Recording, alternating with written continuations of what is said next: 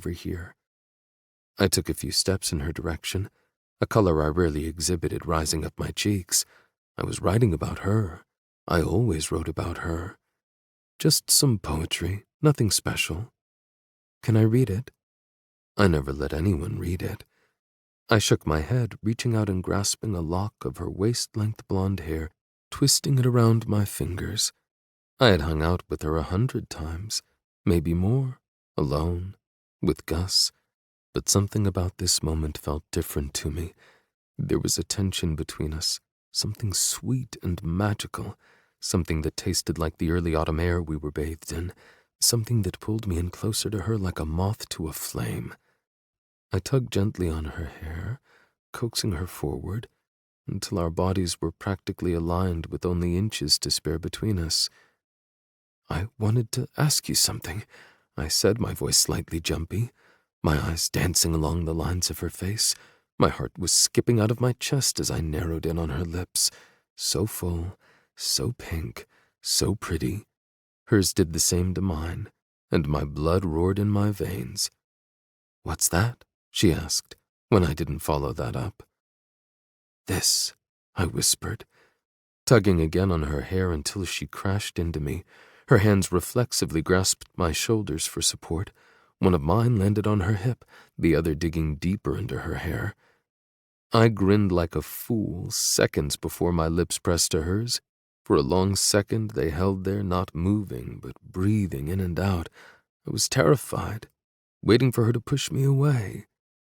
She smiled against me, and it was as if that was what I had been waiting on, because the moment I felt it, my head tilted one way and hers the other, and our lips began to move in sync, like they were practiced when they were anything but.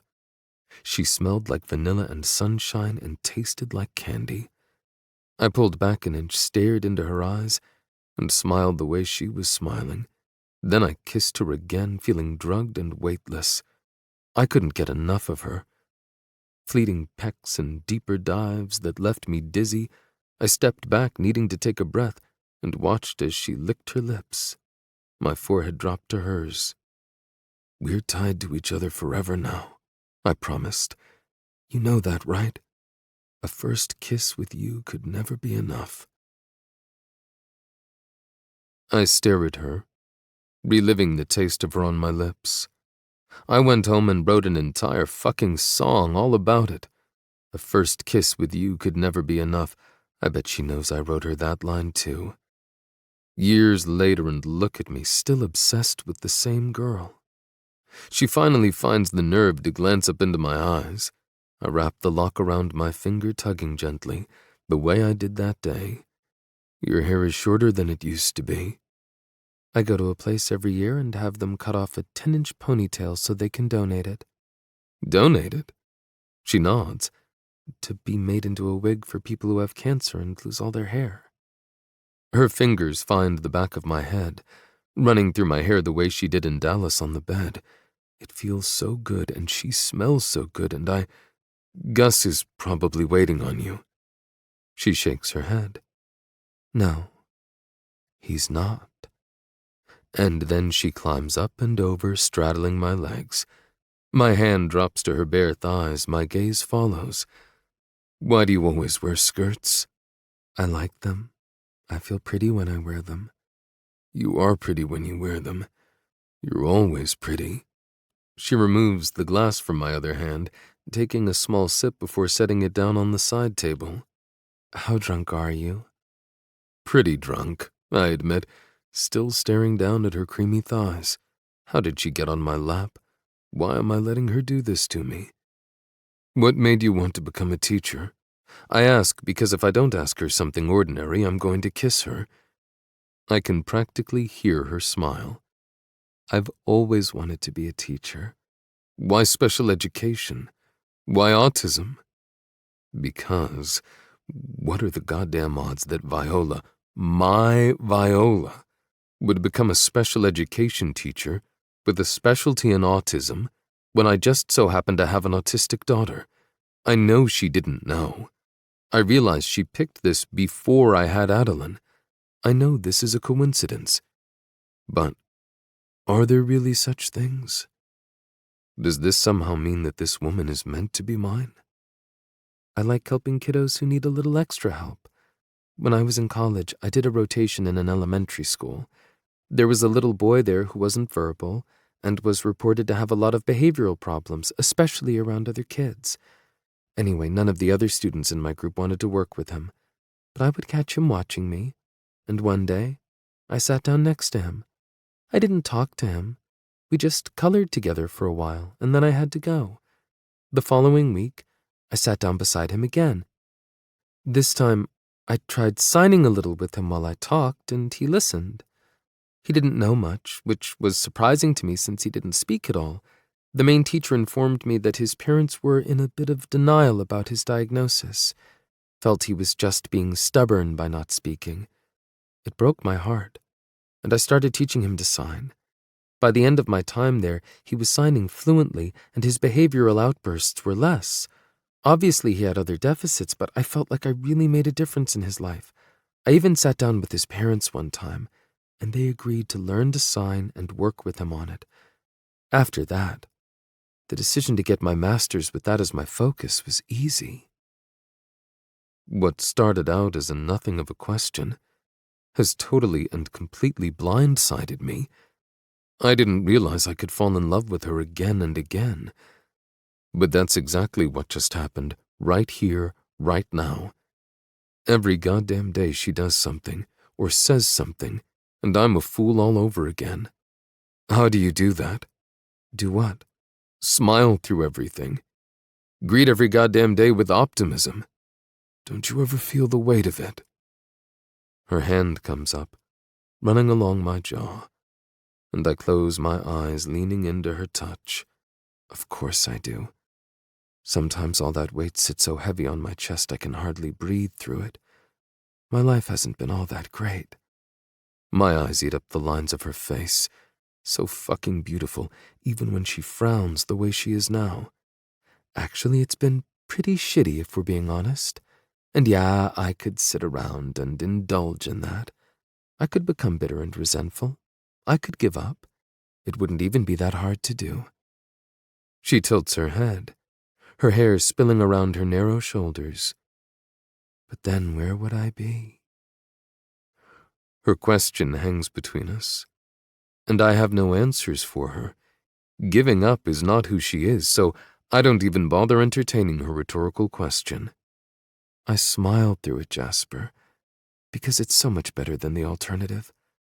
All I can do is keep marching forward, hoping the next step I take will be easier than the one before it. I want to make your next steps easier. Her eyes glisten at me. You already have. I shake my head. Nothing I've done feels like enough for all that she's done for Adeline. For me. I'm so happy Adeline has you. I tell her with so much sincerity the truth behind it steals my breath. I am. I'd give anything for this to last beyond the 5 months. I could offer her a permanent job, but I'm not that brave. My heart wouldn't be able to take it. Instead of saying the easy thing, the simple thing, Viola decides this is the moment to steamroll me.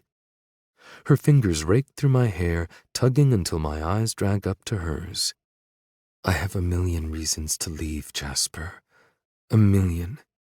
You push me past my every limit day in and day out. You hate me, ignore me, fight with me, tease me, tempt me, make me feel alive and forgotten in the same breath. I have a million reasons to leave. I need one reason to stay, one reason that isn't your little girl. I stare into her, my fingers brushing back the long strands of her hair from her face. I hold that reason on my tongue, tasting its sweetness as it burns me like fire. It's a truth I can't let go. When I'm not ready for her to have, I'll probably never be. He loves you. You love him. How's that for a reason? She shakes her head at me, her frustration palpable. Is that what you're really thinking right now while I'm sitting on your lap in the dark? With all that we've done together this past week? That I love him? It's the only thing that matters between us. You're a liar. Am I question, tilting my head, Jules's words pounding through my skull so loud I can hardly see, let alone think past them. She loves him, not you. Again, what reason would Jules have to lie to me about that? They're best friends. Best friends who likely tell each other everything. Isn't that what girls do? I don't want to hurt like this when I look at you anymore. I'm tired of hating you while not being able to stop thinking about you. My lips descend into the base of her neck, directly over her pulse that thrums beneath me. My eyes close and I inhale a silent breath. I'm tired of loving you while not being able to have you. You don't hate me, Viola. You're right. I don't hate you, Jasper. You're the one who can't make up his mind. What is it you're looking for from me? I speak against her skin. What is it you think I have to give you when you belong to him? You want me to stop hating you? Done. You want me to be nice? I can fucking try. You want me to fuck this thing out of us? I will. Tell me what you want and I'll give you anything. Because while you have a million reasons to go and you're looking for one to stay other than my daughter, she's the only reason I can give you to stay when I also have a million for you to go. Her breath hitches, her head falling back as my tongue swipes out, stealing a taste. My hand drops from her hair, sliding along her narrow shoulders, over the top of her chest, down her ribs, my thumbs brushing the sides of her full tits through her shirt as I go. Her body trembles against mine as my hands grasp her waist, my nose gliding up the long column of her neck. My body unable to hold back as I lick and suck and kiss her there. Only there. If I kiss her mouth, there will be no going back. You need me more than I need you. She whispers, her voice saturated in desire as she tugs painfully on the ends of my hair, attempting to punish me for punishing her. I grin against her, nipping her jaw. I've always needed you more than you need me. My fingers trail down to the hem of her skirt, toying with the edge. But the question right now is, how badly do you need this? I slip under her skirt, skimming up and down her silky panties. I bite back a groan when I feel how wet she is through the thin material. Is this from me or from him? She rasps out something between a moan and a growl. Nothing between us is about him.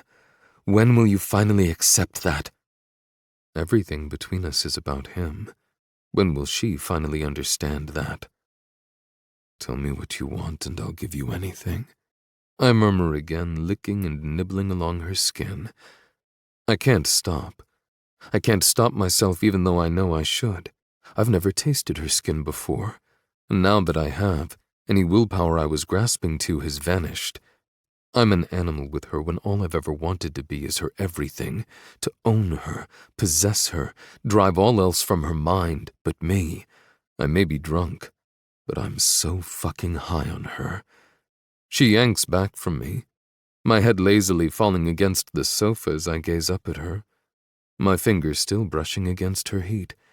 She lets me do this for a moment, my desire reflected back at me in her eyes, has my cock straining against my jeans. I know she feels it, feels how hard she makes me. How easy would it be to shove her panties to the side, to push inside her, to finally feel her? Will you? She asks, and my hand freezes. Will you really give me anything? She clutches my wrist, dragging my hand away from her panties and out from under her skirt.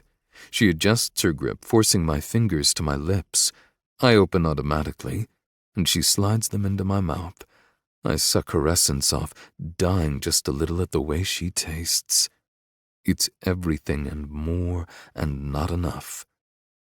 Because something tells me that you will not, or cannot, give me the one thing I want. She leans in, capturing my bottom lip with her teeth and tugging on it, tasting herself. I can't have anything less from you than this. She runs her fingers down my chest, pausing when they're poised directly over my heart. She pushes in on that spot hard enough that it's impossible to mistake her meaning. Let me know if you're ever ready to put yourself on the line, Jasper. I'll be waiting." And with that, Viola Starr climbs off my lap and walks out my door. She walks away from me, taking the biggest piece of me with her. She's right. I haven't been willing to put myself on the line. I haven't been willing to fight, to challenge everything for her. Maybe Jules was lying. Maybe Viola doesn't love Gus. Maybe, just maybe, she does want me instead. If putting myself on the line is the only way I can win her, then I guess I have nothing left to lose. Except my heart. Except my brother. Except my entire goddamn world. Part 2. Chapter 20. Viola. "Nicely done, Miss Adeline," I praise, giving her hand that I'm holding a squeeze. "You're absolutely right. That penguin is eating fish." Adeline glances up at me, tearing her gaze away from the penguins she's fully obsessed with, and treats me to a pleased smile. This girl really loves her aquariums, almost as much as she loves going to the playground or playing music. But it's raining today in Atlanta, so we went with the aquarium. The boys are busy all day, doing radio interviews and some kind of photo shoot for a magazine, and then another interview with a YouTube blogger, and then sound check, and then the show tonight. We've been at this for a month now. I'd be lying if I said the schedule, the constant packing up and unpacking, the moving from one hotel and city to another, sleeping on uncomfortable buses, wasn't grueling. It's taxing as hell, and we're only a fifth of the way through. The perpetual buzz of tension between Jasper and me isn't helping either. After I walked out of his hotel room, after he let me walk out, we've returned to us, to how we were before I put myself out there. I told him I wanted his heart and nothing less, and he let me go. Maybe I've been selfish with him. Gus is his brother. Gus is my ex. I think Jasper wants me as much as I want him. But obviously our story is too complicated and convoluted to overcome. Or maybe he's just not as interested as I thought. Maybe it was all just physical for him, and he decided I'm not worth the effort. The drive from Birmingham to Atlanta on the tour bus that should have only taken like 2.5 hours took closer to 4 because it's spring in the South, and that means crazy storms. I think I was just anxious to get the hell out of Alabama. The guys were all excited to play to a hometown crowd, but I wasn't so jazzed. I left the state in a bit of a mess, jobless, penniless, swindled by my mother. A mother who came looking for me after she swindled me. I half expected her to show up at the concert, pull some sort of stunt, but she wasn't there. At least, not that I know of. Doesn't exactly make me rest easy where she's concerned, though. I try to push her out of my mind as best as possible. Jules was, I don't know. She was different, distant, back to her old baseless jealousies. Keith told me he didn't hook up with her despite her attempts when they went out to the club. He said she drove him up a wall, and he couldn't stand the way she was acting and the things she was saying, but he wouldn't elaborate further on that. Overall, Adeline has been doing extremely well, given all the transitions and moving around. She's only had a few major meltdowns, and I think those were mostly related to being hungry or tired. I'm also getting better at determining when she's hit her wall, as I call it. She gets to a limit, and you can just sense that she's done and needs a break from whatever she's doing. Typically, that entails her mentally shutting down for a bit, going inside herself and regrouping. A lot of times, I'll sit with her in my lap, my arms squeezing her tight. She loves pressure, or rubbing her back gently. Sometimes she slips to the floor into a cocoon shape, her head and arms tucked under her body, and that means do not speak to me or bother me until I come out on my own. When we're in the hotel, or even on the bus, she'll run and jump, crash her body, and flip upside down. The sensory and vestibular change resets her. All of these techniques are her coping mechanisms, and they tend to work well. Every day with her is a new learning experience, and it thrills me like nothing else that I can be a part of this with her.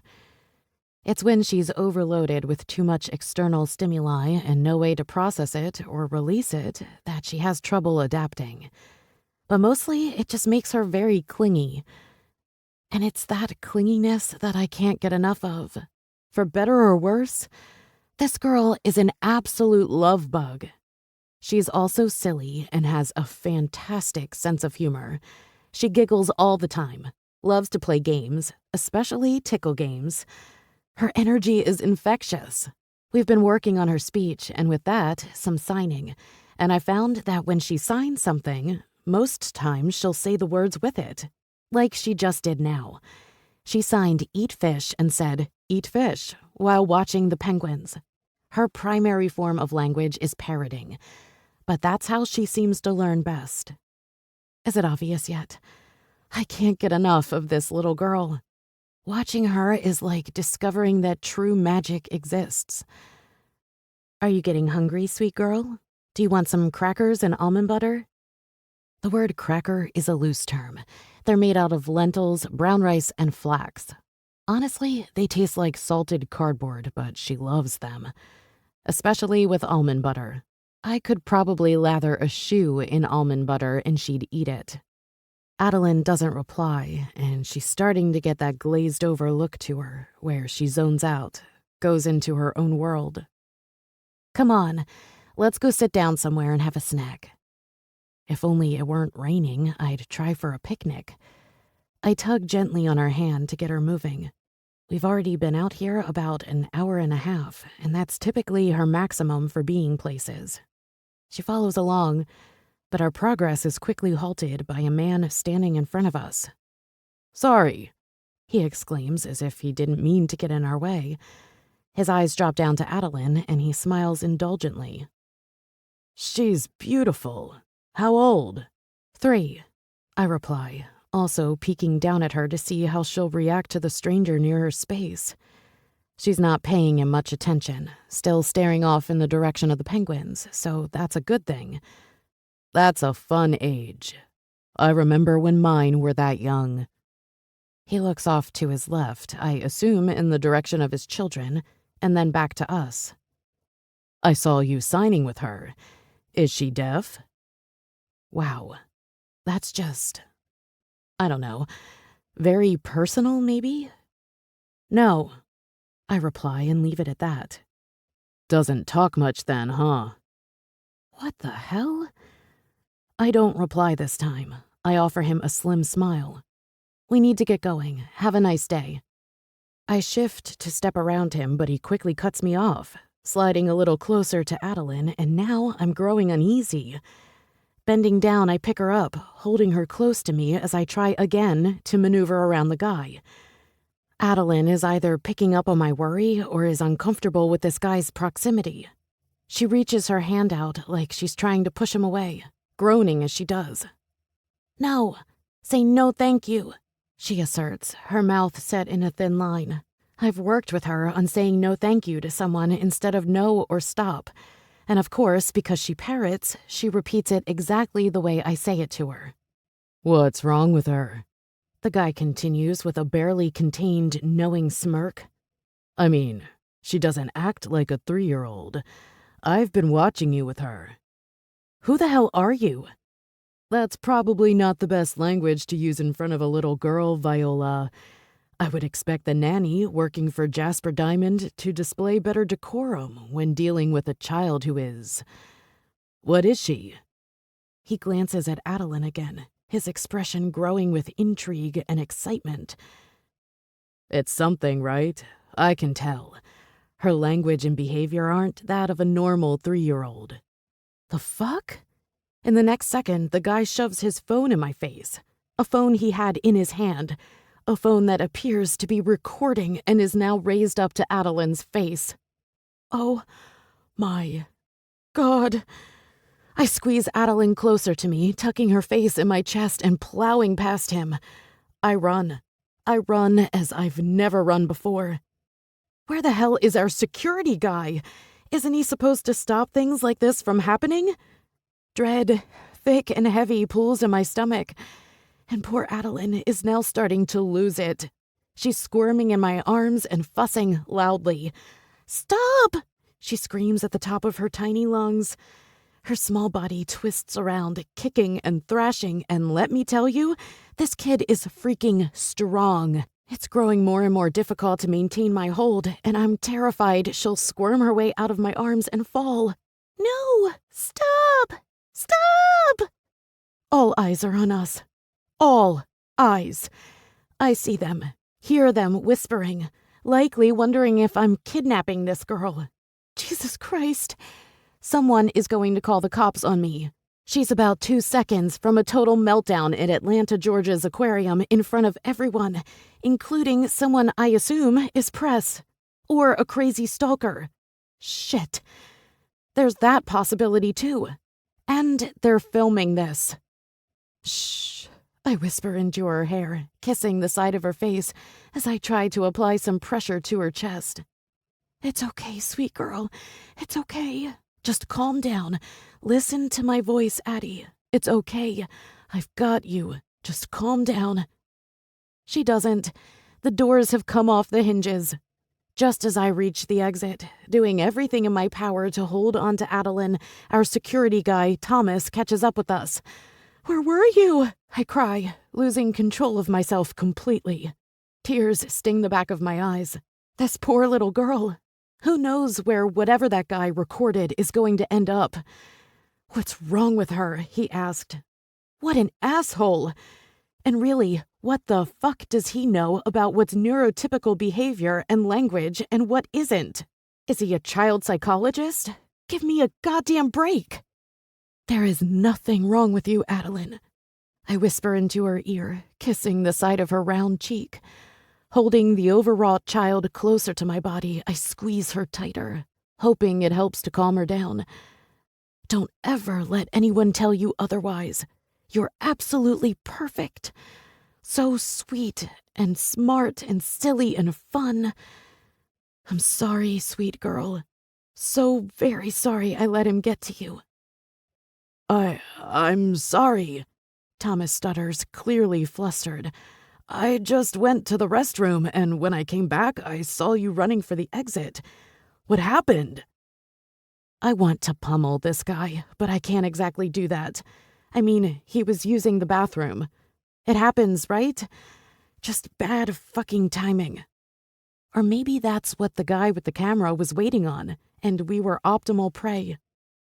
"We need to get back to the hotel," I tell him. "Now."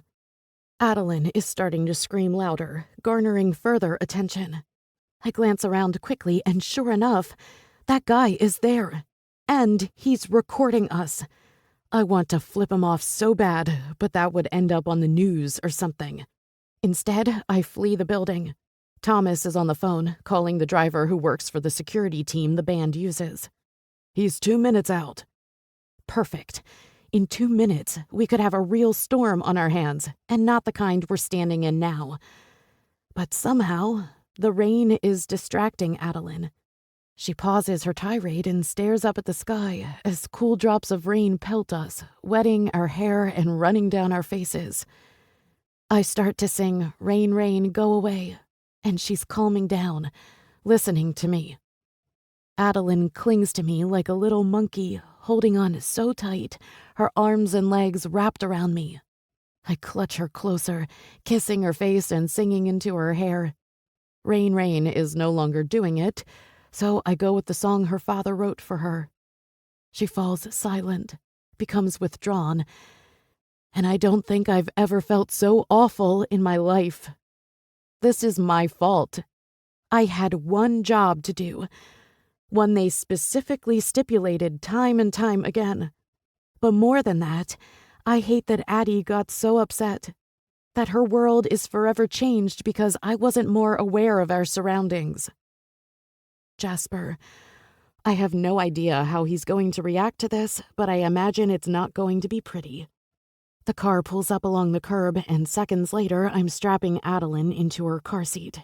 She doesn't fight me. She just blankly stares at nothing, lost in her head. We speed off, and as I turn to peek back toward the aquarium, I find the guy with the phone camera smiling gleefully and waving at us. This is bad. Really bad. Sliding my phone out of my bag, I dial up Jasper. I rarely call him. In fact, we communicate mostly via text if I'm out with Adeline or he's out somewhere. "What's up?" He barks. "I have 2 minutes." I blow out a breath, glancing over at Adeline, who is now pretty calm, focused beyond the tinted windows of the car.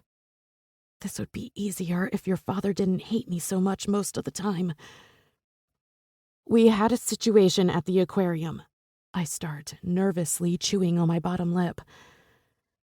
A guy came up to us and started talking. At first, I thought he was just being friendly, making small talk. But then he asked if Adeline was deaf because I was signing with her. And then he called me by name and mentioned your name and asked what was wrong with her. He said he knows it's something. He said she wasn't a normal 3-year-old. I bite back a sob as I think about that. What an absolute motherfucker that man is. "What the fuck?" Jasper bellows in my ear so explosively I have to pull it back and glance at Adeline to make sure she didn't get that. She didn't. She's still in her own world. "Where are you now? Where was Thomas?" We're in the car on the way back to the hotel. It wasn't Thomas's fault, Jasper. It's mine. The guy must have been following us and waited for the couple of minutes when Thomas went to use the restroom. I stare into the back of Thomas's head, feeling bad for throwing him under the bus. His shoulders are stiff. "I saw him," Thomas says, his voice steady but contrite. "I did. I watched him move around you and Addie, but he didn't linger. In fact, he disappeared for the last half an hour. It's not an excuse. I should have been more aware of the people around you, and I wasn't.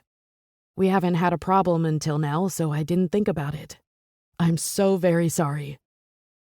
Jasper must have heard all of that because he blows out a hot, heavy breath into the phone. I'm sorry, too. My face falls into my hand, my chest so tight I can barely breathe. I wipe away at my forehead and the useless moisture pooling beneath my eyes. "I have to do this interview, but then I'm coming back to the hotel." "Okay, it's going to be fine," I say because I feel like I need to say something reassuring, but I think I chose the wrong word to say because Jasper roars in my ear. "It's not fine, Viola.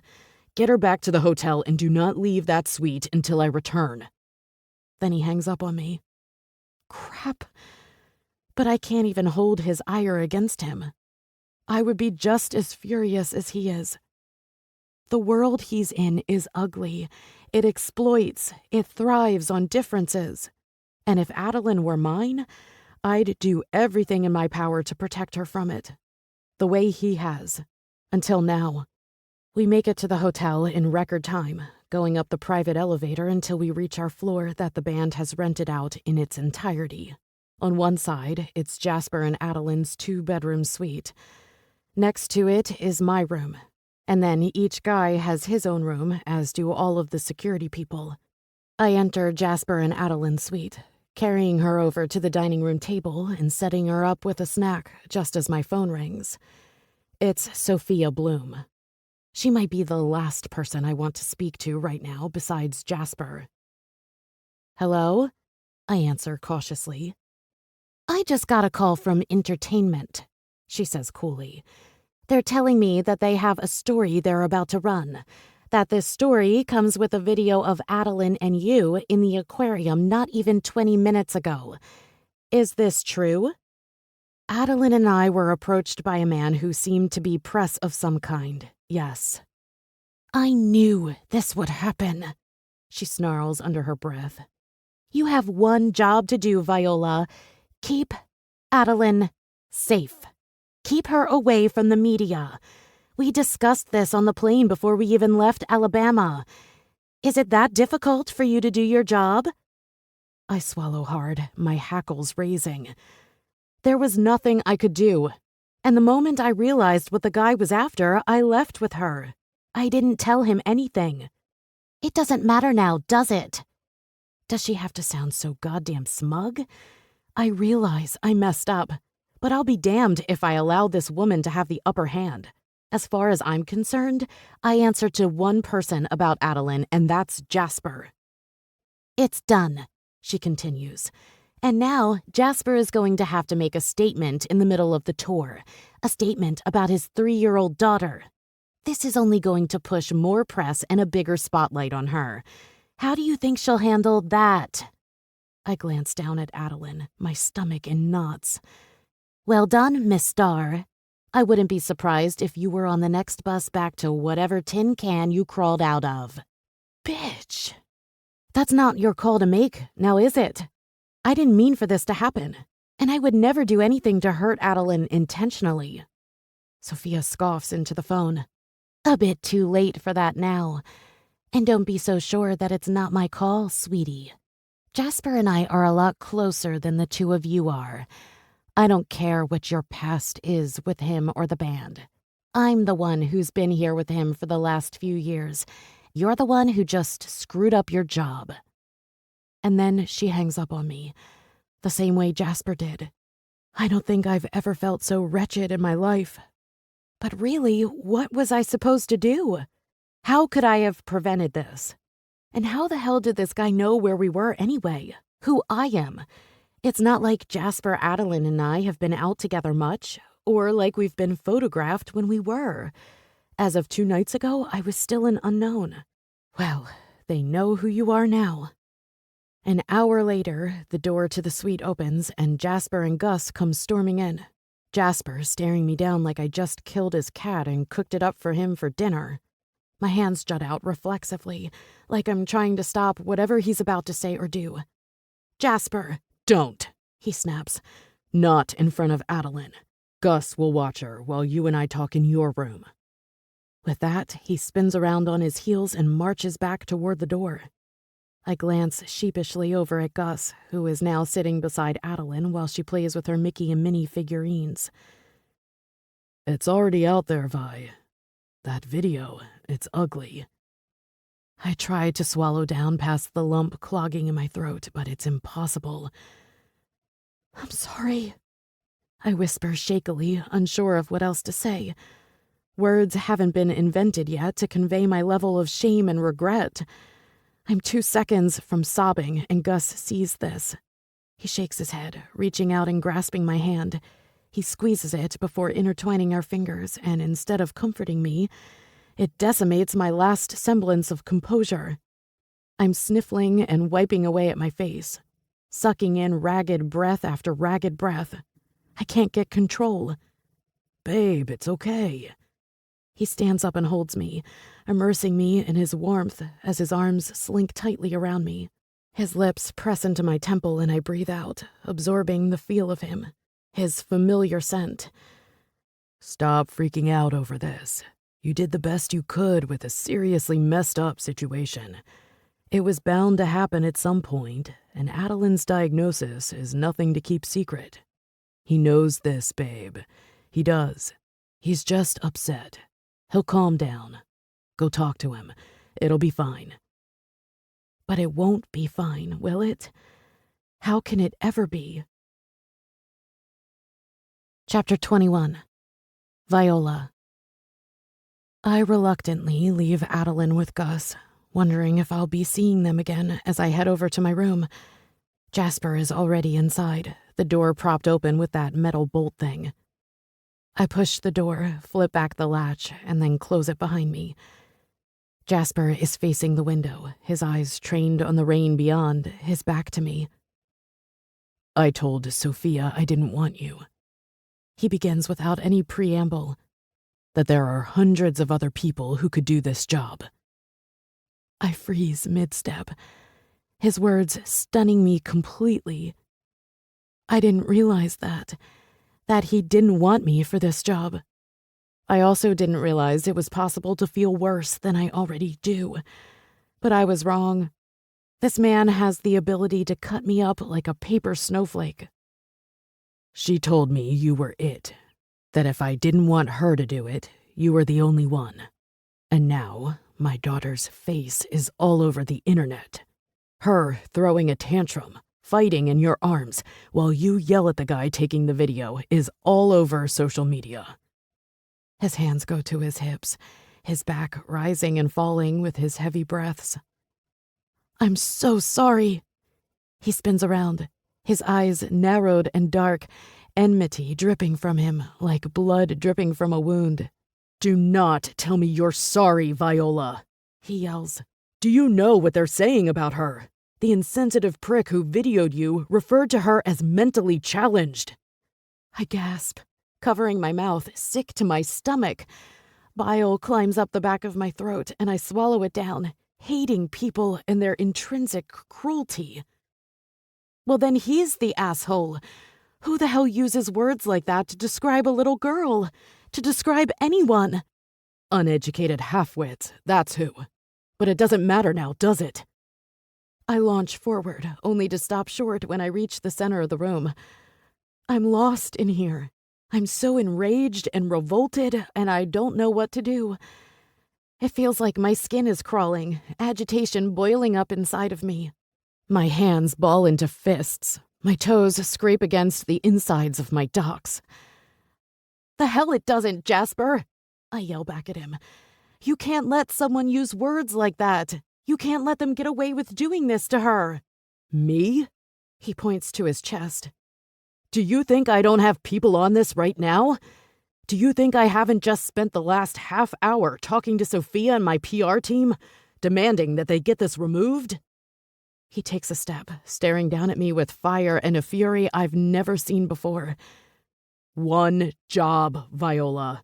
You have one job. You fucked that all up, and now look. His hand flies out beside him. How did they even know where you were? What your name is? I shake my head, my lips dipping into a frown because I've been wondering that myself. Did you tell them? Tip them off? Did they pay you? His green eyes narrow. Am I not paying you enough? Screw you! I bellow, reaching out and shoving him with all my might.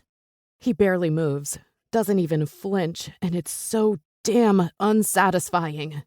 Anger flares within me. My hand flies up, smacking him across the face before I can even stop it. I'm so goddamn angry, my body is exploding with it. Jasper's cheek reddens before my eyes, and I stifle yet another sob. Oh my God, I just slapped him. And he looks like he's ready to kill me. And poor Adeline, she doesn't even know what's happening. I spin around, no longer able to face him, my arms wrapping protectively across my chest. I'm puffing hard, tears burning my face that I'm desperate to hold at bay. I close my eyes, breathing in through my nose and out through my mouth. Anything to stop them. The last thing I want to do is cry in front of him after he accused me of that. I'd rather die than let him see me break. I would never do that. I whisper when I think I have control over myself, only my voice cracks on the last word. I swallow, clear my throat, and try again. I love that little girl. I would never do anything to intentionally hurt her. Ever. I'm so sorry. I sob before I can stop it, sucking in more deep breaths, but nothing is helping. It's too late. I never meant for any of this to happen. Jasper blows out a heavy, frustrated sigh. His hands meet my shoulders, and I begin to tremble, losing my composure completely. His arms snake around me, tugging my back into his chest, holding me so close and so tight. I can't stop my tears now. His embrace undoes me. I know you wouldn't, he murmurs into my ear. I'm sorry for saying that, Viola. I didn't mean it. It was cruel and wrong, and I'm angry and scared. I lost it. He heaves out a hot breath across my neck, and I shudder, trying so hard to rein myself back in. His forehead drops to the back of my head. Why did you have to bring her out? Why have you been dragging her everywhere? I need her to be safe. And now she's not safe. The whole world is talking about her, and I don't know how to stop it. I twist in his arms to face him. His reddish-brown hair is wavy and all over the place. I stare up into his oh-so-green eyes. Adeline's eyes. They look so much alike, so achingly beautiful. He takes me in, his gaze dancing across my tear-stained face, his arms now locked around my lower back. She's not a doll, Jasper. You cannot lock her away in an ivory tower. She's a little girl who deserves to go to the park and run around, who loves the fish in the aquarium. Yes, she has some deficits, but she works at them. And all that guy saw was her signing with me and then becoming agitated when he got up in her face. Hell, I was agitated too. I reach up, running the tip of my finger along the lines of his cheek. What are you so afraid of? Why are you so ashamed of her? Jasper's eyes widen, stricken, like I just slapped him again. A scowl crinkles his forehead, his lips tightening as his jaw grows rigid. I'm not ashamed of her. How could you even ask that? He shakes me slightly, clutching at my hips, desperate for me to see him, hear him. I wouldn't change anything about her. Not her diagnosis, not the way her brain works. Nothing. If possible, I love her more because of it. There is nothing more special or precious to me in the world than Adeline. But this world is cruel, and people in this industry build you up just to watch you fall, smiling as you go down. I can't let that happen to her. He searches me, darkness flitting across his face. She's so young, so perfect and unspoiled by it. I'm terrified, Viola. I don't want my profession to be the thing that hurts her most. My hand drops from his face, falling to his chest over his pounding heart. His eyes close for a moment, only to reopen, softer somehow, like he's been holding on to that agonizing truth forever. And now that it's out, he can breathe easier. Then tell those assholes what you just told me. Tell them that she's as perfect as every other little girl out there. And if they come at her, then you fight them off. But you cannot hide her. She deserves a life, one where she's able to go out and experience the world. There will always be people out there who enjoy hurting others, or are too apathetic and self-involved to care if they do. But that's not most people. You cannot protect her from the world forever. Be her daddy, be her superhero, but teach her how to fly on her own. Jasper's eyes bounce back and forth between mine, all of his anger shedding into torment. Pure, raw, vulnerable. She's all I have, Vi. Her, Gus, and this stupid band. They're all I've got in this world. I am her daddy. He whispers gruffly, and my heart breaks. More of these stupid tears I'm useless to hold back leak over the edges of my eyes and roll down my cheeks. She has no mother. My dad and stepmother are older and live in Palm Desert and hardly ever see her. It's my job to protect her, and I mess that up constantly. I don't know how to keep her safe. God, this man. This perfectly broken man. He has no idea how lucky Adeline is to have him. I stare into him, and I wish I could stop this feeling from growing inside me. I wish I could hold it off just a little longer before I fall completely. But it's too late. I think about him constantly. At night before bed, in the morning when I wake up, all throughout the day.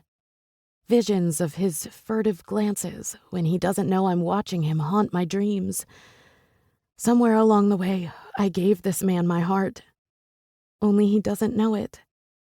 Worse yet, he doesn't want it.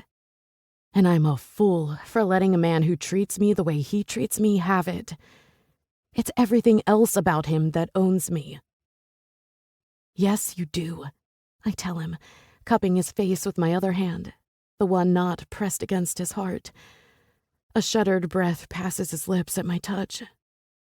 You've done a tremendous job with her.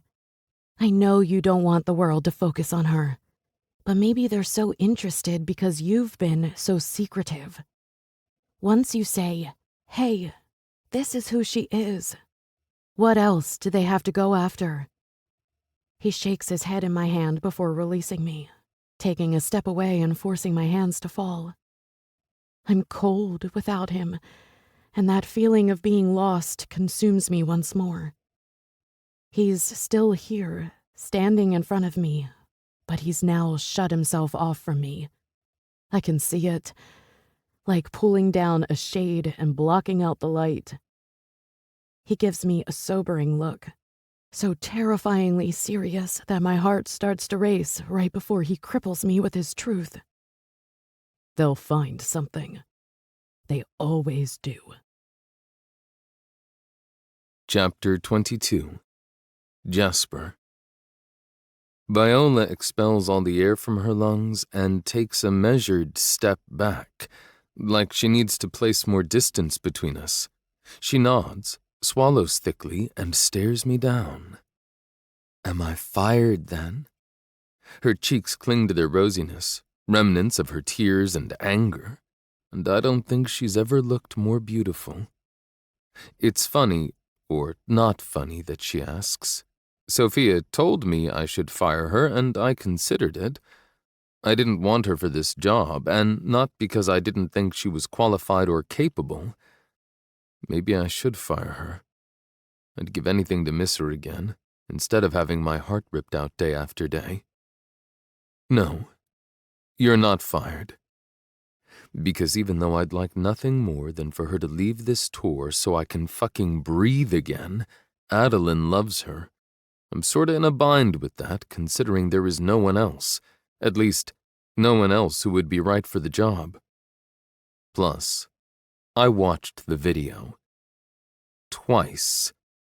Viola was doing everything she could to get Adeline out of there.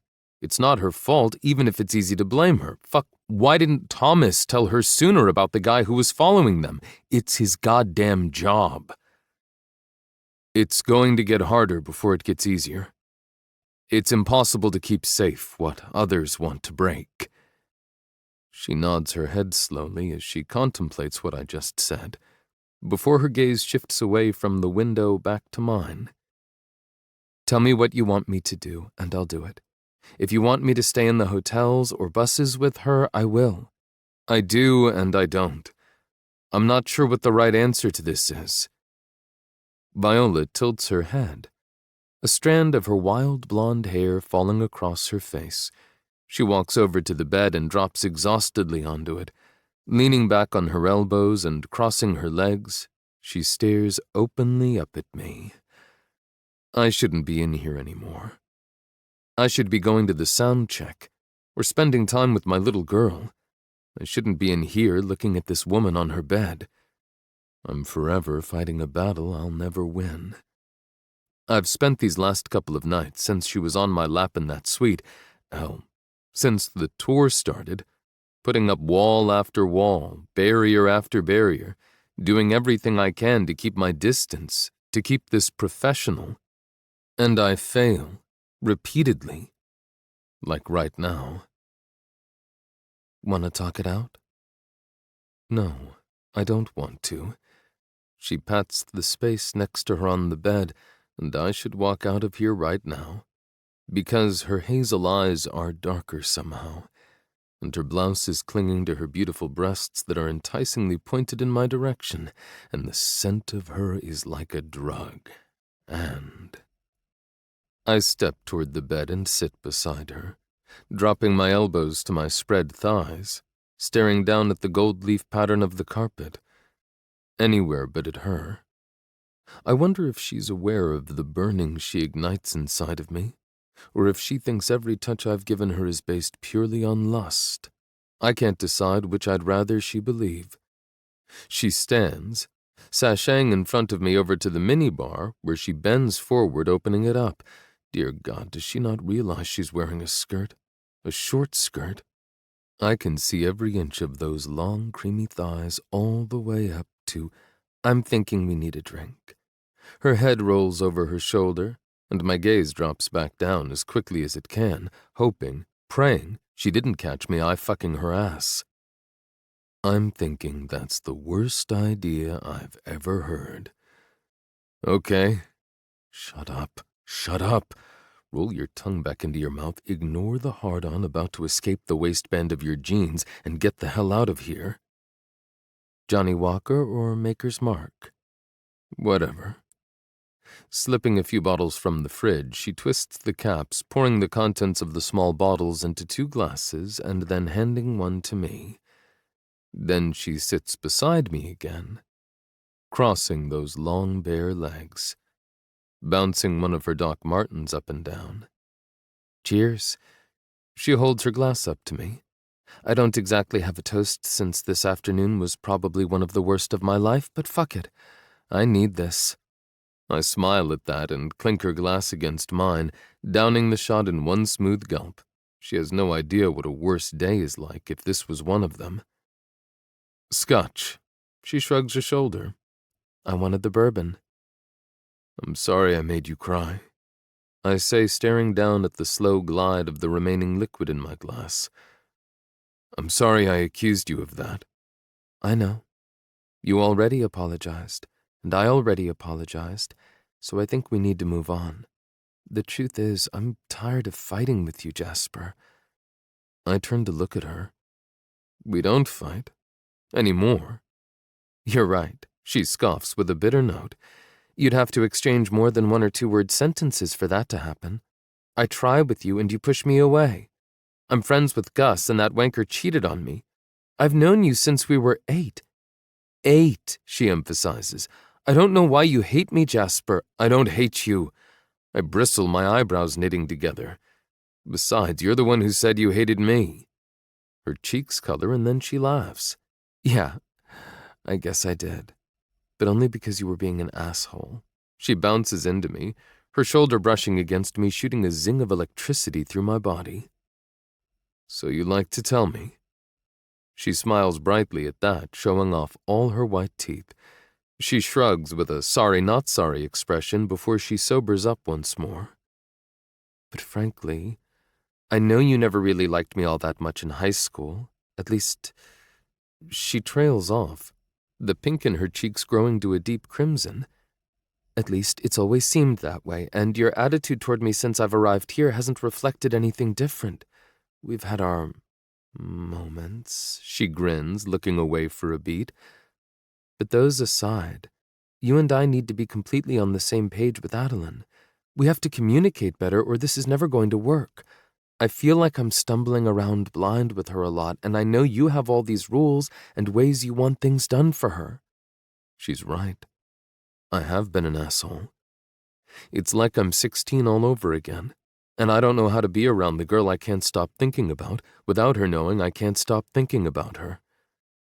I'll work on it. I promise, the words coming out thick and rough. But only if you stop aggravating me, I tease. She puffs out a nervous laugh. Like telling me all of that was difficult for her.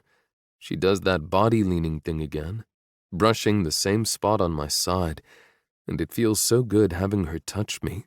It's become my drug, the thing I obsess over and dream about and pine for.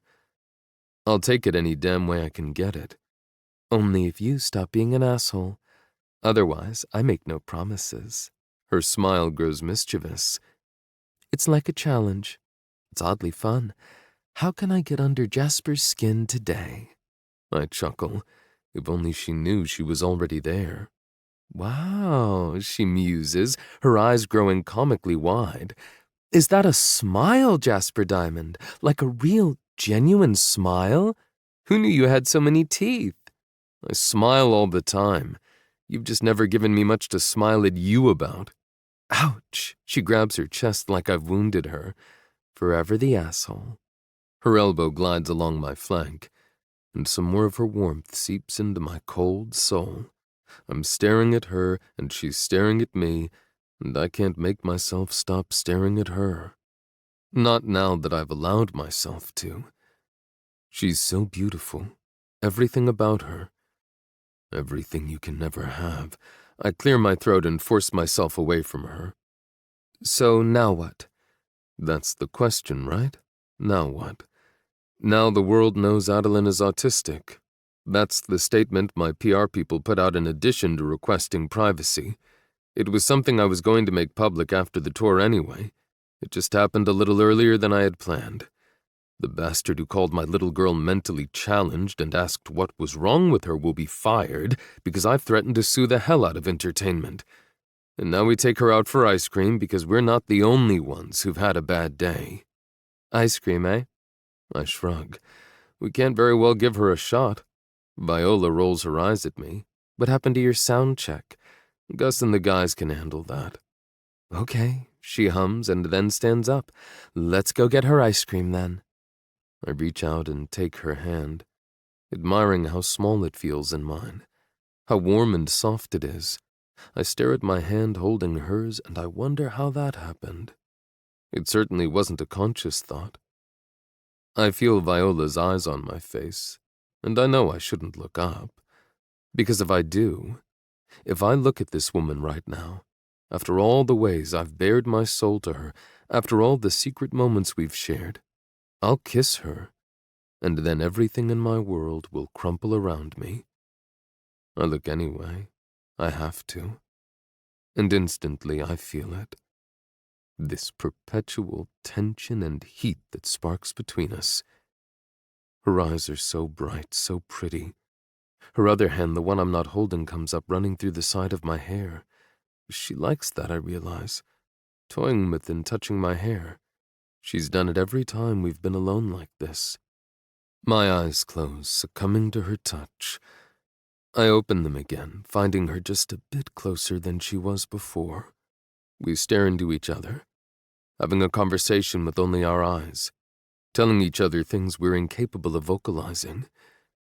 She wants me to kiss her, and I want to kiss her back so goddamn bad. But I don't. I can't.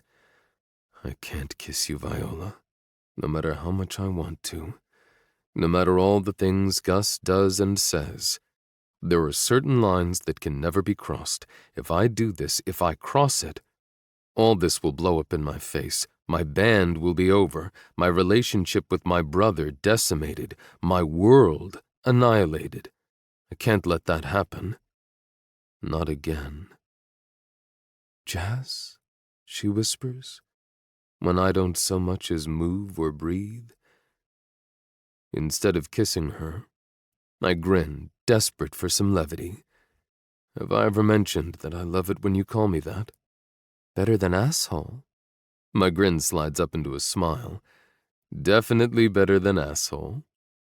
We continue to gaze into each other's eyes, the pulse on her wrist thrumming beneath my fingers. It takes every last shred of willpower I have, but I release her hand, and I head straight for the door. Adeline, ice cream. My sights are single-minded. I enter my suite, Viola somewhere behind me. Gus is staring at me from the couch, Addie tucked into his side as she watches Mickey Mouse Clubhouse. Of course she's watching that, on the television. He's nothing but questions I'm not sure I have the answers to, until Viola walks into the room and his face erupts into pure joy. Can you handle the sound check? I ask him. I want to take Vi and Addie out for an ice cream. Aren't you adorable? Gus teases and I ignore him. Walking over to Addie, I drop down to my knees in front of her. She scoots around, trying to see past me over to the television. Can't we all go, Dad? I throw him a sideways glance. Only if we want to sound like crap tonight, brother. Fine.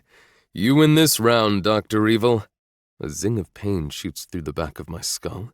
It takes me a second to realize Gus just smacked me. I glance up with a what-the-fuck look. You made her cry. Viola comes over and sits beside Gus, reaching out and gently resting her hand on his forearm, her head on his shoulder. He kisses her face, and I hate everything. I made myself cry. She glances at me with a tilt of her head and a wink. Well, sorta, she laughs, leaning into Gus further before just as quickly righting herself. but we worked it out, right? Right. I echo, my throat clogged. I turn to Adeline. Do you want to go out for ice cream? An unstoppable smile erupts across her face, her green eyes sparkling. She stands up on the couch, flipping herself upside down. Ice cream! Can you say, I want ice cream? Ice cream! Chocolate or vanilla? She doesn't reply. Jasper? Viola starts. Where are you going to get dairy-free chocolate or vanilla? There's a shop close to here that has a few flavors. I already looked it up. I was going to text it to you in case you wanted to take her after the aquarium, but I never got the chance. Would you mind giving me a minute with my brother? Gus interjects, an unmistakable edge to his voice that I'm in no mood for. Viola volleys back and forth between the two of us before she stands up, reaching over to take Adeline's hand. Addie rights her body, and then Viola helps her off the couch. Come on, Miss Addie. Let's go use the potty before we go out for ice cream. No. No potty, Vi. First potty, then ice cream. No potty. Come on. First potty, then ice cream. We've got this. First potty, then ice cream. Addie parrots, sticking out her tongue and blowing a raspberry that makes her displeasure at going potty known. Viola giggles as the two of them head into Addie's bedroom, shutting the door. I turn on my brother, my eyebrows knit together. I should kick your ass. Your girlfriend's fine. He's undeterred. His gaze as hard as I've ever seen it. I haven't said much about the way you've been treating her, mostly because I assumed you'd grow out of it, but you haven't. Not even a little. His eyes narrow, his jaw clenching. Get over your bullshit with her and man the fuck up now that she's working for you. I'm trying, I grit out. You've always been a surly bastard, he continues, leaning sideways until he's practically in my face. The serious one. But what happened with Karina was the final nail in your coffin. It's like you've been dead for the last 3 years of your life. His gaze is heavy on mine as he assesses me. I stand up and walk away from him, heading to the door because I can't stand the pitying look in his eyes. It wasn't your fault what happened with Mom. Or Karina. I stop short. None of it was your fault, he continues, speaking to my back with a little more force now that he's garnered my attention. Sometimes bad things happen and you can't change them. At some point, you're going to have to stop blaming yourself and move on. My hands find my hips, my face the floor as I breathe heavy. Everything hurts. If you had married Karina, she still wouldn't have been a mother to Adeline. Yes, maybe she wouldn't have run off so soon. Maybe she wouldn't have gotten into oxy and fentanyl that quickly. Maybe she would have pretended she gave a shit about you and that little girl just a bit longer. But you and I both know it was where she was headed anyway. Putting a ring on that and locking it down wouldn't have changed the outcome. You don't know that. Yes, I do, and so do you. I shake my head. Because I don't know that. No one does. Not for sure, anyway. I made zero effort with her. I had Adeline, and she was all I cared about. Karina hardly even registered with me, which is probably why she left. Maybe if I had put in the effort with her the way she wanted me to, things would have turned out differently. For Karina? For Adeline? I don't know, and now I never will. You deserve to be happy. I know you've always felt unworthy of that. Maybe that's partially my fault. I don't know. I never told you that I didn't blame you for what happened with Mom. I should have, Jasper, and for not doing it sooner, I'm sorry. Fuck. I can't. I just fucking can't. But it's time you start living again. Adeline is not the only good thing in your life. Shut up, Gus. Just shut the fuck up. I know she's not. I bite out, my eyes cinching shut as the familiar cocktail of guilt and remorse course through my veins, as toxic and corrosive as they've always been. I can't do this with him. Not now. Not after everything that happened today with Adeline. With Viola just now in her room. I thought this tour would help. I honestly believed that performing would do it. Making music has always been the light of your life. And Addie, of course, he adds evenly. But even they're not enough. I hoped that Viola with all her energy and spirit would breathe some life back into you. Get to the goddamn point already. I've been selfish. He half pants. And I can't take this. I cannot take this from Gus. Not now, not ever. About everything, really. I'm working on that. I told Vi so the other night. I've made that girl a million promises and set fire to them all with my mistakes. I'm going to fix them. She deserves that and more from me. But if you make my beautiful girl cry again, I'll end you, brother. I don't care about the past. I don't care about the bullshit that's been like an albatross around your neck. Figure it out and stop taking your shit out on her. I spin around and face him, my green eyes to his gray. Is that what you think I've been doing with her? Isn't it? He's challenging me. Because this is not the first time we've had this conversation. My brother dated Viola for 4 years, all through high school. And all through high school, I was callously indifferent toward her. Or so I made it seem. But I can't tell him the truth. Not on this one. I won't have Viola drive a wedge between my brother and me. It's no one's fault. Not Gus's or Viola's or even mine. Feelings are what they are. Love has no boundaries. But actions do. Acting on the way I feel is something else entirely, and I won't do that to him. To us. I've already crossed so many lines with her that should never have been crossed. I stare him down a moment longer, my heart in my throat. I've made that girl a million promises and set fire to them all with my mistakes. I'm going to fix them. I head to the door. Tell Viola I'll meet her and Daddy in the lobby. I'm just trying to help you, Jazz, he calls out, and I just can't. Not now, not ever. The door shuts heavily behind me, and I blow out a breath. I make it all the way to the elevator at the end of the hall before I start to lose it. My body shaking with rage and regret to the point where I can't push it off the way I typically do. I can't go out for a run. I can't go to my gym and punch a bag until I'm too exhausted to feel or care. God damn it! I kick the metal doors of the elevator, beyond frustrated that it's so slow and I need to move. Screw this. I plow past it, barreling into the stairwell and sprinting down, not even caring if it's more than a dozen stories. I need air, and I need it now. Not my fault, he said. Only, Gus grew up without a mother because of me, and now Adeline is suffering the same fate. Maybe that's why I didn't fight the way I wanted to over Viola coming on this tour. For Gus. For Adeline. I owe them a debt I can never pay off, and Viola has always been the closest I could come to that. She is everything Gus said and more. It's why I walked away from her all those years ago.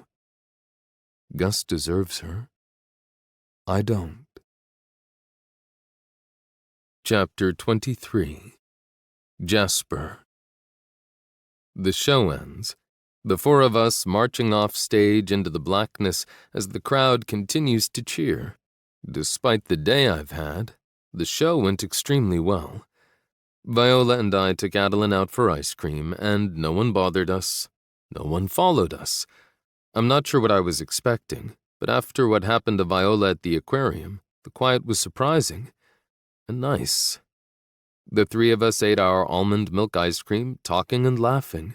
Addie was talking so much. 1,000,000 words and short sentences flowed from her lips. It's the most I've heard her speak at any one time in months. I can't shut off Gus's words. That I've been walking around dead for the last 3 years. He's not wrong about that, as much as it hurts to hear and admit. Despite my emotional shortcomings, Addie is really beginning to come into her own. That's all I care about. I know some, if not most of that is Viola. I know she works with her constantly, in ways I never knew I needed to, like playing games where they work on Addie deciding between 2 objects by naming the one she wants instead of just pointing, like playing games where she takes turns, asks instead of grabs for an object she wants, or says yes or no when answering a question. Saying no thank you instead of yelling or screaming, even if she says, say no thank you. Getting Addie to do 1,000 things she hates to do simply by saying first we do this, then we do that. It only makes me feel like less of a father, less of a person, So since we returned from ice cream and all through the show, it's been nearly impossible not to take Gus's words to heart. Have I been an empty void of a man? Did I let Karina's death be the thing that pushed me over the edge into the abyss? And then there's what Viola said about Adeline. How I can't treat her like a doll and lock her up in an ivory tower. I want Adeline to have a full life, but I wasn't lying when I told Viola that I'm scared. Terrified is probably more accurate. It's more than her autism or the press. It's the thought of losing her that paralyzes me. The two of us have already lost so much. But maybe it's time I work on that. Work on myself. Accept that there are things I can't change, like Gus said. Easier said than done. Fantastic show! Marco booms excitedly as we approach the dressing room. I swear you guys get better each night. Thanks, man. Henry pats his shoulder as he passes him. We entered the dressing room and I dropped down onto the couch, my head falling back and my eyes closing. I'm exhausted. I got passes to that club you requested, Marco continues, but I don't care enough to move. They've sectioned off an entire area and they've agreed to let Marcella stand guard over the entrance as well as one of their guys. Do we need that kind of detail at a club? Keith asks incredulously. You do today. The front of the arena is mobbed with press. Now I do open my eyes. Lowering my chin, I find Marco. He stares at me miserably and shrugs. I'm sorry, Jazz. It's bad. Because of Addie? Yes. I've had dozens of calls requesting interviews. Everyone from the Today Show to every entertainment magazine there is to all the late-night shows. You're already booked to play SNL and The Tonight Show when you're in New York, but the calls haven't stopped. I groan, throwing my head back and closing my eyes once more. I'm not doing an interview about this. She has autism, something like 1 in every 50 kids has it. We're not talking anything rare here. No one would give a shit if she weren't my child. It's a stupid reason to do an interview. I don't know what to tell you. We've got a media storm on our hands. It's good PR, he adds enthusiastically, and I pop an eye open to glare at him, ready to snap his scrawny neck. Marco throws his hands up in the air. I'm sorry, but it is. Your albums are selling like mad. So is all of your band merchandise.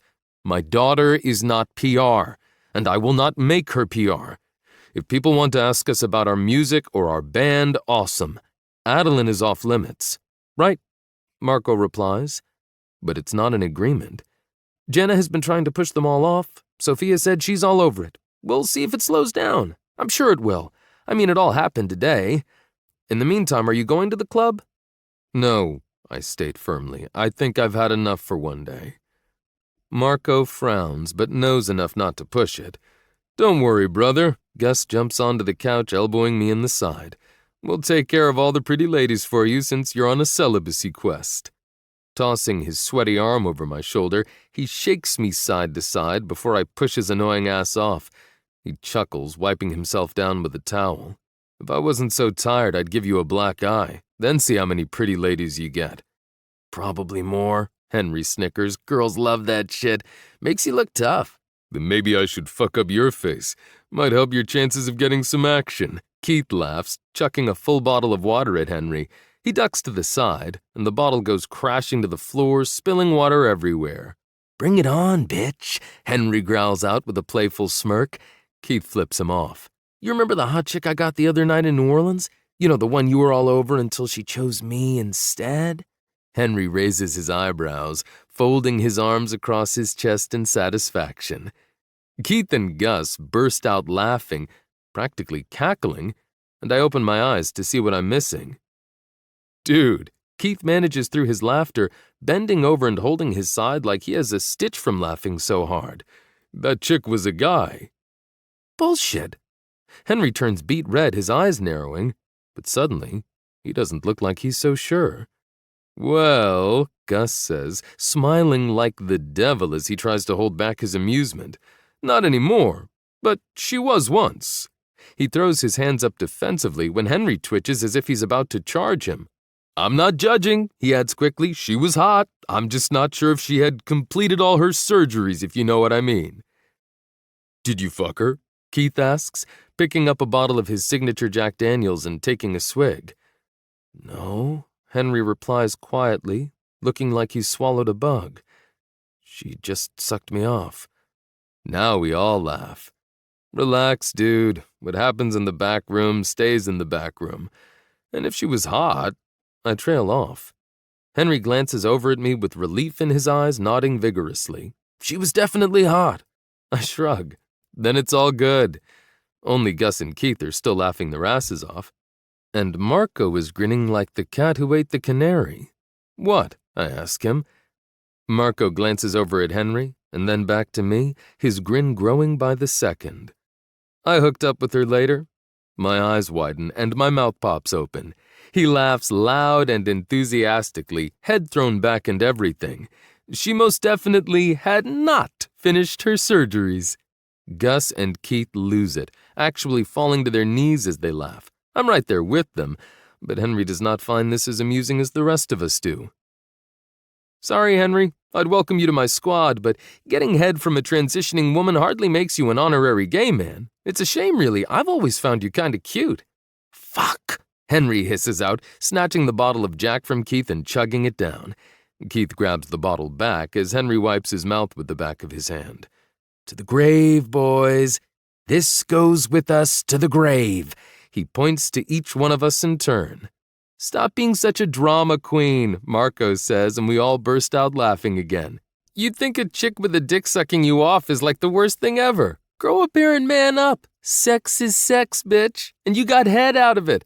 Nothing wrong with that. Certainly nothing to be ashamed of. Yeah, Gus agrees. He's right. Sex is most definitely sex. I'm all over double penetration with a hot chick in between, even if I've never had a man suck my cock. Fine, Henry agrees. You're right. Sex is sex. Now I'd say you're missing out. Henry smarts, and I grin under my breath. She gave incredible head. He's got you there, brother. I point at Gus while cocking an eyebrow at Marco, and he smirks at me. Besides, who even cares? Homophobic straight dudes, Marco laments. Those lame asses care. Fuck them, Henry and Gus say together, and we all laugh. You sure you still want to go to the club tonight? I tease Henry. Hell yeah. Then you might want to slow down on the booze, Keith suggests. Otherwise, in addition to hooking up with women who are anatomically still men, you'll have whiskey dick. Stick to your tequila, Hank. Leave the whiskey to the big boys.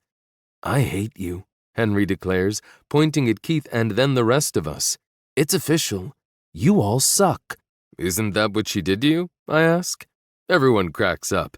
Gus literally falls completely over, and Marco turns a strange shade of red before he slaps his pink-clad thighs. I stand up, struggling to move my sluggish, sweaty body. I'd like to go back to the hotel now. I've had enough of all these gender-sexual experiments. They all laugh again, but I cut them off with a glare. No interviews or comments about Addie to anyone, especially not with the women, I raise an eyebrow, or men who are sucking you off. Keith and Gus are dying on the floor, still riding our performance high, while Henry flips me off.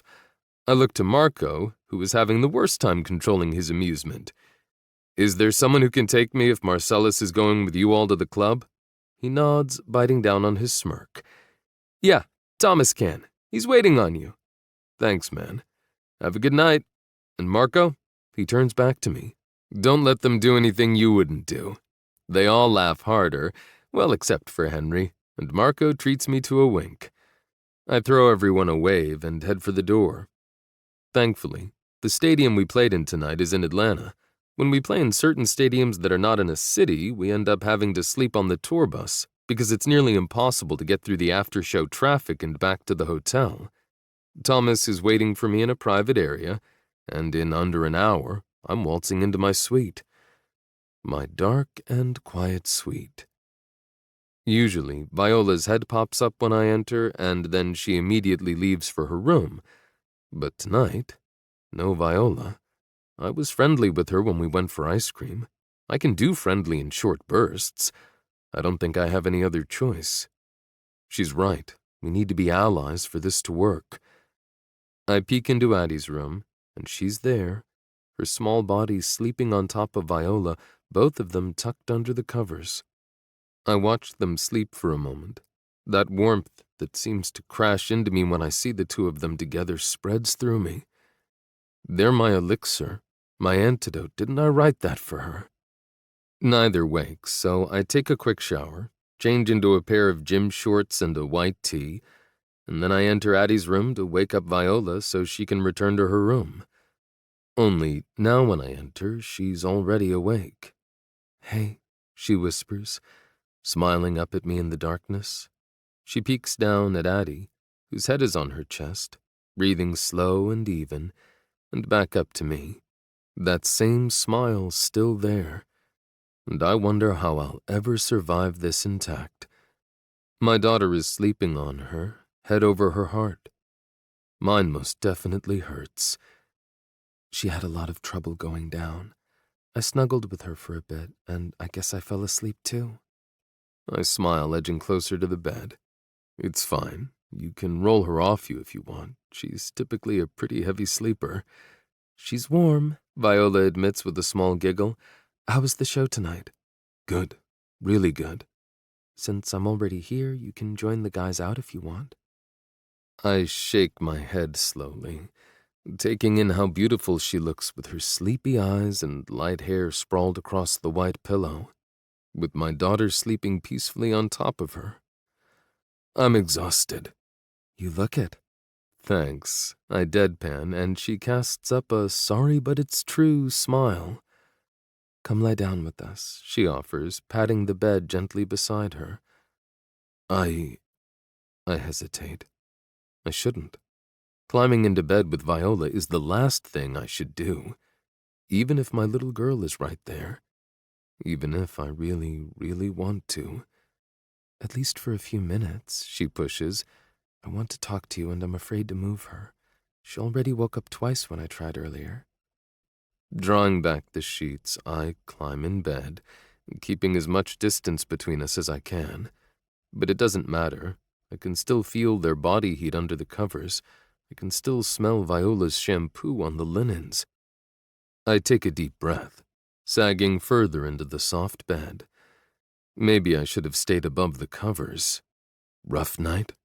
I tried not to watch the news, but Jules kept texting me stuff, and there are reporters outside the hotel. I nod. I know. I saw them.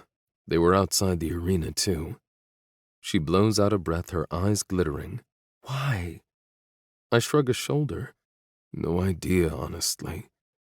"Those entertainment shows kept talking nonsense, talking about how Gus and I were a couple again, how I was driving a wedge between the two of you, going on about my qualifications to care for an autistic child. It was unbelievable.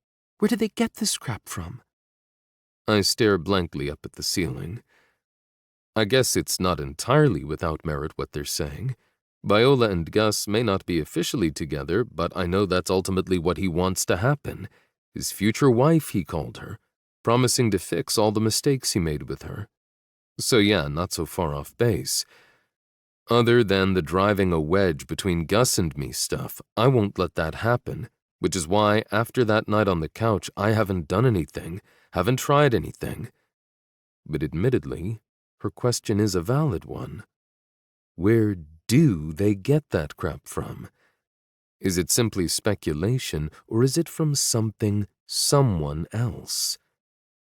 "There were a lot of pictures, Jazz," she continues in the midst of my contemplative silence, "of me with her. Pictures of me with Gus, of me with you. They seem to be from earlier on in the tour, like around when we hit Dallas, I think." I didn't realize that. Something feels off about all of this. When Karina died, the mess I waded through wasn't nearly this bad. Sure, it was on the news and splashed across a few tabloids. There were even some people camped outside my house in California. But nothing like this. "Jules mentioned my mother was recently back in town looking for me. She said she wasn't going to tell me about it because she didn't want to upset me, but then this happened. Do you think my mother could somehow be behind this?" "I don't know," I admit. "I guess it's possible. If she's looking for more money, selling us out is a good way to get it." I don't know how they found us all those times without my even being aware of them. She swallows audibly. Maybe I should leave the tour, Jazz. I've been thinking about it.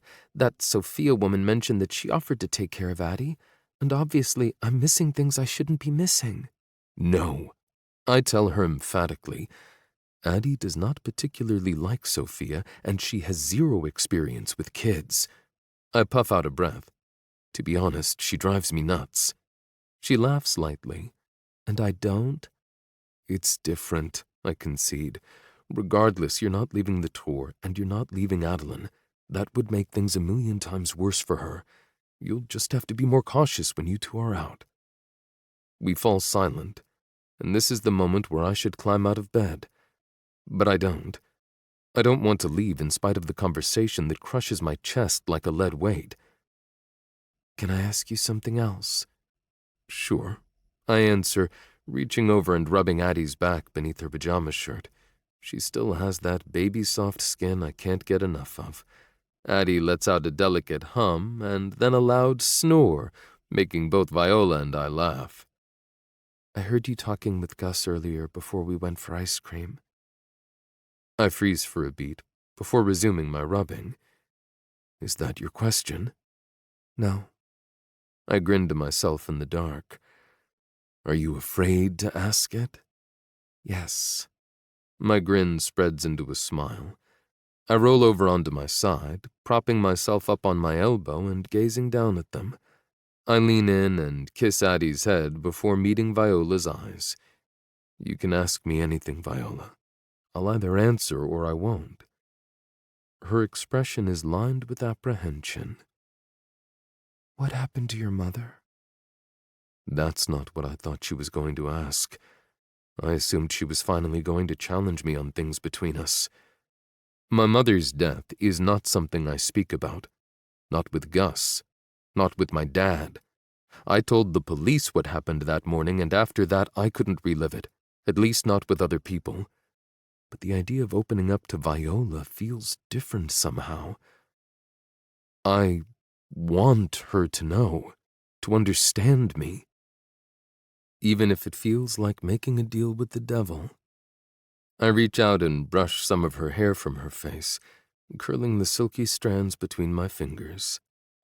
When I was 6, my mother drowned.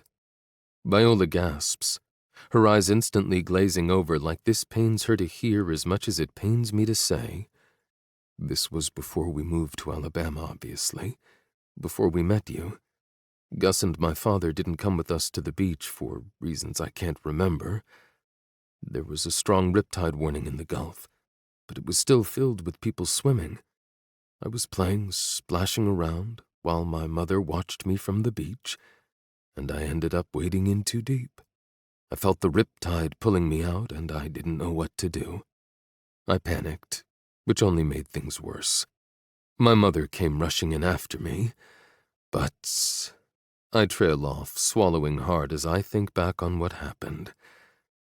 My eyes close, and it's like I'm right there, back to that awful day. Hell, I still remember the way the water smelled, the way the sand felt as I lay in it screaming. A violent shudder racks through my body. Jasper? Viola prompts when I stay silent.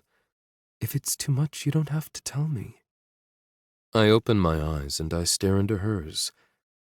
My mother didn't know how to swim. She ran into the water on instinct, and typically the Gulf isn't all that deep. She managed to get me inland enough that I could swim myself back to the beach, but the riptide pulled her under, and she couldn't swim enough to fight her way out of it.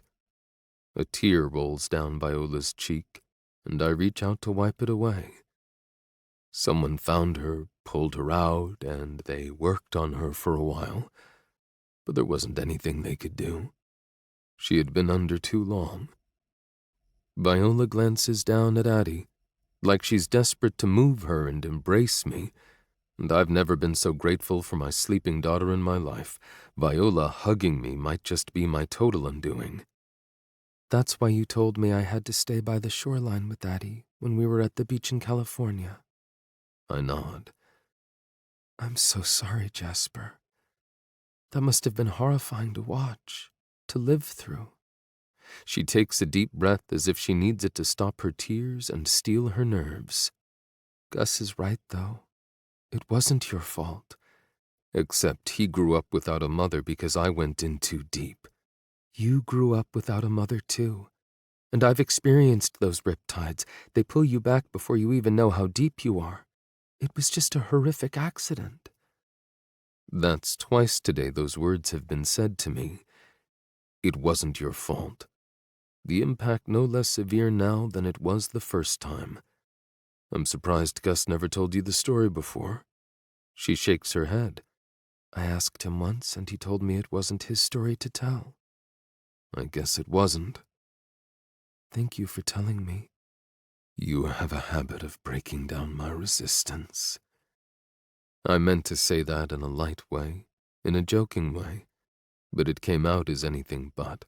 It came out serious and needy, and Viola doesn't miss that for a minute. She's staring at me like she wants me to kiss her. And I want to kiss her. So goddamn badly my body hums with the need for it. So goddamn badly I can't stand it a minute longer.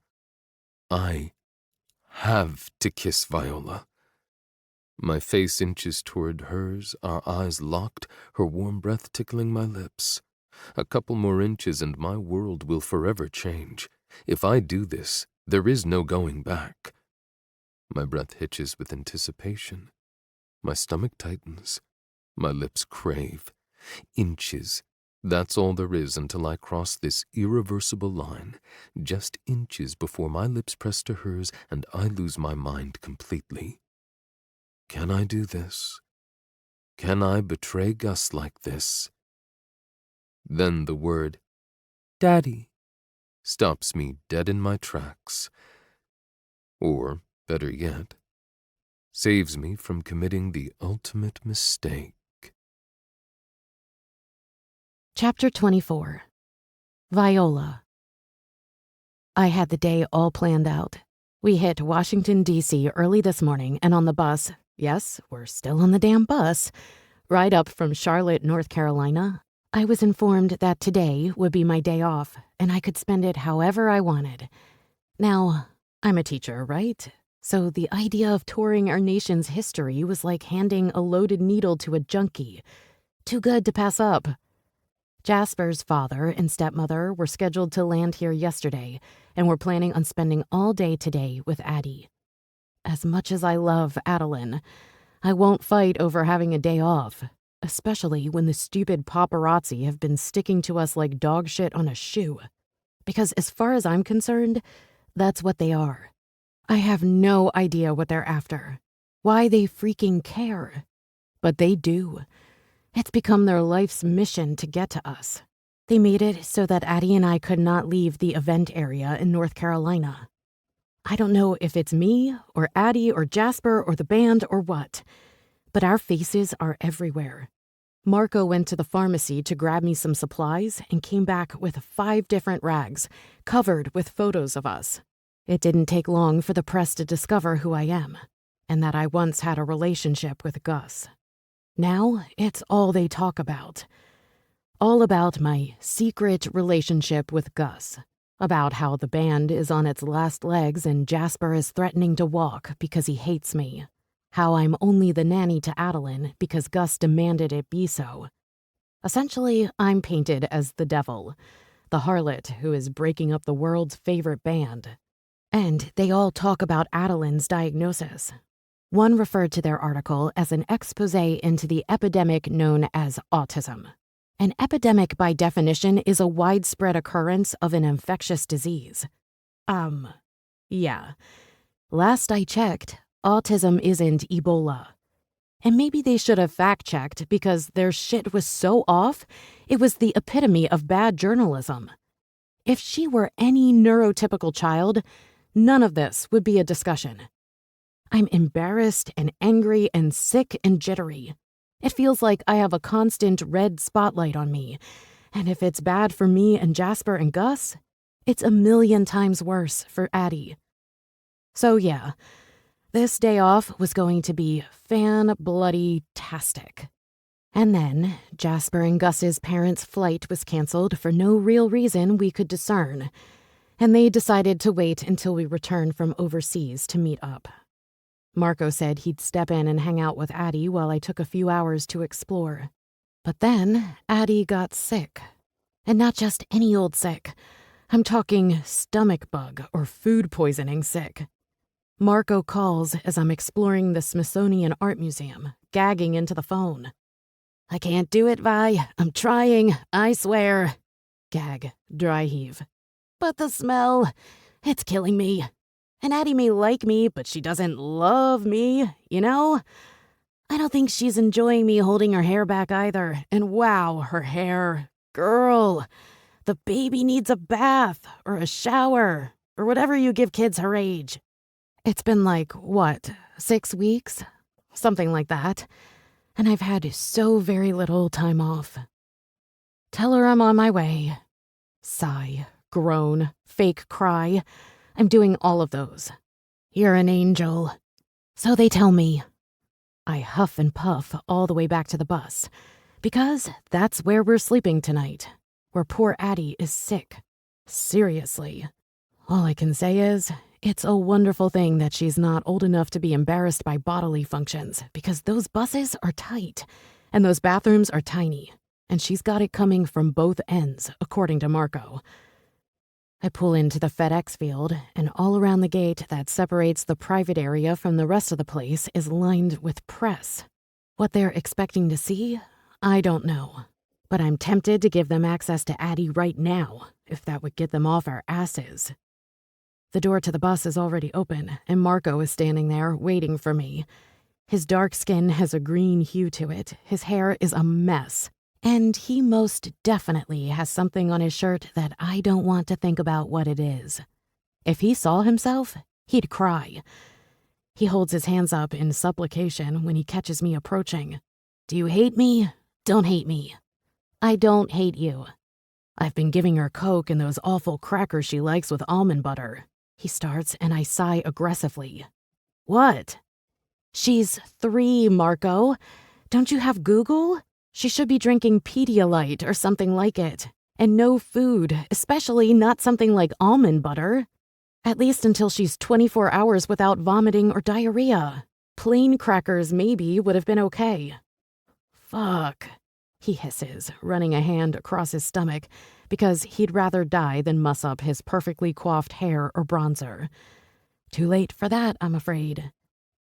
I'm a much better manager than I am a babysitter. I step onto the bus and frown before glancing back over my shoulder at him. "I know, I tried to clean it up, but I ended up almost throwing up on top of it. Why do you think the bus doors are open?" "Okay." Because, wow. "Marco, love kitten who owes me his life. I'm texting you a list of everything we need, because if we can't keep up with her hydration, we'll have to take her to the hospital for an IV. His black eyes widen. "Okay, shopping I can do. Thank you. I'm really sorry. I know this sucks the big suck, and your suck has already been sucky." I shrug. "I'll live. Let's just take care of her." I'm on it. He leaves, and I text him everything. And then I go back into the bedroom to find poor Adeline, lying on the bed with her eyes open, staring off into space. I check her out, making sure her mouth isn't too dry and her pulse isn't too fast. She's hanging in there. Miserable, but hanging in. Then I set to work on cleaning up the bus, and since there is no bathtub on here, I strip us both down and we climb into the tiny shower together. Adeline does not like the shower. She typically screams and fights whenever Jasper or I try to give her one, and she really doesn't like water being splashed on her head. But right now, this little baby has no fight in her. She lets me wash her hair and her body, and I clean myself up, and when we step out wrapped in towels, things feel better. At least for me, because Addie proceeds to vomit all over the freshly cleaned bathroom, and it's only pale yellow bile. "Boogers!" I yelp. The boys are nuts today. They have meetings and interviews and press conferences and sound checks. I haven't even texted Jasper yet because I don't want to worry him, but I'm thinking if she continues like this, I might not have a choice. After cleaning up again, I sit with Addie in only a pull-up diaper on my lap, rubbing her back in slow, gentle circles. She's been having some potty regression since we started this trip, and with her stomach being a mess, I'm taking 0 chances. Marco enters the bus like a triumphant gladiator returning from battle with the kill on his back. I texted Jasper, so he's UTD. I glance up, staring dumbly at him. UTD? He rolls his eyes. Up to date. I felt like that was an obvious. It probably was, but I'm not UTD on anything other than my gossip rags, and that's only because my face is on them. Is he coming back? No, he was really upset, but he couldn't manage it. He was relieved I called you and that you're here with her. That shouldn't make me smile, but it does. Jasper and I have not had another close call like the one we had in the bed that night, but that doesn't mean things haven't shifted between us. He's nicer. I'm no longer the bane of his existence. I wouldn't say we're close or even friends necessarily, but he's definitely easier on me than he was. Do me a favor and pour some of the Pedialyte into a cup with a lid and a straw. They're in the cabinet above the fridge. Great, I'm on it. And thank you for cleaning up. I'm sorry about leaving that for you. I wave him off, and for the next 2 hours, we work on nursing Miss Adeline back to a healthy state of hydration. Marco ends up leaving me because he has to go into the stadium to ensure everything is the way it should be for the show, and I'm left alone with Adeline on a bus in a deserted part of the stadium. And I'll be honest with you, it's creepy over here. And dark. Addie is wiped. So am I, truth be told. Being sick and taking care of the sick is no joke. My phone pings with a text from Sophia. You should take her to the hospital. How irresponsible can you be? You're not a doctor, and you have no idea what you're doing. I legit hate this woman. Like, from the depths of my soul, hate her. She has been taking and keeping down fluids. No vomiting or diarrhea for the last hour and a half. Her color is improving, and her mucous membranes are moist. I don't think taking her to the hospital and shoving a needle in her arm is in her best interest and will likely cause more emotional trauma than is necessary, considering she's improving. And I don't remember asking for your input. I don't add. She doesn't reply, because what the hell can she say? Jasper texts me shortly after for an update, and I send him a picture of me and Adeline lying in bed watching Peppa Pig on her tablet. I get a thumbs up emoji for that, so I'm assuming he's good with me not taking her to the hospital. This girl has trouble in the pharmacy and the grocery store. She likes to faceplant herself on the floor in stores. No idea why. I imagine an emergency department would be like dragging her into the pits of hell for everyone involved. I apply online for a few dozen teaching positions while Adeline watches her device, and when I check on her again, she's asleep, the tablet precariously hanging off the bed. Placing the tablet on the small built-in nightstand hanging out of the wall, I tuck Adeline in, kissing her head. No fever. Thank goodness for that. I text Jasper to let him know that Adeline is sleeping and hasn't been sick for a few hours. And I text him letting him know he can go out with the boys if he wants. As much as I hate myself for it, it's easier for me if he's not around on this tiny bus. I'm the nanny and nothing more. He's my boss, and that's all he'll ever be. The more I force that on myself, the better off I'll be when this is all done. On the ride up, the boys were heckling Jasper about how long it's been since he's gotten laid. I tried not to listen. Well, I tried not to listen for a couple of minutes, and then when I realized the attempt was futile, I tried to make it appear like I wasn't listening. Marco offered to stay the night and watch Adeline. This was before she got sick. Gus offered as well. I didn't have the stomach to see what Jasper's expression was over this conversation, to see if he snuck a peek at me at all during it. We've had so many moments. All that touching and tasting and teasing and coming. I actually had an orgasm on him. And yet, nothing has progressed. I told him I wanted his heart, and he's given me nothing in return. Message received, loud and clear. Still, I couldn't help the way my stomach flipped over on itself when they were talking about finding him a girl for the night. I couldn't stop the prickles of jealousy as they climbed up my spine and colored my cheeks. I haven't had sex in 100 years, or at least it feels like that. A teacher I worked with and I had hit it off briefly, until I found out he was married.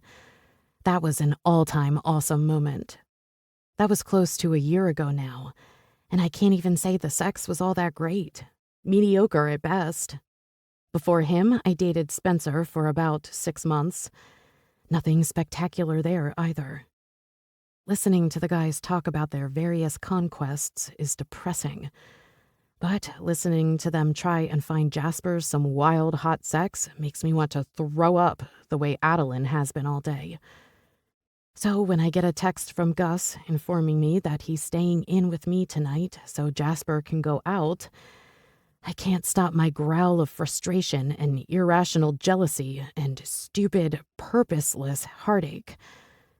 Then I laugh at myself for being so ridiculous. I essentially gave him the green light to go, and he took it. He hasn't gone out once this entire tour. The guy has needs too. Pulling myself away from Adeline's room in the back of the bus, I head toward the open space at the front with the television and eating area. Maybe Gus and I will stream a movie tonight.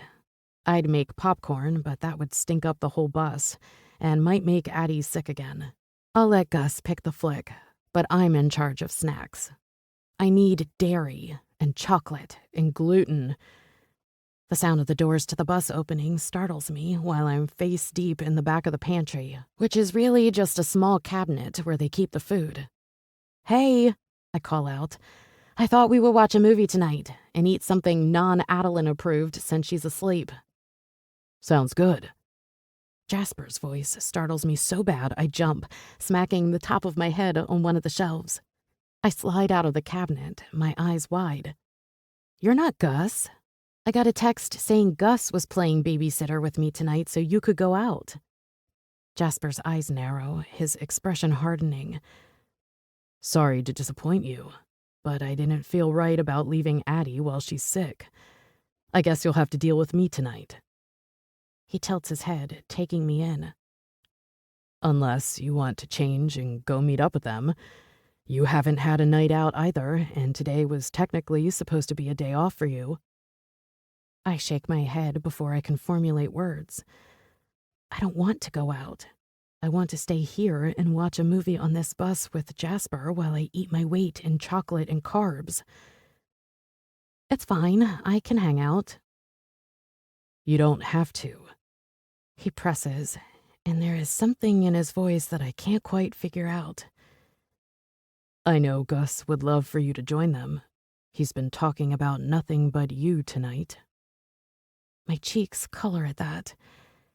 "I'm sure he was just messing with you. Gus and I are only friends." Jasper takes a small step in my direction, crowding me back until I hit the counter behind me. "You and Gus have been a lot of things over the years, but I don't think you've ever just been friends. I'm going to check on Adeline and give you some privacy to change for your night of fun with Gus." And then he marches off, heading for the bedroom with determined steps. Why the hell is he pissed at me? Maybe they had a bad show? I don't know. But there is a definite and distinct edge to him. Fuck that and fuck him. I'm so sick of his hot and cold routine with me. I follow him back to the bedroom. "What's your problem tonight?" I whisper, watching as he bends down to kiss Addie's forehead like he's checking for a fever. "Maybe you should go out and get laid. Maybe then you'd stop being such a prickish bastard to me." "Shh," he hisses, and not at a quiet decibel either. "You're going to wake her up." "Me?" I point to my chest, incredulous. "You're the one whisper shouting." I am not whisper shouting. He whisper shouts, and I roll my eyes before cocking a brow. My phone buzzes in my back pocket, and I slide it out to see who's calling, but Jasper grabs my wrist, turning my phone so he can see it, and I can't. Hey! I protest, trying to yank my wrist free of his grasp and move my phone out of his sightline. That's my phone. You have no right. The fuck I don't, he barks. You work for me. He catches the name on the screen, his eyes growing dark and narrowed. It's Thomas. Why is Thomas calling you? None of your business, I snap defiantly, raising my chin to him. Honestly, I have no idea why my security guy is calling me at this hour. He's probably just checking up on Adeline to see if there is anything she needs, since he's also assigned to her and is a super big sweetheart. It is my business. He works for me. You work for me. You watch my daughter. I think I'm entitled to know why my daughter's nanny is whoring herself out with her security guy. He did not just go there. You're such a goddamn asshole. I cannot believe you just said that to me. First, you give me crap about Gus, and now Thomas? Shh, he hisses again. You're going to wake her up. And we don't say asshole around my daughter. We say a-hole or hole in one. Oh, but we say whoring and fuck? I snort, crossing my arms over my chest because really? Is he kidding me with those? Not only do they sound insanely stupid, but the boys are far worse with language around Adeline than I ever am. I'm seriously like 2 seconds away from smacking him again. That is absolutely ridiculous. His glare is menacing. Fine, then you're an a-hole. I make a loop with my thumb and pointer finger. In one. I take my middle finger on my opposite hand and slip it through the hole I just made with my other fingers. Let him feast on that. I spin on my heels and storm off out of Adeline's bedroom. I'm done with Jasper Diamond. He's officially crossed the line, and I'm done. I'll give him a week, maybe 2, to find a new nanny to take care of Adeline, and then I'm gone. Adeline. Damn it. The thought of leaving that little girl hurts like hell. Why is Thomas calling you at midnight, Viola? I growl, thrashing over to my stupid, uncomfortable bunk. Yanking the curtain aside, I try to draw it closed around me, essentially blocking him out. He grabs it, tugging it back. Hey! I protest. This is my space. Get out. I snap my head over my shoulder. And I'm not whoring myself out, you asshole. I emphasize now that we're out of Adeline's bedroom. He's our security detail. Maybe he was just checking up on Adeline, seeing if I needed something. I glare harder, if that's even possible. You know, being fucking considerate. Jasper chuckles, lacing his fingers together and dropping his hands behind his head. I can't help but stare at his biceps as they bulge in this position, at the colorful tattoos that draw my eyes like a magnet. A smug, satisfied, asshole smirk spreads across his too handsome face. Or maybe he's calling for a different reason at this hour. Gus, Thomas, how many men are you stringing along exactly? I smile deviously. Who says I'm stringing anyone along? His eyes return to their previously narrowed state, his arms dropping back heavily to his sides. I close the curtain in his face again, spinning around so I don't have to look at him, or acknowledge him, or breathe the same air as him, especially since I want to strangle him, maybe kick him in the shins. God, I don't think a man has ever infuriated me more. He rips the curtain back open, practically tearing the thing down. You better not be screwing around with him. I am not screwing around with him. And just because I work for you doesn't mean you have the right to dictate who I fuck and who I don't. Oh, but it does, sweetheart. I already told you, I own your ass. And right now, I have half a mind to fuck that smart mouth of yours to prove that point. The bastard just seriously... I pivot back to him, my eyes blazing, my fists balled up so tight I can feel the blood draining from them. And I have half a mind to shove my foot up your hole-in-one until you learn some manners. I quit. I'm done with you and your bullshit. You've got a week to find a new nanny for Adeline." He blinks at me, floored by my declaration. "You're quitting?" Tears burn the back of my eyes and the tip of my nose as I say, "Yes." Chapter 25. Viola. "You can't quit." "I just did." I push him away with my fists, spinning back around while closing the curtain once and for all. I'm wrecked. This man wrecks me. He owns my heart, and he uses it like a punching bag. God, I really just quit. I can't believe I did that. How will I tell Adeline? How will she ever understand? I can't abandon her. The thought is pure agony. He hasn't moved. Why hasn't he moved? Just leave me alone to wallow in peace. Go away, I bark, my voice catching. I'm going to bed.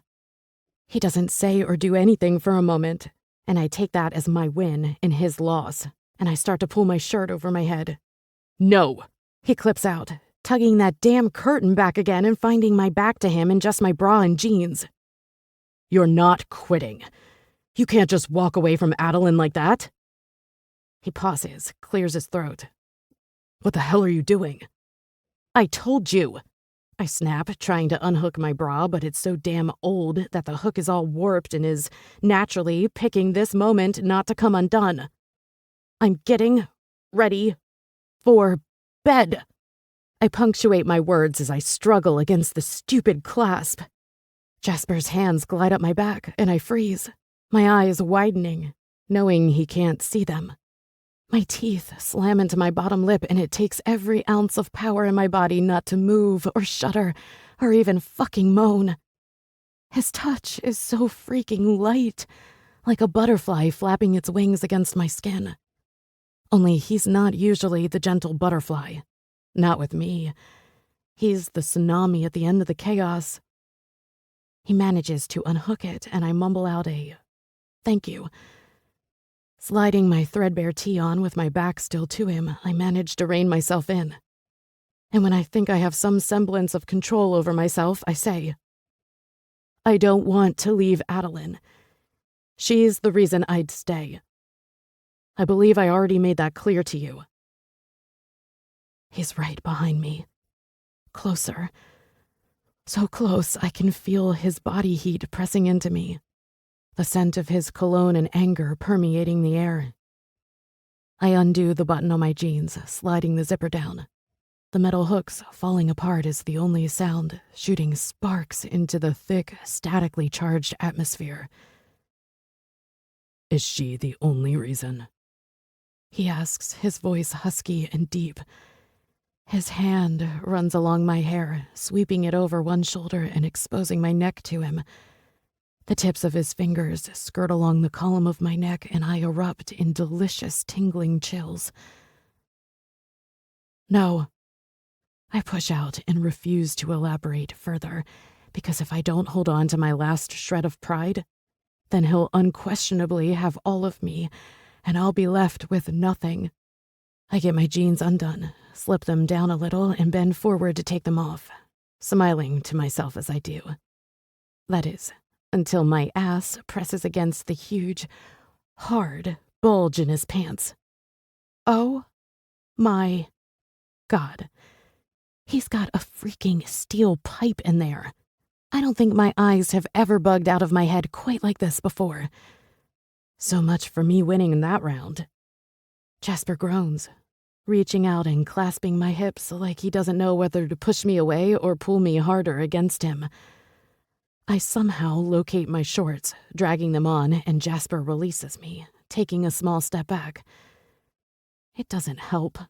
I can still smell him, feel where his large, warm hands were on my skin.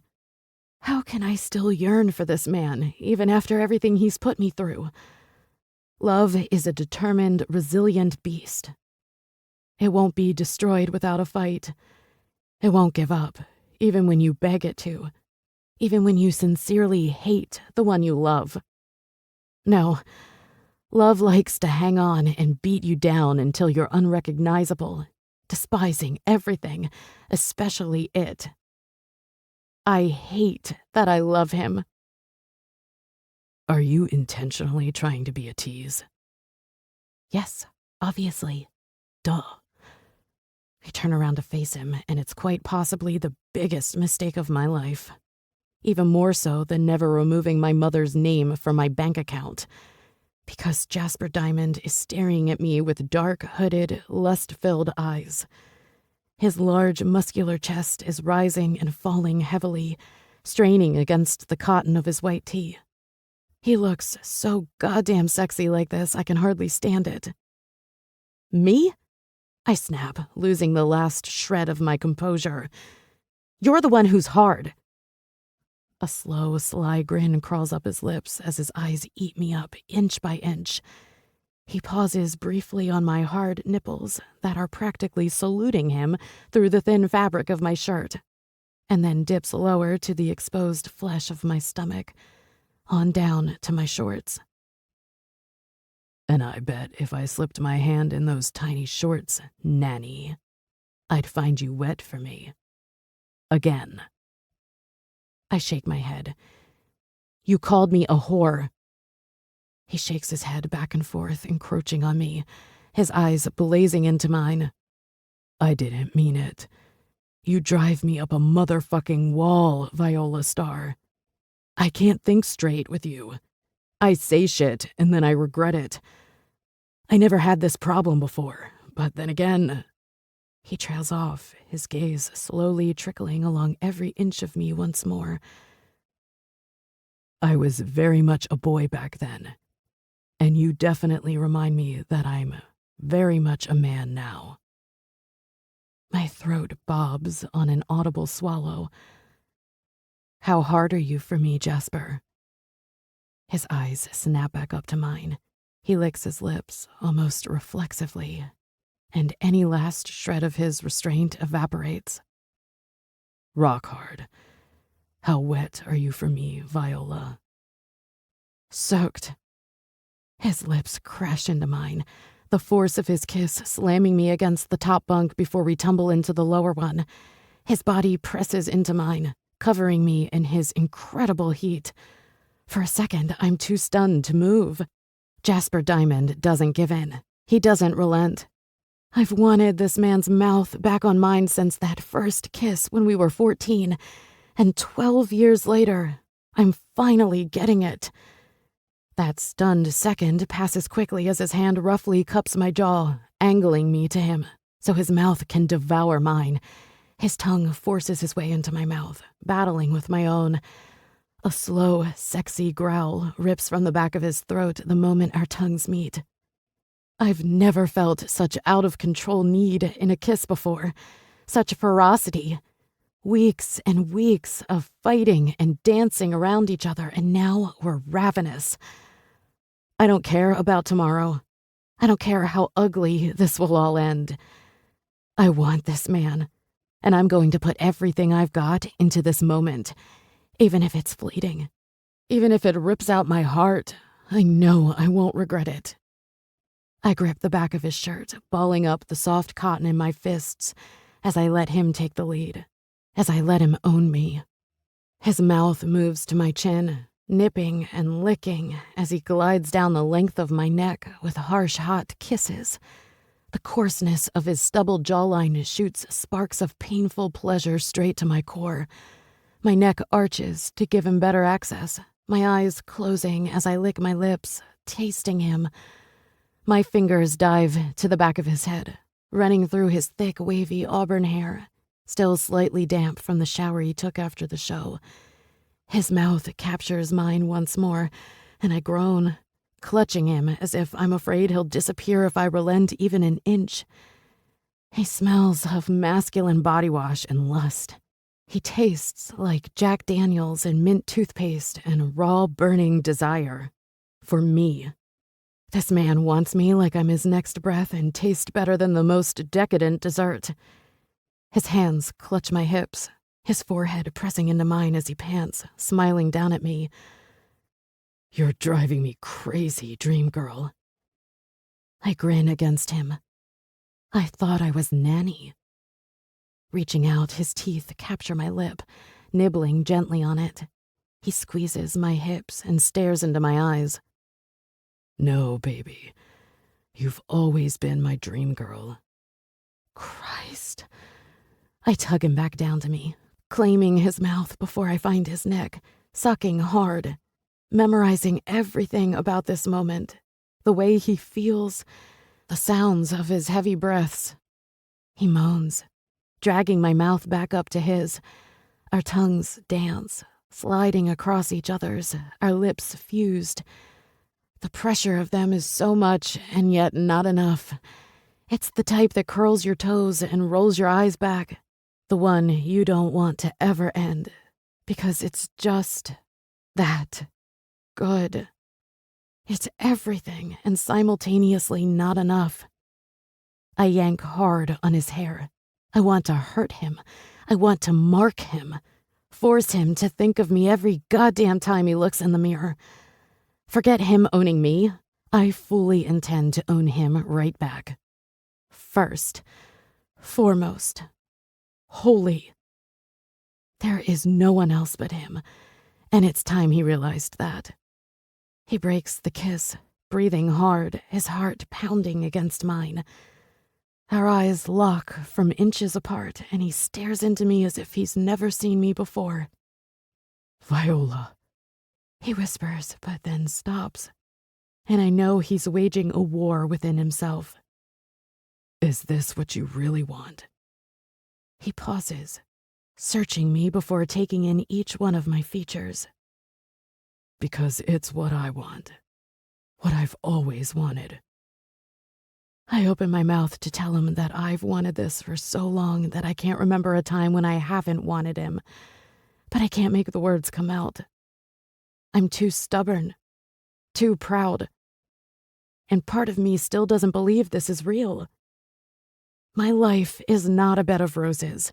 I've slept on thorns for so long now that I don't know what it feels like to not be pricked with the sharp edge. I'm the one no one loves enough. I'm the one who's cheated on and betrayed and used. And when that happens with Jasper, I won't survive it. Don't stop, is all I can come up with. His mouth slams back into mine, and instead of giving him my truths, I give him my pleasure. I groan into his mouth, and he swallows it down, taking it for himself.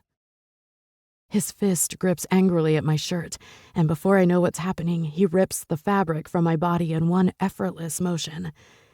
His hands come up, cupping my bare breasts, squeezing them together as his mouth slides down to meet them. Oh, God. I moan and then squeak as he bites hard on the top of my breast, running his tongue over the sting to soothe it. He sucks a nipple into his mouth, my tits still squeezed and pressed together, trussed up in his strong hands as he applies just the right amount of pressure. My eyes roll to the back of my head, my back bowing as I tug on his hair, forcing him in deeper.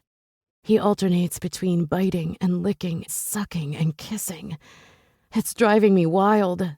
I can't stop squirming, rocking forward, desperate for friction, needy and hot and wholly crazed.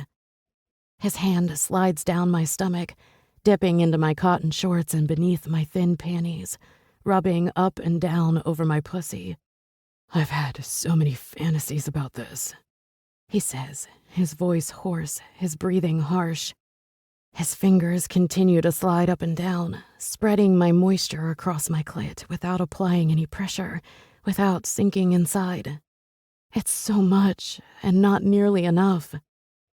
So many dreams of what I'd do if I ever got my shot. How many different ways I'd make you beg me for it. Please, I hum, giving him exactly what he's asking for, and not feeling any shame about it. If begging gives me what I want, what I need, I'll fall to my knees and beg. I want him to fuck me crazy, make me come like I've never come before. If begging gets me that, I'm all for begging. He grins over me, his cheeks flushed, his hair tousled. I love him like this, off kilter, riled up and utterly depraved with lust.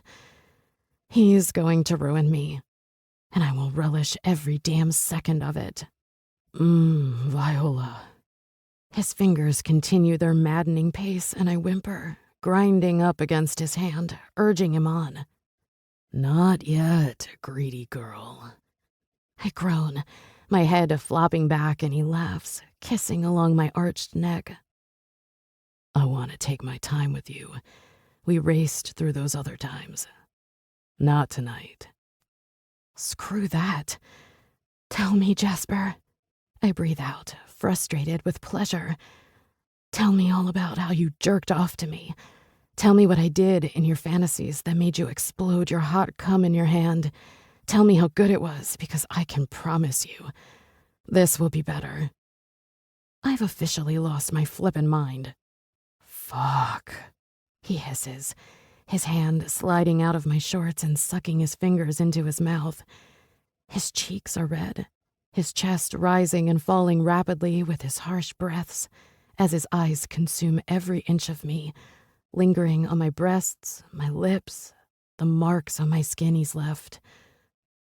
Flip over, ass in the air, cheek on your pillow with your hair back so I can see your face. Christ. I do as he commands. I'm his instrument, so turned on I can barely breathe. He slides my shorts down to my knees, slipping them off and over my feet. My panties follow, and now I'm open, exposed completely. His hands glide along the cheeks of my ass, massaging them before I feel cool air, followed by the stinging smack of his palm. It jerks me forward and stuns my eyes open, a gasp escaping my lips. You're not quitting, Viola. Get that illusion out of your head now. He smacks me again, switching to my other cheek. A rush of heat explodes through me, my empty core clenching. I moan, rocking back, wanting more. 2 more smacks, and then his mouth is there, kissing me gently. Your ass is so pretty like this, red with my handprints. He strokes me again. You want to know how I got myself off to images of you, dream girl? You want to know all the dirty, sinful things I did to you in my fantasies? No, I whisper, so wound up I feel my wetness leaking down onto my upper thighs. I want you to show me. He growls, burying his face in me from behind, licking from the bundle of nerves in the back all the way to the top of my mound. I cry out, the assault of his mouth welcoming and electrifying. One of his hands snakes up, twisting my nipple hard in warning, the other covering my mouth. If you wake up Adeline, this is over. I'll gag you if I have to. I never thought the idea of a gag would sound hot to me, but right now, everything is turning me on. Can you be quiet? No. Then open your mouth. I do, and he shoves one of the pieces of my torn t-shirt into my mouth. Holy Christ, I cannot believe this is happening. But in the next second, I no longer care as I bite down into the soft cotton. Anything to smother this moan as it escapes past my vocal cords. Jasper sucks on my clit as 2 fingers slide deep inside me, pumping in and out. His tongue flicks back and forth, his fingers curling, rubbing that magical place inside me. Moan after moan pours from my mouth. He grins against me. I feel it, hot and primal as he delights in my response. I can't even stop it. I don't even want to try. He fingers me at a torturous pace with slow licks and deep thrusts. More. Please, more. I garble through my gag. Show me what you want, baby. How you need it. I grind back against him, my body taking over as he licks me, sucking and pumping his fingers until I come apart. Screaming and crying out into the cotton stuffed in my mouth, I claw at my pillow and sheets, pushing myself back harder into his face as I ride out this wave that never seems to end. In a flash, I find myself on my back, the gag stripped from my mouth, staring up into Jasper's dark, hungry eyes. His lips are moist, slick with my arousal. His shirt is gone, the hard contours of his muscular chest and abs drawing my gaze. I sit up, desperate to touch him, to explore him, but I'm just as quickly pushed back down. Are you on the pill? I swallow, jerking my head up and down in what I think is a nod. Good, because I really don't want to use a condom with you. I cannot handle any more barriers between us. I'm clean. I swear it to you. I'm clean too. He smiles, his fingers reaching out to caress my cheek. Look at you, he whispers reverently. You're so goddamn beautiful, Viola. The girl I could never get out of my head, no matter how hard I tried. Jasper stands up slowly, his eyes never wavering from mine as he undoes his jeans, dropping them to the floor along with his boxer briefs. His thick, hard cock springs free, and my eyes widen. He gives it a few lazy strokes, watching me as I watch it. Your body was made for mine, Viola. I'll fit. I sure as hell hope so. He climbs back on this bullshit bunk, the wood planks creaking beneath his weight. He raises one of my legs up over his shoulder and slides into me without any warning, his lips fusing to mine to stifle my cries. My back bows off the bed, my eyes cinching shut, a shuddered breath passing from my lips and into his. He holds himself still, settled inside me to the hilt. Too much. I roll my head back and forth against the pillow.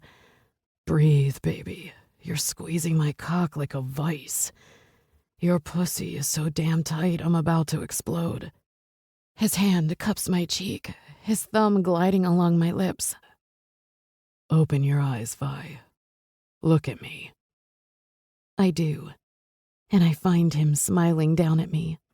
A warm, tender, affectionate smile. It's so rare, so unexpectedly wonderful that I smile back at him. Has a girl ever been so crazy for the wrong guy before? For the bad boy who wants to take what he wants and offers so little back? But I'm here, opening myself up to him, giving him my body, which was the last thing I had yet to fully give him, the last thing for him to own. Even with that thought, there is nowhere else I'd rather be right now. I stare back at him, and I let out the breath I've been holding. You're so beautiful to me, so perfect, my crazy, sexy dream girl. Can I move? Yes, I whisper, and then he does. He slides back and forth, achingly slow at first, pulling nearly all the way out before sinking back in.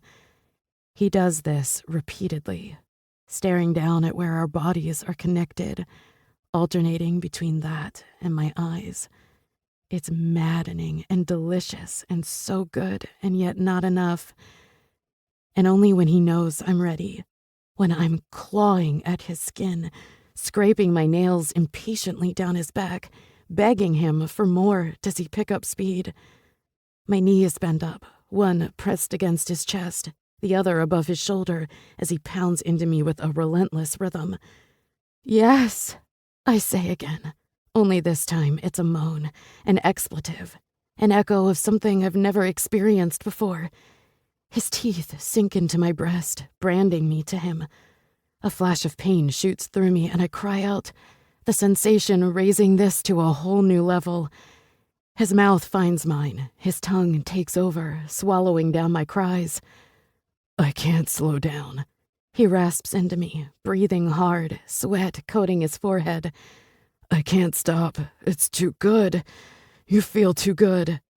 I'm close, I manage. So close, Jasper. Yes, baby.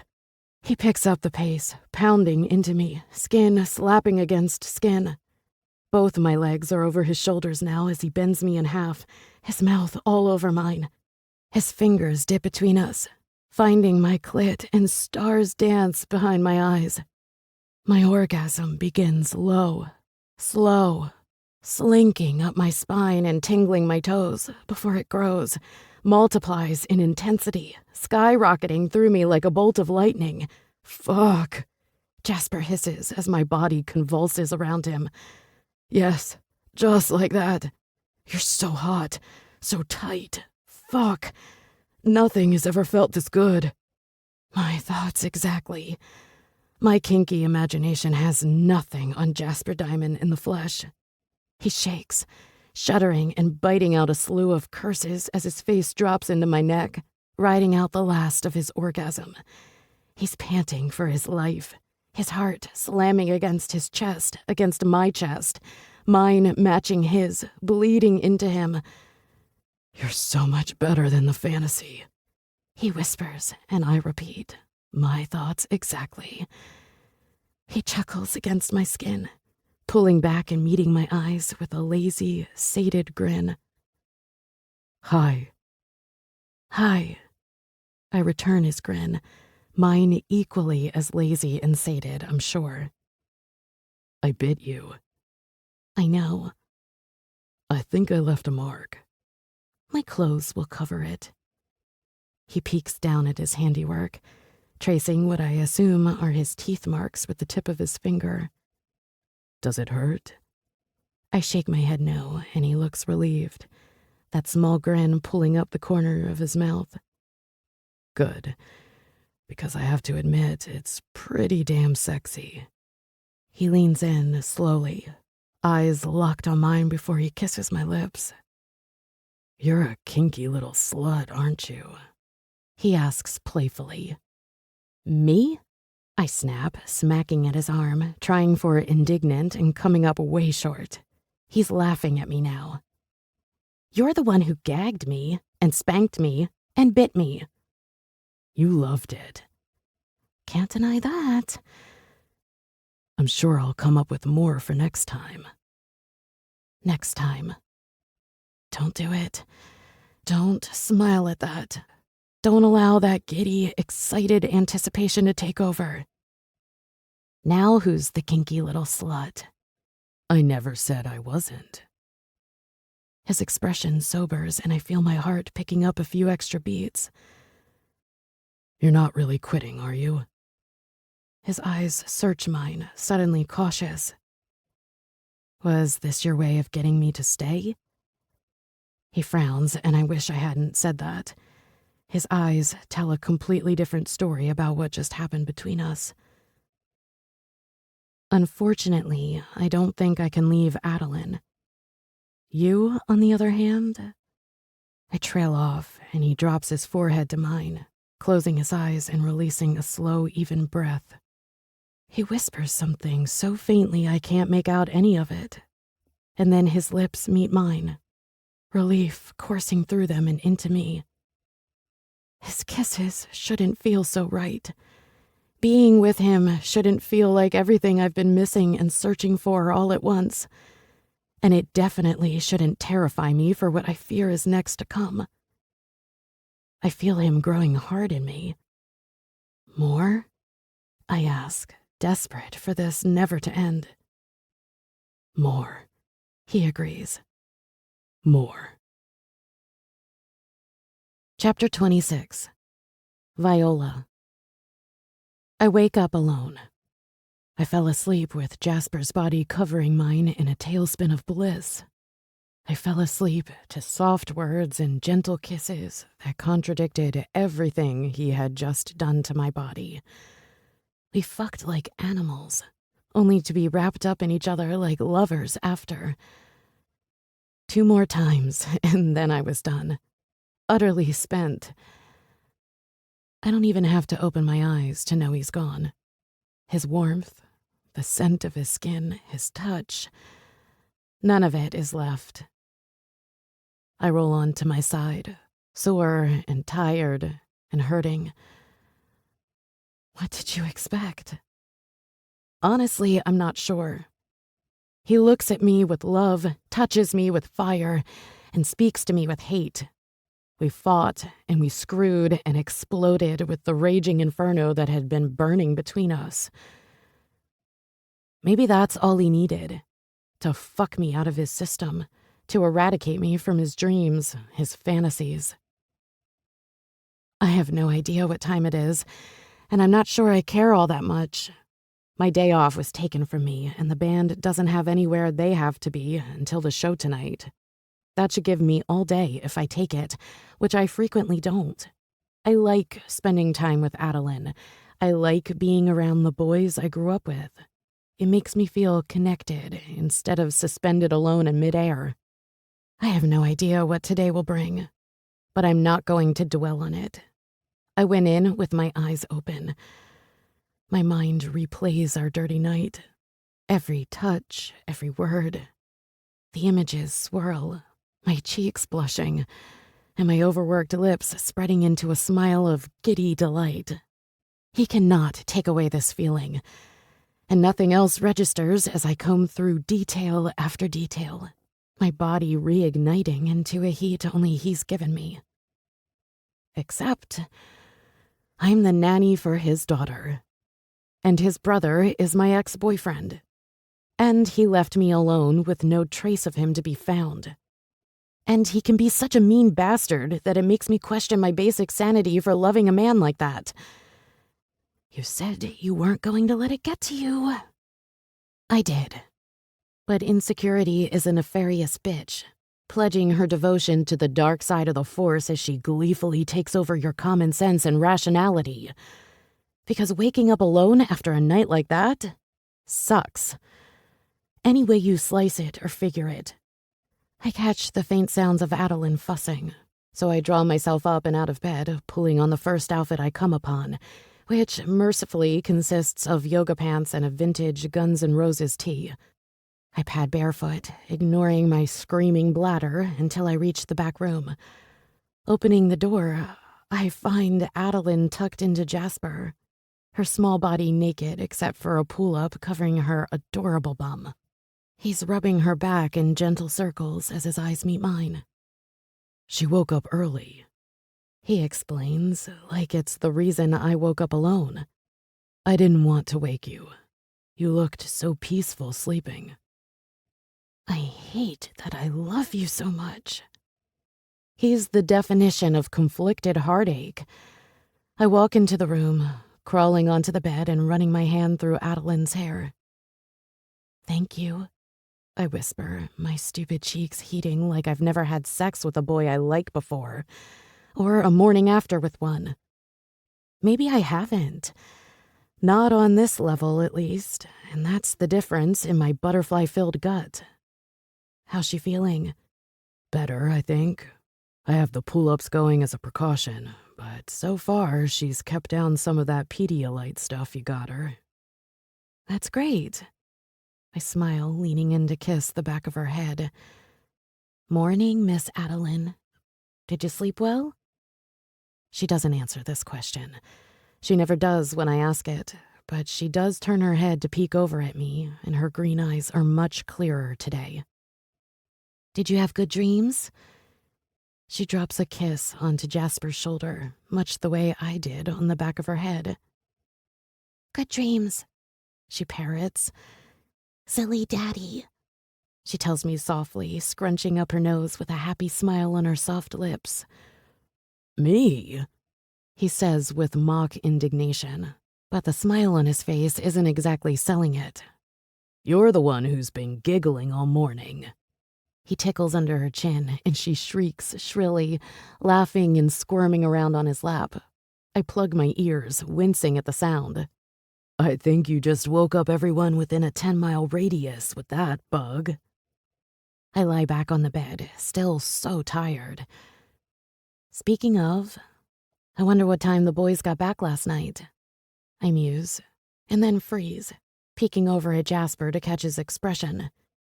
He looks guilty, and maybe a little sick, and slightly happy, but I'm thinking that's last, and the other two outweigh that happiness.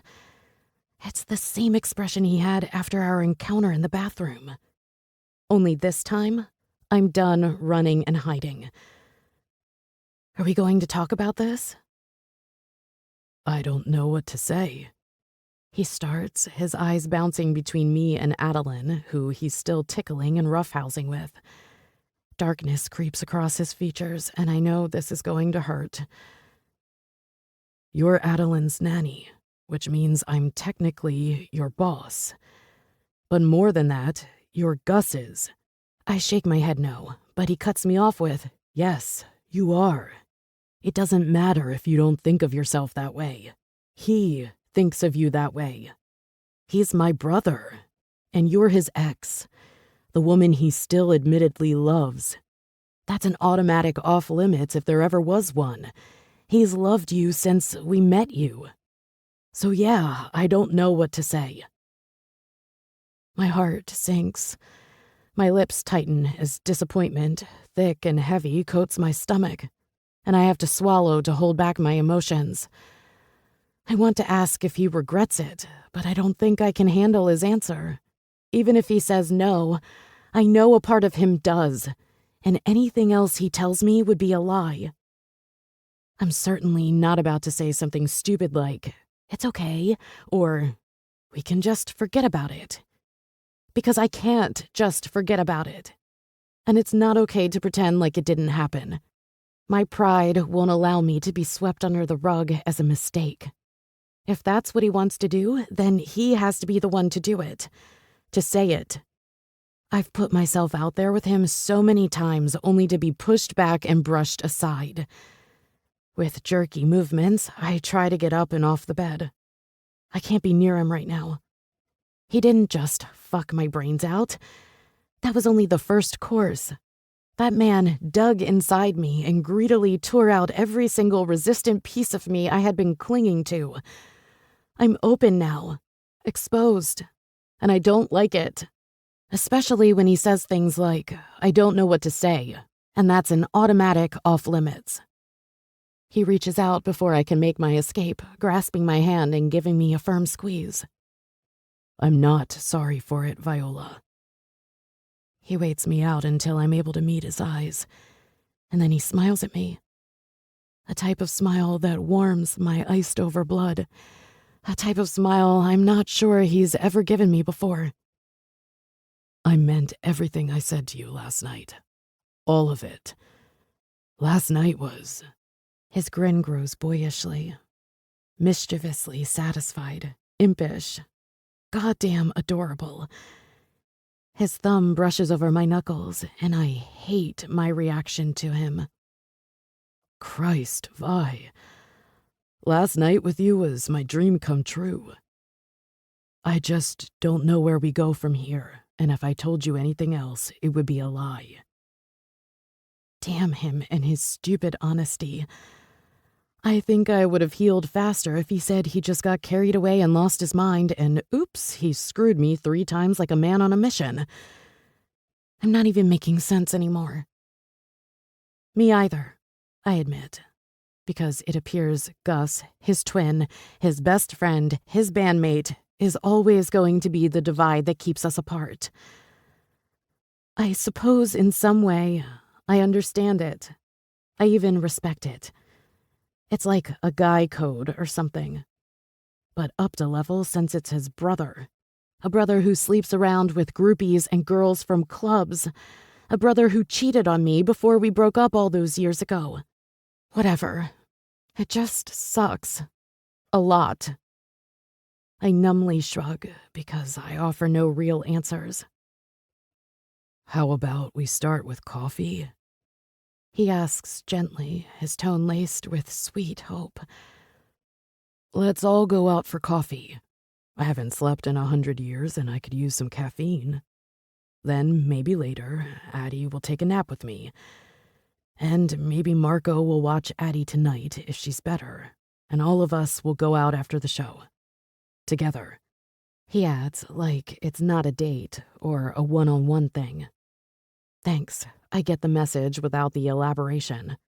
We leave for London tomorrow, and Europe is going to be insane with very few days off. Sure, I say because I have no idea what else I'm supposed to say. That all sounds great. It doesn't. Not even a little. It sounds like a consolation prize, like a brush-off and a blow-off and a will never happen. Dragging myself up and off the bed, I locate an outfit for Addie that consists of a Minnie Mouse t-shirt, black leggings, and the sneakers she wears, because shoes are a battle with this one, and she'll only wear these shoes. Then I leave them to use the bathroom and pull myself together. I just don't know where we go from here. Nowhere together, it seems. At least not as an us, that's for sure. We do go out for coffee, and since it's early, there are no Rotzi to follow us. Addie can't eat much here because most everything has dairy and gluten, and she was already sick yesterday. Jasper asks the googly-eyed barista if she would mind toasting up a piece of gluten-free bread, and she readily agrees. But once we return from our breakfast, I tell Jasper I'm going to take a few hours for myself. He doesn't fight me. After all, I gave up my day off yesterday. Honestly, I think he is relieved to have the space for me. I end up taking an Uber into Georgetown and just walking the streets until my feet ache and my head hurts and it's getting late. I sit down in a restaurant, sipping a Diet Coke and staring down at my phone. I debate texting Jules, but decide a phone call is better. She picks up quickly, and it's a relief until I blurt out, "I slept with him." "Who? Gus? The world already knows that." I glance around, making sure I'm alone here.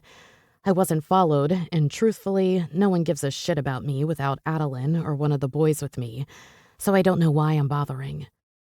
"No, the other one." Jules sucks in a rush of air. "You're kidding me. When?" "Last night." I slurp down more of my soda, feeling miserable again. It's been a day of emotional ups and downs, and I really wish I were stronger than I feel in this moment. "Was he good? Oh my God, I bet he was amazing." I smile softly around my straw. "Yep, pretty damn amazing." "Wow." I'm like, "Wow. Are we happy or sad, Miss Starr?" "Honestly, I don't know." She sighs deeply, her voice dropping 2 notches. "So, what happens now? Does Gus know? Is the band breaking up? What does that mean for your job with Adeline? And where the hell are you now? Are they with you?" "Slow down, Rita Skeeter. One question at a time." "I wish you would stop calling me that. That chick was a psycho bitch in Harry Potter." She has a point. "Fine, but stop with the barrage of questions. Gus does not know. At least, not yet. And I have no idea what Jasper will tell him and what he won't. It was probably just one night, anyway. That's what he implied this morning. I mean, we were fighting. Surprise, surprise, right? But things got a bit heated, and then they got extremely heated, and it just sort of happened. This morning, he basically hit the retreat button. And no, the band isn't breaking up over me. That's ridiculous. I have no idea where the tabloids get this crap from, but it's all crap. Every bit of it." She's silent for a beat, and I lean back in my seat, staring out the window at the street, watching people dressed for a warm spring day walking about.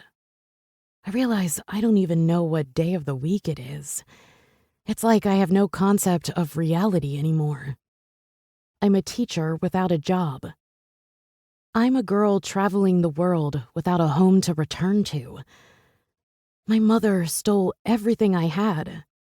And yeah, I'm earning good money with this job, but it won't last forever.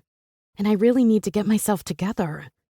If I had to guess, I'd say the band's PR people are where they're getting this from. I mean, think about what all this press is doing for their careers. It's driving their sales way up, no doubt. I bet you it's them. It's not like anyone is getting hurt with this, so... She trails off, and I immediately frown, thinking back to Atlanta.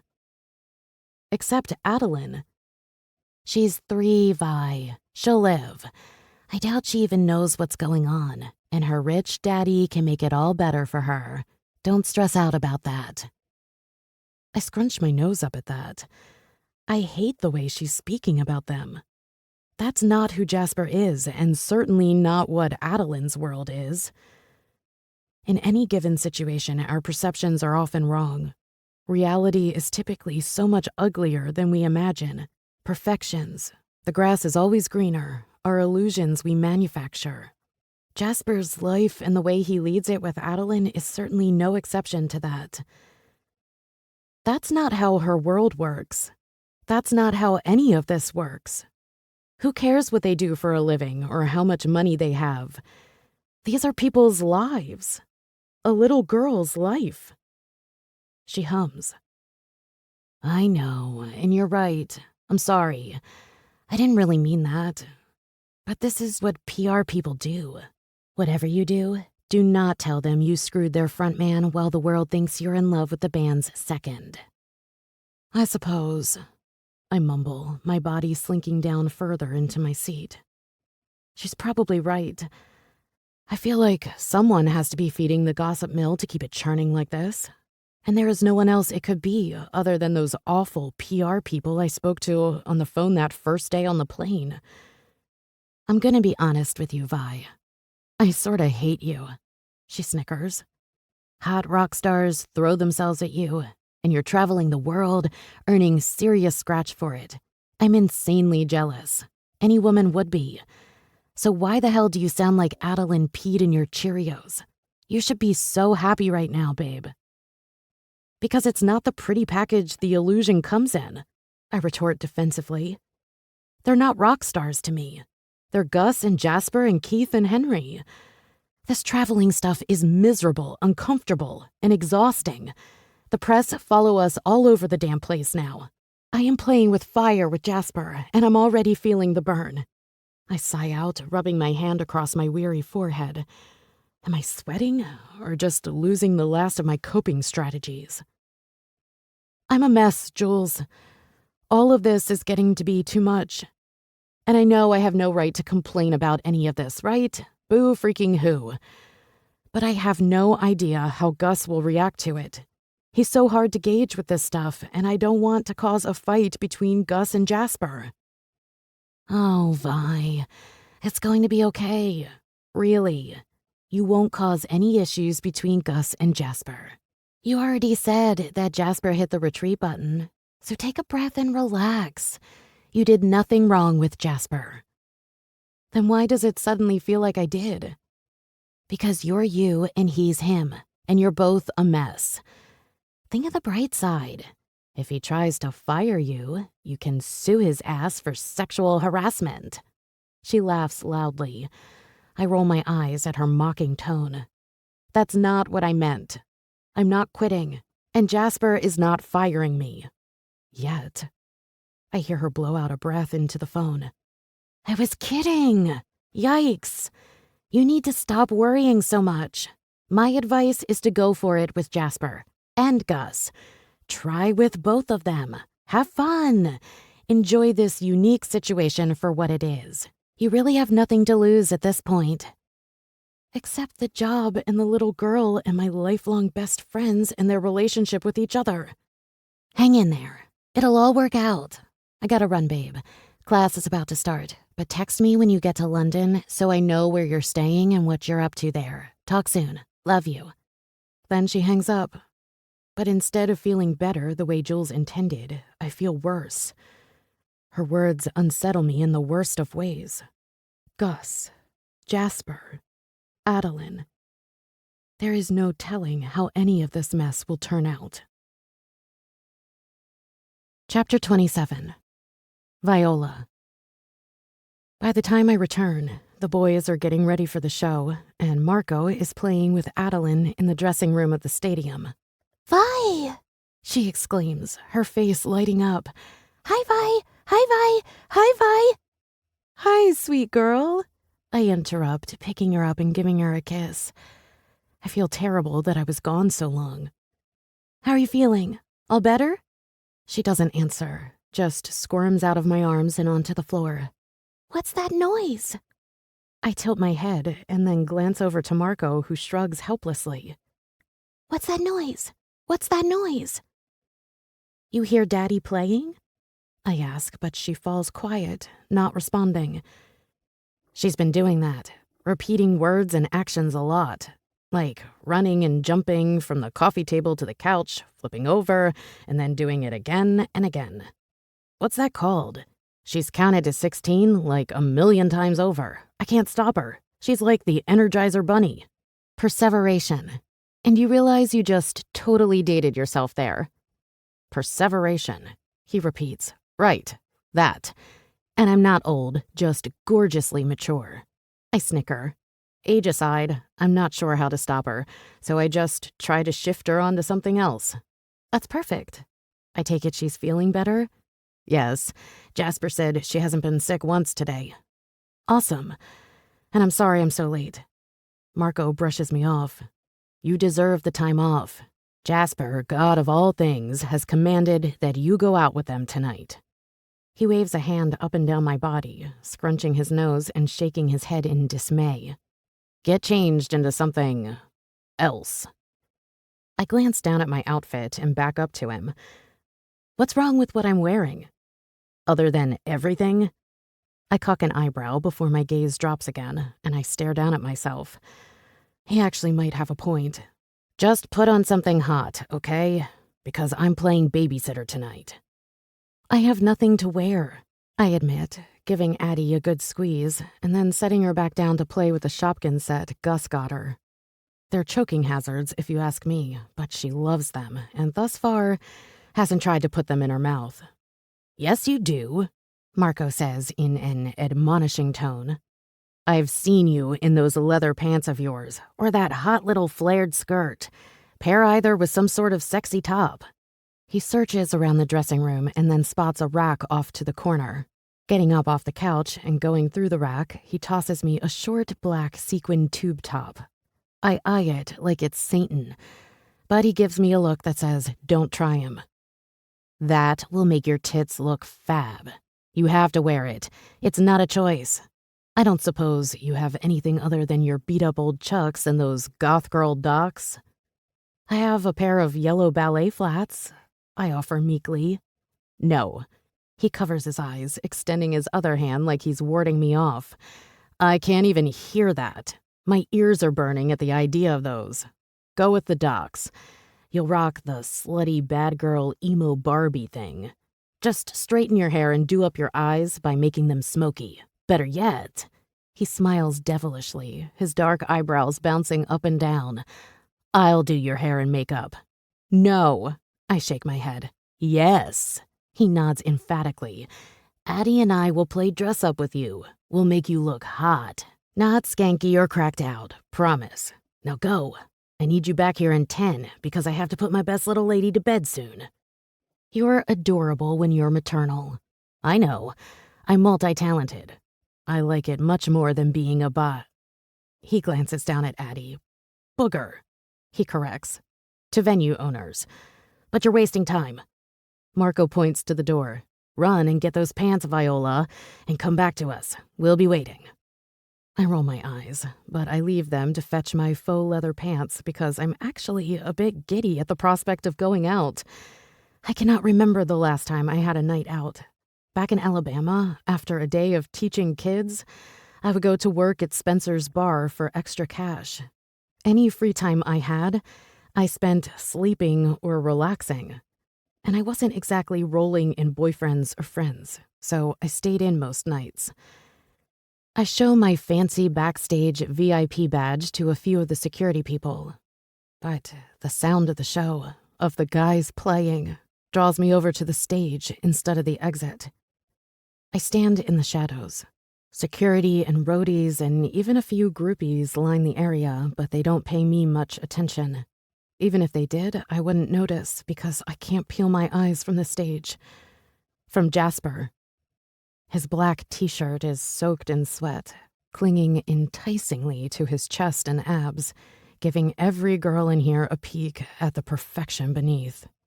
His reddish-brown hair is mussed, damp, wavy, and sexy as hell. He's every woman's dream come to life. Mine included. Purple lights flash around the stage in time to the drum beat. Jasper in the center, near the edge, singing his heart out to a song I haven't heard before. I'm assuming it's from their new album, and before I realize what I'm doing, I'm rocking slowly along. It's a ballad, deep and soulful, heart-wrenchingly beautiful. The other guys are in the background, giving Jasper the spotlight, and I listen, trying to take in the words as he sings them. It's about mistakes, how some mistakes are too big to come back from, that they're life-changing in the worst of ways. Call it what you want. No lessons learned after it falls apart. It's the inescapable, the rush of water, prick of a needle. And you die, you die, you die too. Because what else can you do? He blames himself for his mother's and Karina's deaths. God, this man is all regret and guilt. He's not even singing about me, but I know those two emotions rule everything about him, make every decision for him. And I know instinctively he won't allow me to become another mistake, another regret. I'm the one he may want. I believe that. I see it. I felt it last night in his arms. But not enough. He doesn't want me enough. It's the needed slap to the face, the bitter sting of realization, the agony of losing something you never possessed. I take a deep breath and wipe away my useless tears. I leave the stage and Jasper behind. Because what else can I do? Chapter 28. Jasper. I spent all day thinking about her. Not even about last night necessarily. Just her. The way she blew back into my life, painting color on my gray canvas. The way her smile lights up her face and makes those hazel eyes a shade lighter. The way Adeline gravitated toward her from the first moment they met. The way I found everything I never realized I was missing when I was buried inside her. When I was kissing her sweet, soft lips. She's my homecoming, my reckoning, my salvation. And I love her. There is no denying it. I'm forever torn in two when it comes to this woman. I cannot keep her. I cannot let her go. But I don't realize how well and truly screwed I am until I walk into the dressing room, Gus behind me, and stop short, forcing him to plow into my back. What the fuck, dude? But then he spots what I can't look away from, and all his ire slips into awed appreciation.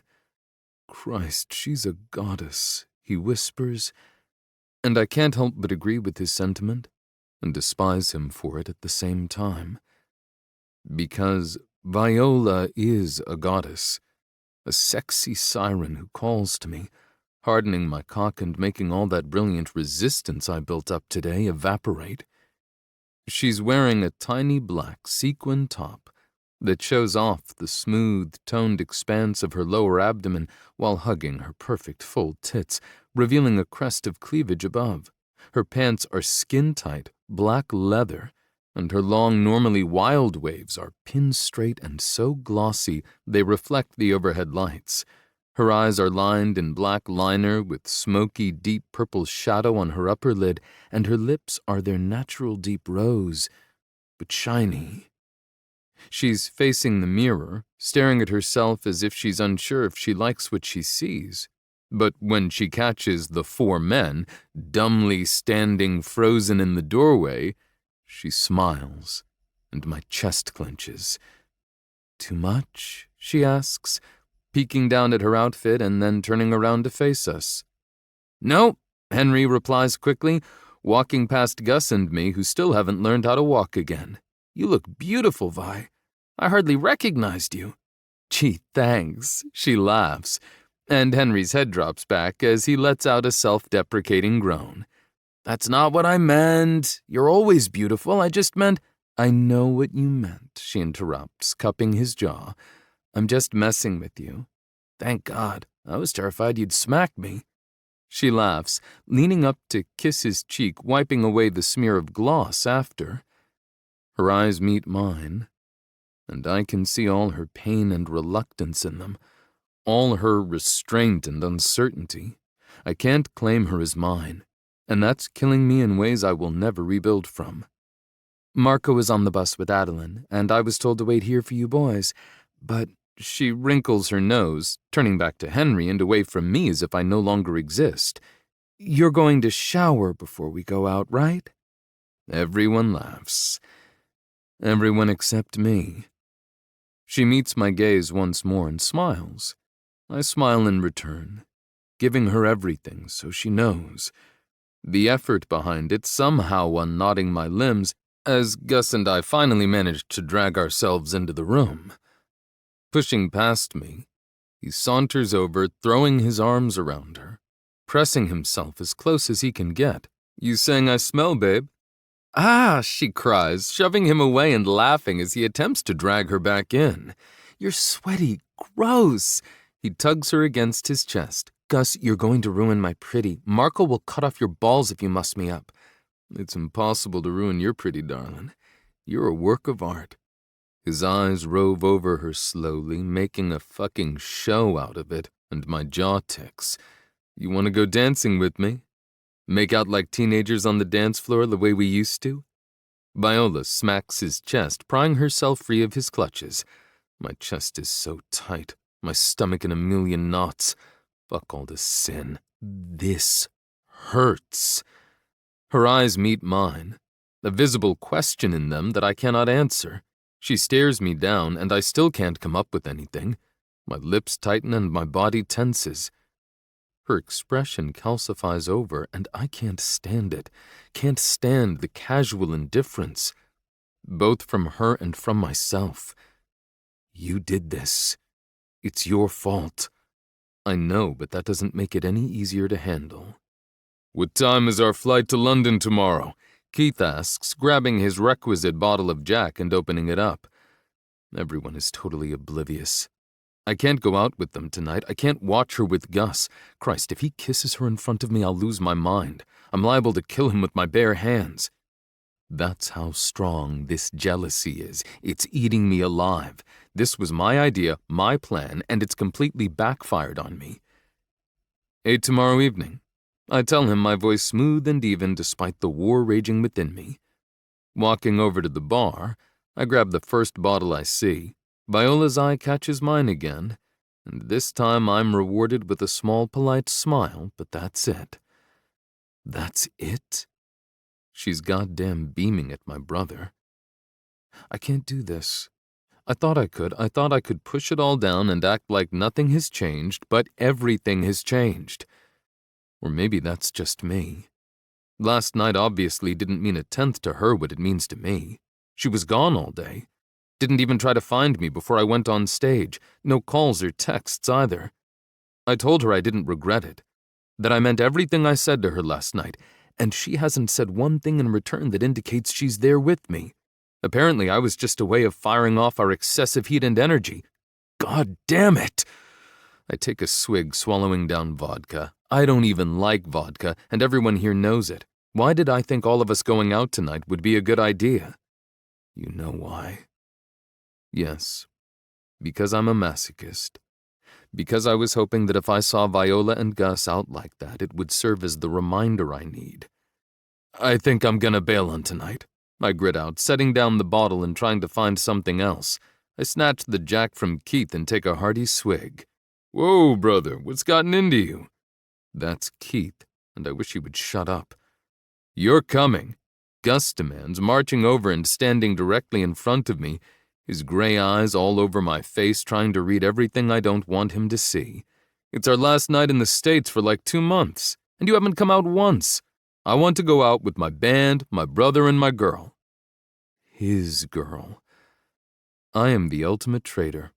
I didn't think I could hate myself more than I already do, but evidently I was wrong. I want to celebrate because this tour deserves a little celebration, but most importantly, I want you to start living a little again. It's funny, or tragically ironic. Last night I felt like I had. The eyes of everyone in the room are on me, but I don't look away from my brother. How hurt would he be if he knew the truth? Could he ever forgive me? Would we ever recover? Okay, I'm in. I take another swig of the Jack because at this point, I might as well go down with the ship. I plow past him, heading for the showers located in the locker rooms since this is where the Redskins play. I need to be alone, and there just aren't enough showers on the tour buses. By the time I'm dressed and ready, I'm feeling more in control, and by the time we reach the club Henry has chosen for tonight, I'm impervious. We're led through a back entrance, to an elevator that shoots us up to the 3rd floor, and directly into a private roped-off area. Marcellus is with us, and he leans into me, asking if I want the usual number of girls to be allowed in or more since I'm here. I tell him whatever. I could give a fuck about other girls tonight. Marching over to the bar, I order myself a double whiskey neat.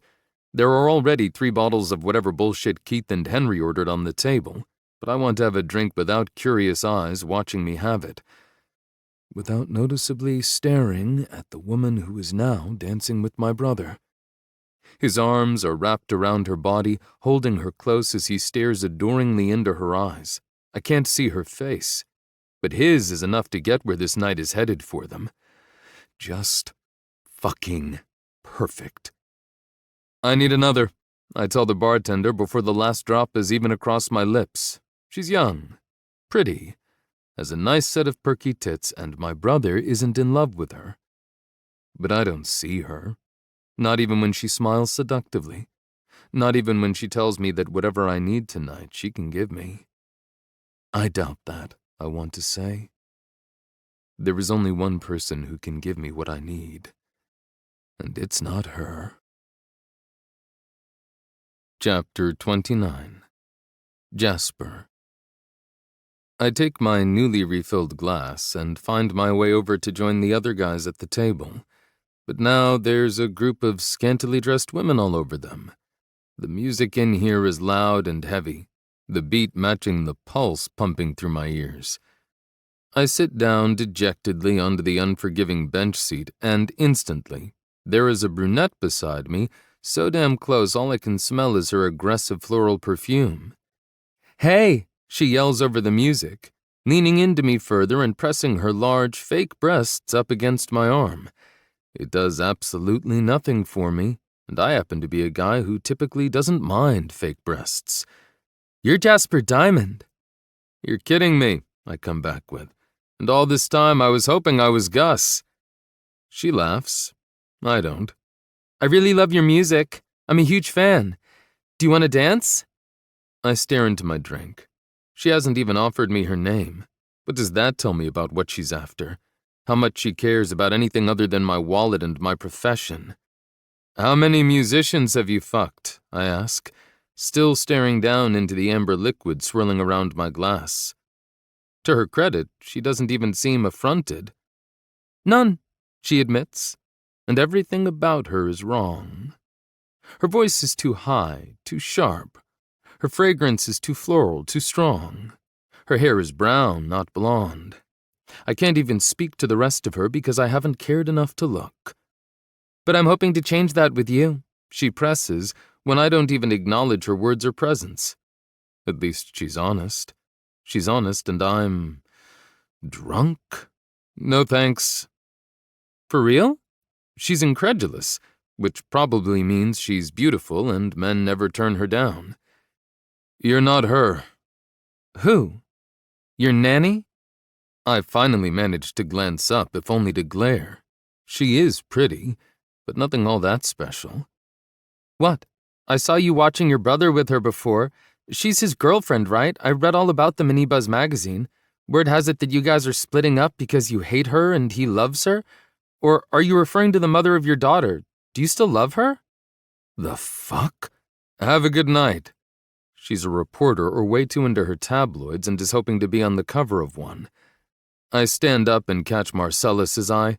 I point to the brunette who is still sitting down and shake my head no. She needs to leave now. We've had enough problems with our lives being splashed across magazines. We don't need any more. Marcellus nods and I amble back over to the bar. Anything to get away from this bullshit. Scrubbing my hand down my face, I blink, my eyes having difficulty adjusting between the blinding multicolored lights and the darkness of the room. I order myself an ice water this time, taking a slow sip as I lean back against the bar, desperate to clear my head. My resistance slips, teasing and taunting me. I refuse to look, and yet, my mind can't focus on anything other than the dance floor not even 10 feet from me. I take another sip, and with my next breath, I pathetically falter. Excuses for my weakness shooting through my head, hitting their target one after the other. Restlessly, I scan the crowd of gyrating bodies, searching for her. I don't see Viola, but I do spot Gus. It takes me a minute to realize it's him, because instead of Viola, there are 2 random women wrapped around him, one kissing his neck, the other rubbing his dick over his jeans. I continue to stare at him, mystified. He's utterly blissed out, and all I can think is how stupid my brother is. Has Viola seen this? Did it hurt her and she ran off? Christ, I want to kill him. My mouth flattens as my fists and jaw clench. How could he do that to her? His girl, he called her. Motherfucker. That bastard does not deserve her. I push off the bar, ready to march over there and finally kick his ass. But then I catch sight of Viola's smile and freeze. She's dancing with Keith. His hands on her lower back, hers up in the air as she swivels her hips back and forth to the beat. As Gus and his women get it on not even 5 feet away. What the hell? If he actually loved her, cared about her the way he claims to, he wouldn't be doing that with those girls while she is right here. And if she loved him back, she'd care that he is. What the hell have I been doing?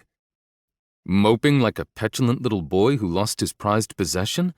Only I didn't lose her.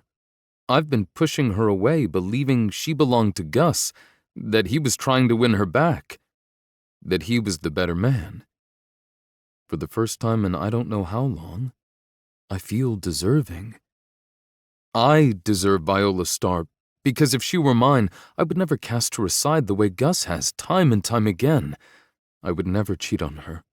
I'd kill myself just to make her happy, to make her smile, to light up every star in her sky. I'd treat her like the fucking queen she is.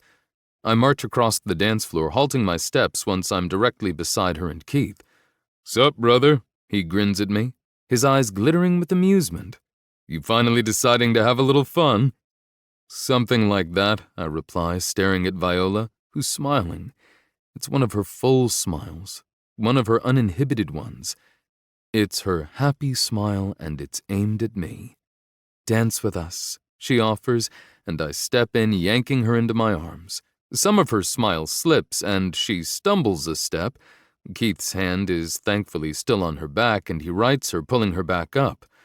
"Hey now," Keith says. "I've got you." I can feel his eyes on me, but I don't care enough to acknowledge him or his questions. "I've got her now," I tell him, staring deeply into her eyes. I hear Keith whistle between his teeth, but he doesn't say anything else.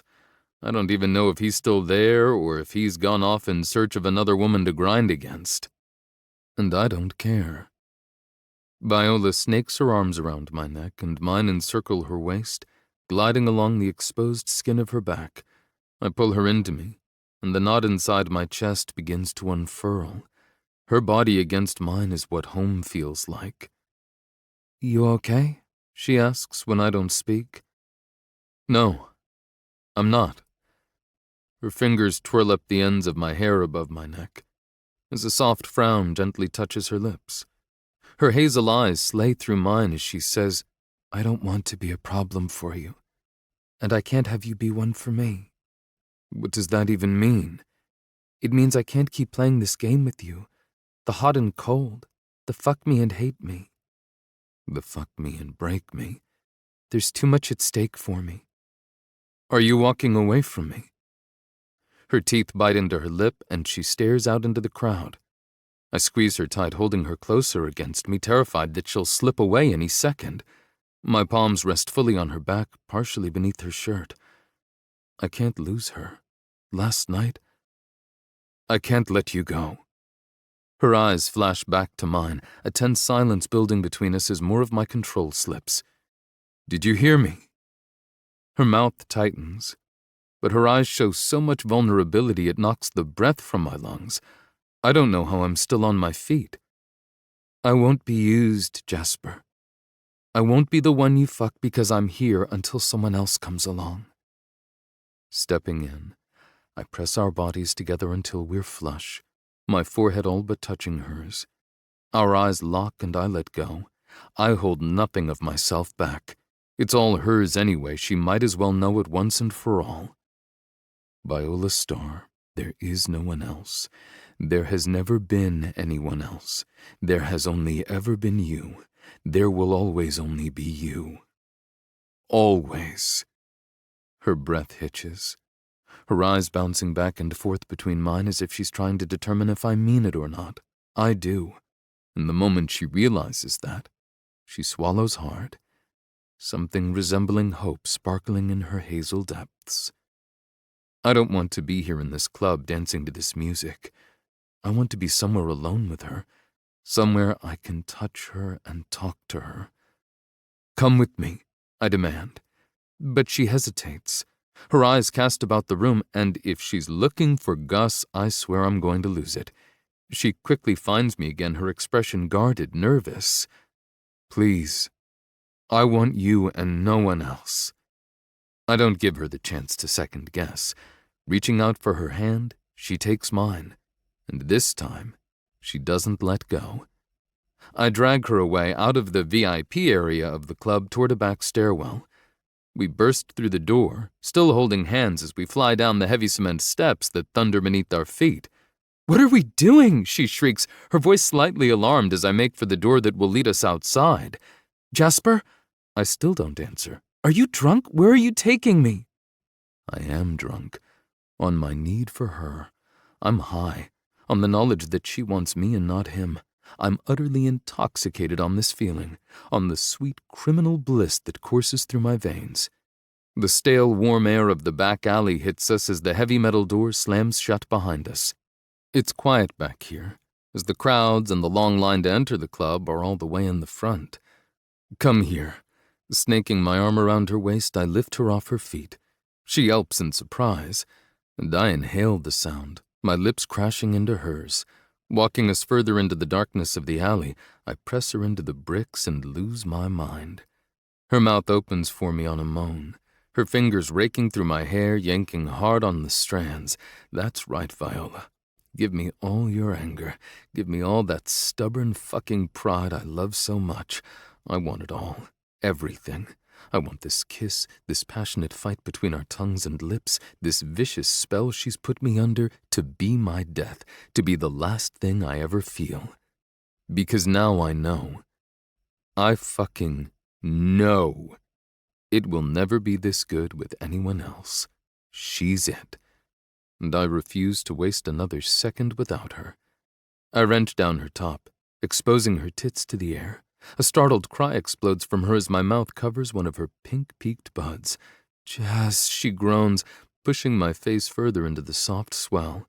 She rocks into me, begging, searching. A pleading whimper escapes the back of her throat. More. I need so much more. God, this girl. This insanely sexy girl. I'm keeping you, Viola. I breathe against her, biting her nipple before I pull back to meet her eyes. She opens hers cautiously, her chin dropping to meet my steady gaze. Tell me I can keep you. Her hand cups my jaw and I lean into her touch. Now that I finally have you, I can't give you back. I can't let you go.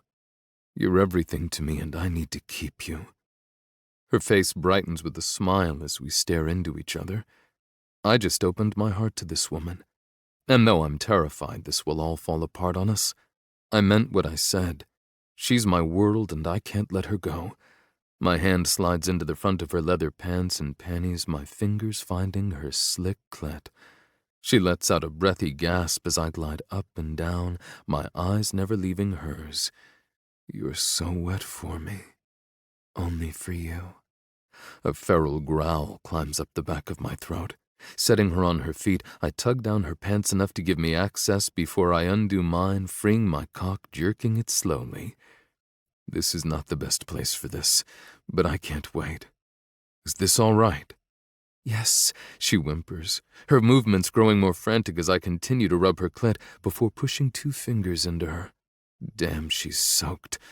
Fuck me, she begs, and I just about lose it. I pull out my fingers, slipping them into my mouth so I can taste her, and then I spin her around to face the wall. I want to look into her eyes as I slide inside of her, as I make her come, the way I did last night with her, but this really isn't the situation for that, so it will have to wait until later. Her hands brace against the rough bricks, small pants breaking through the night air as I run my cock up and down in her slickness, pressing the head into her clit and then back down to her opening. She hums, bowing her head, sinking into the sensation of what I'm doing to her.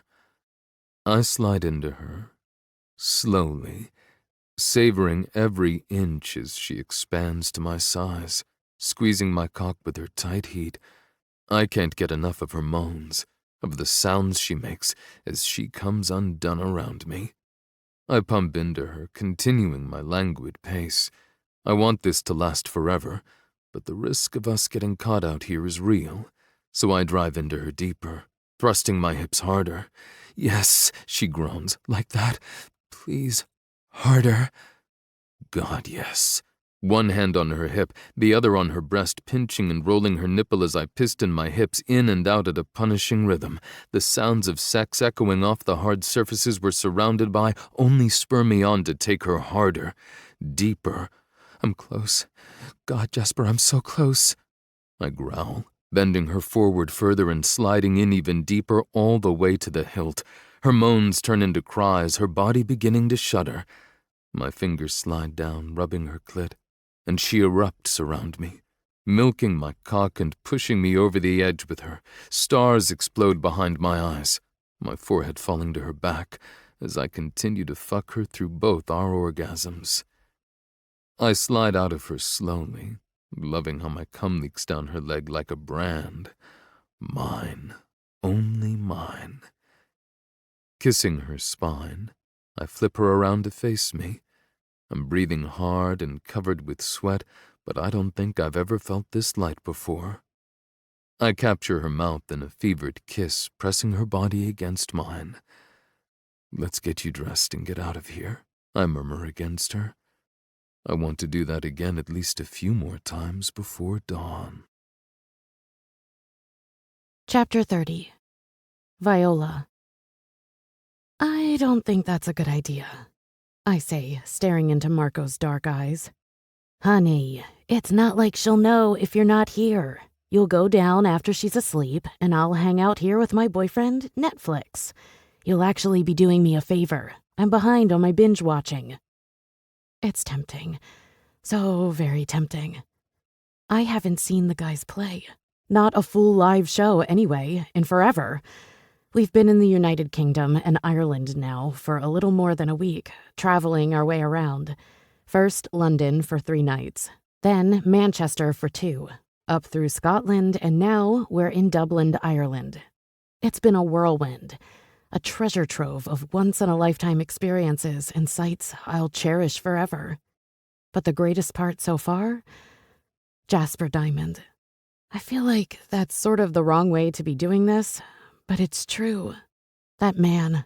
I swear, I could live in this suspended reality with him forever and never grow tired of it. By day, I'm the nanny, the one making sure Adeline is learning and growing and kicking ass all around. By night, I'm in his bed. Always his bed, as he shares a suite with Addie. And then I do the walk of shame in the wee hours, so she doesn't see me in her daddy's bed when she wakes up. I should care about that, but I don't. It's too new, too beautiful to disrupt by allowing external forces to have a say. Like Gus. Jasper has yet to tell his brother, and it eats at him. I see it on his face every time he's with him. He can hardly look him in the eye, and I know I should feel bad about that. I know I could be the catalyst of dividing these twins, these best friends, and their band. But I just don't see it coming to that. I can't even pinpoint why exactly. But I feel like Gus will understand. That man is a walking, talking erection for other women. Yes, he's touchy-feely, he's flirty, he's occasionally downright adoring. But it has a different texture to it than when we're together. His words echo a knee-jerk reaction. I am Viola, and he is Gus, and once upon a time, in the land of mismatched fairy tales, I was his Viola, and he was my Gus. We just weren't meant to have a happily ever after together. But I know it eats at Jasper all the time, and I wonder if that's been the guiding force behind him holding our secret tight. You realize if you do this, you'll be missing out on hot Irishmen with sexy brogues backstage? I've considered that, Marco concedes, flopping down on the couch in Jasper's suite. His arms spread across the top of the cushions, his head dropping back as he stares up at the ceiling. Did you know that HIV is on the rise again? I choke on the water I was just taking a sip of, coughing and sputtering, wiping the spittle from my chin with the back of my hand. It's true, he continues, ignoring my near-death experience. It's like, now that you just have to take a pill a day, people don't see it as a problem and think they can fuck like rabbits without a condom. I glance over toward Addie, but she's deep into her signing videos, singing and signing along. Damn, I love that girl. She's so freaking smart, it takes my breath away. I remember when HIV turned into AIDS, which turned into death. It still does.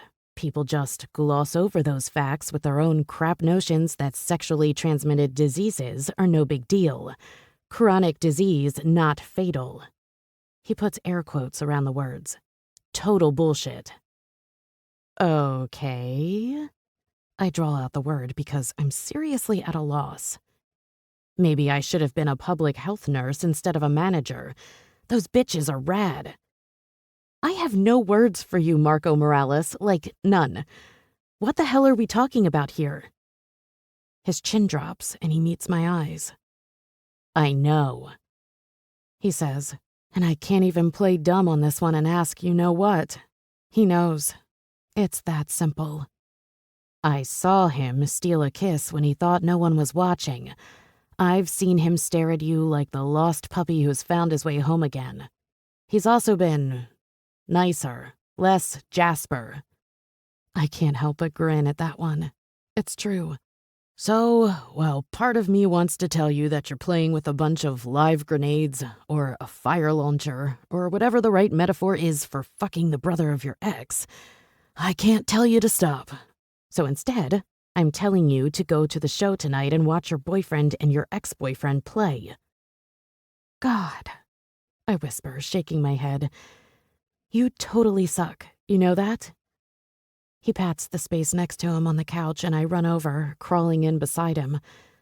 Yes, but I'm not the one playing Russian roulette with the hottest twins in the world. I think I'm done with your deadly metaphors. I hope you know what you're doing, because we have a little more than 3 months left on this gig, and Gus may act all lackadaisical and shit, but I think he might still love you too, even if his dick suggests otherwise.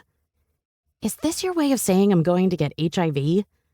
He laughs, kissing the top of my head. That was my way of saying don't be reckless with people's emotions, because things appear different than they once were. Do you honestly believe Gus still has feelings? I mean, some days I do, but mostly I really don't. And I've told him that we're just friends, nothing more. So it's not like he doesn't know that. I think he considers letting you go the biggest mistake of his life. He's said so a time or two. Christ, that hurts. What the hell do I do now? I love Gus, and I'd rather die than hurt him. I know Jasper feels the same way. But I think I'd also rather die than give Jasper up. It's a pickle wrapped in a hard spot wrapped in a conundrum. I don't know how to stop. I'm totally crazy about him. I know. He blows out a heavy breath. And he's even crazier for you. So go to the show, take the night off, and watch your rock gods do their thing. Okay, but only because you compared my screwed-up love life to getting HIV and playing with deadly weapons. He laughs, kissing the side of my face. Is he good? I mean, he looks like he'd be good. Incredible. Marco sighs. Damn. This is going to end so badly, Yoko. Hey! I smack his chest. I am not Yoko. I'm not. I won't be. If it's a choice between his brother and his band or me, he'll choose them. I know he will. They're his life. And I'm the girl he's always wanted. The one he's scratching the itch with. The one he enjoys in his bed at night only to push away in the light of day. The one he doesn't love enough. Because if he did, he'd have told Gus by now. And I wouldn't have to sneak out and hide. But like I told Marco, I don't know how to stop. Even with that lovely piece of knowledge added to my pie. And even when I know that pie is going to dry out and crumble, since we're all about the metaphors tonight. You're right. You're way prettier than Yoko. Now go and get changed into something not so boyishly depressing. You've got a concert to attend. 2 hours later, I'm on the side of the stage watching the opening act finish up. There are like a zillion people here tonight, backstage as well. I clearly don't know enough to understand if this is standard practice, but I swear, I've never seen so many beautiful girls in one small space in my life. 10 minutes later, just when I'm starting to grow antsy and impatient, the building goes completely dark, and the crowd screams in delight. I can't help but mirror their enthusiasm, a joyful smile spreading across my face. Keith drags past me, walking into the blinding darkness, his body climbing onto his stool behind his drums. And then I hear it, that bump, bump, bump. It beats like a heart, something that causes your blood to rush with gusto through your veins. That beat continues, and the crowd somehow manages to boost their screaming to an entirely new decibel. I turn around, desperate to watch the rest of the guys walking onto the stage, just as Henry passes me. "Hey!" he says, catching sight of me at the last second and smiling like I've just made his night. "Our girl! Now we're going to rock this shit!" "Play me something special," I tease, and he leans in to kiss my cheek. "For you? Absolutely." His eyes gleam in the darkness, and then he's gone on stage. Swinging his bass over his shoulder, he strums a few chords as he and Keith synchronize. And I feel it. That magical thing that only music can give you.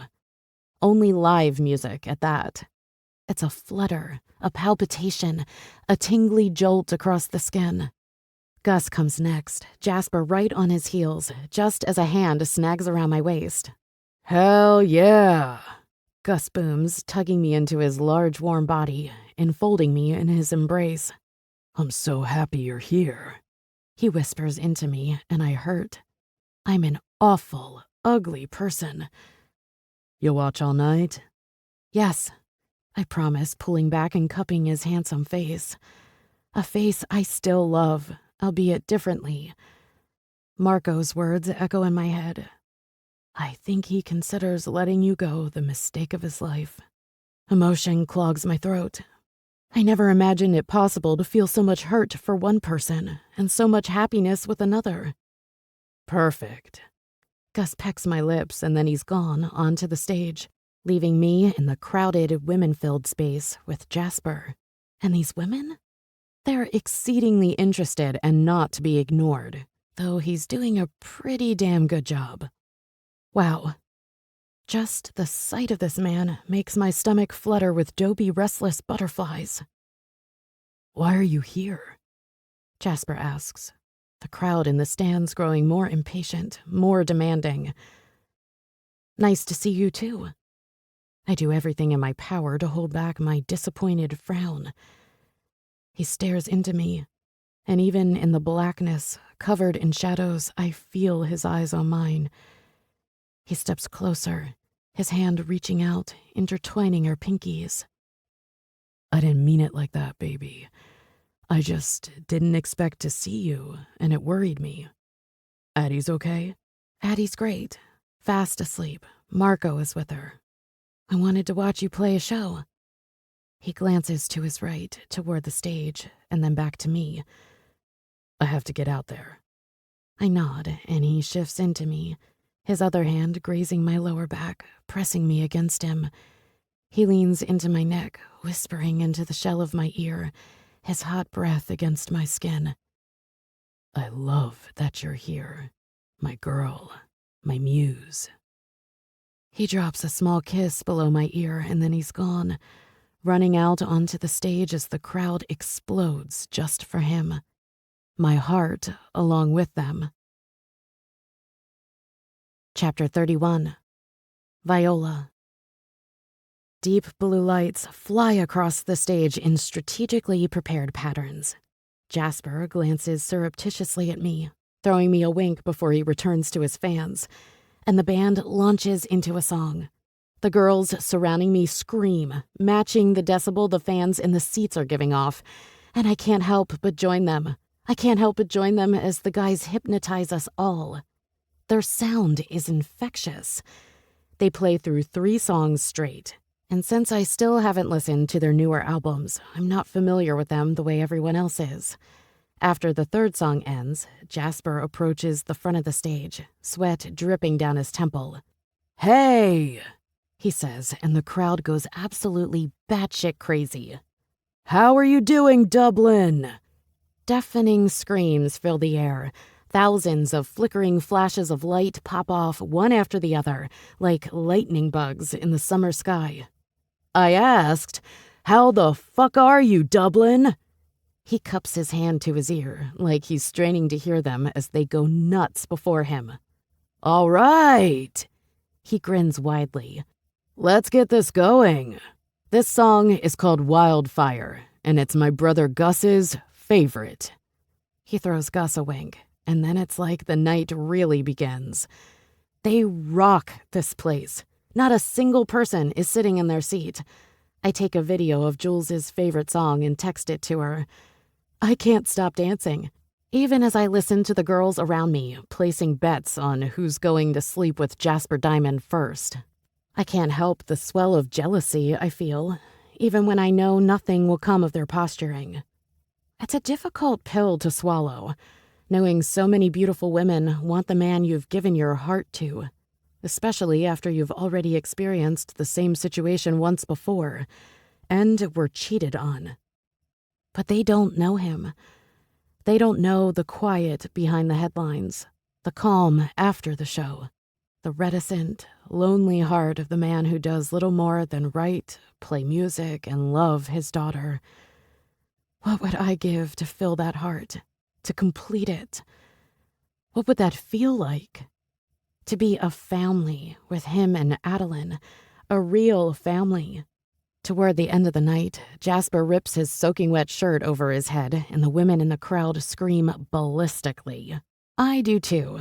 His muscular chest and cut abs all the way down to his glorious V are dripping wet and shiny, and sexier than anything I've ever seen before. His tattoos on full display. Bad boy rock god. My sexy god. That's what he is. And I'm all over it. He laughs, running his hand back through his wet hair, brushing the long reddish-brown strands from his face. Don't get too excited, he teases. I'm going to grab another shirt. The women boo in protest, and he laughs even harder. I bet if you cheer loud enough, the rest of these guys will go shirtless for you. He runs in my direction, while the crowd demands their favorite men strip down. Oh my God! One girl near me screeches, practically vibrating in her heels. He's coming this way! Jasper snatches the towel handed to him by one of the stage crew, wiping down his body and tossing a clean, dry black tee over his head. But then his eyes lock with mine, and he smiles so brightly my insides quake. He jogs over with purpose, his arms capturing me, melding his body into mine. The scent of his musky body wash, sweat, and infectious wonder bleed into my every pore. Jasper shifts as if he's going to whisper something in my ear when his lips catch the corner of mine, sneaking a small kiss. I feel his smile glide across my cheek as he whispers seductively, "Pay attention, dream girl. This next song is all about you." And then he's gone, leaving me bereft and turned on and freaking blissed out. His eyes meet mine briefly from the stage before he launches into a song from their first album, and my heart soars. He wrote this for me, and he's singing it to me in front of everyone, thousands of people. I had no idea I could feel like this, that love was capable of these heights. I'm home. With this man, I'm home. My heart has a place, my soul a partner, my body a warmth unlike any other. I sing along, jumping about and rocking my hips and bopping my head. I can't stop moving, can't stop singing. It's all about wanting the girl of your dreams. That's what I was to him. That's what I still am. Oh my God! A girl next to me squeals, springing up and down, clutching onto my arm and shaking it so hard I'm surprised she doesn't dislocate it from my shoulder. What did he say to you? She pivots to me, and a flash of recognition lights up her face. Wait, you're Viola Starr, the nanny, right? Gus's girlfriend? Right, I half whisper, my throat suddenly thick. The nanny, but not Gus's girlfriend. She doesn't say anything else to me, but I catch her returning to her friends and talking to them. The number of new eyes I feel boring into the back of my neck is aggravating, but I push it away. Who cares what those girls think? They know nothing of the truth. No one does. The show finishes up with a stellar encore, the guys playing their hearts out. A swell of pride rushes through me. They've done it. I mean, I knew they were big. We wouldn't be here if they weren't. I've seen the girls rush the bus. I've seen our faces all over tabloids. But I hadn't witnessed it in terms of their music. Not like this, anyway. And it's so beautifully overwhelming, I'm choked up over it. After the last chord is played and the last note sung, they run off stage. And before I can congratulate them or tell them how amazing they were, Keith lifts me up and tosses me over his large shoulder. I yelp, bouncing up and down against his unforgiving body as he jogs me backstage while laughing his sweaty ass off. I'm launched onto the couch with a startled giggle, and after a round of traditional shots, there are basically several bottles of alcohol passed around. I find myself naked in Jasper's bed. It's close to 1 a.m, and sleep has continued to elude us as endless nights have turned into more than a week. I don't care, and I don't think he does either. Most days we can sleep in a little. Most days. "Are you going to tell me what you thought of the show?" He asks, resting on his side, his face tilted toward mine in the darkness. It was okay, I guess. Throwing in a shrug of the shoulder for good measure. "Okay," he barks incredulously. "Okay," this time with more emphasis. "Are you kidding me? I sang my heart out to you." I try to hide my smile. I know he did, and it makes me love him so much I can hardly see past my love-tinted glasses. I don't know what to tell you, Jess. It was just okay. He rolls until he's on top of me, his hands pressed into the mattress, his head bowed, inches above mine, as he holds his weight off me and stares deeply into my eyes. A soft smile spreads across his face. "You're so pretty." "And you're too pretty." His nose pinches up at that. "Handsome? Gorgeous? Godlike? Now you're getting it." He bends his elbows like he's doing a push-up and kisses my lips. There was a line of girls backstage, taking bets on who would get to spend the night with you. It was like you were that $500 million winning lottery ticket, and they were about to fight to the death to win you. He chuckles, but I don't. It's impossible not to be jealous of that, not to be bitten with the bug of insecurity, especially when you've been cheated on before by a man who you never thought would betray you. I look away, but he adjusts himself, cupping my jaw and forcing me back to him. His eyes gaze down at me. Viola, baby. He grins. I kind of want to smack it off his face, but he's so sexy when he grins, it's impossible. There are always girls who hang out backstage. There are always girls who offer me their bodies for the night. Karina was the same way. But that's all it is, their body. It's not their heart. It's not their soul. They don't care about me beyond my name and that I'm the lead singer of Wild Minds. I stare up into him, hating my vulnerability as my teeth gnaw at my bottom lip. Do you care about any of that? I shake my head no, because his job might be one of my least favorite things about him. At least the fame behind it. Thought so. Can you guess how into the meaningless women and sex I am? Into people who know nothing of the real me? Very? He laughs, dipping down again to kiss me. Do you love my daughter? With all my heart, I reply automatically, and he kisses me again for that. Other than tonight, have you listened to our last 3 albums? No, it hurt too much. Another kiss. This one followed up with his nose gently brushing against mine. Have you been posting selfies of us on Instagram, boasting about what we do in this bed? I scrunch my nose. I don't even have Instagram. What's my favorite ice cream? Chocolate chip on a sugar cone with chocolate sprinkles? I laugh, smiling so goddamn big. Like a little kid. Yours is mint chocolate in a cup with hot fudge. What's my favorite color? It was always red. And I like to pretend that it came from the red dress I wore to our freshman formal. It is, and it was. Yours are black and purple. Deep purple like eggplant. Favorite book? Harry Potter. I might like that best about you. Because you actually read Jasper Diamond.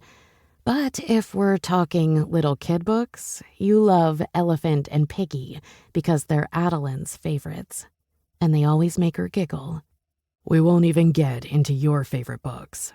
He rolls his eyes dramatically, and I nip his jaw. I can't stand the classics. That's because you have no idea what's good. He pinches my nipple, and I yelp, smacking his hand away. Bastard! He laughs, ghosting his lips over mine. Once, twice, and then again before his smile slips, and he turns oh so serious once more. What did I call my truck in high school? Death trap. I smirk. Oh no, wait. That's what everyone else called it.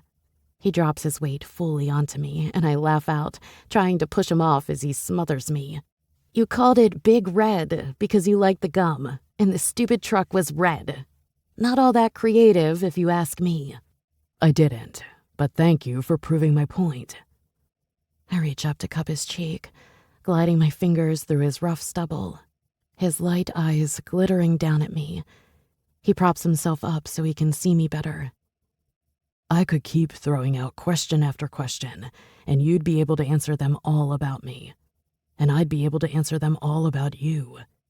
Because you know me, Vi. And I know you. His nose meets mine on the word you.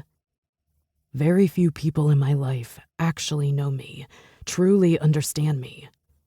I know you feel the same way, that no one really gets you, sees you for who you actually are. The world views us as they want to, but that's not how it is with us. We get each other, we see each other, and that's how it's supposed to be. So I don't care how many of those girls line up. They're just girls, but they're not my girl. His body drops down onto mine again, his hard cock slipping into me on my next breath. My legs wrap around his waist, and I take him in deeper. There is no deep enough with this man. Our eyes hold each other steady as he pumps in and out of me. Our noses touch, sliding back and forth with each push and pull. My girl. He pants against my lips. Yours. I breathe against his. There is no end to this, no limit. Like I said before, I could live in this suspended reality. Who needs gravity when they have Jasper Diamond? If I had a choice, I'd never touch Earth again. Unfortunately, life doesn't always grant us our wishes. Chapter 32. Jasper. Technically, this is our second world tour. We toured the United States after our first album. We were an opening act for Cyber's Law, a huge British indie rock band. After our second album, we did our first world tour as a headlining act.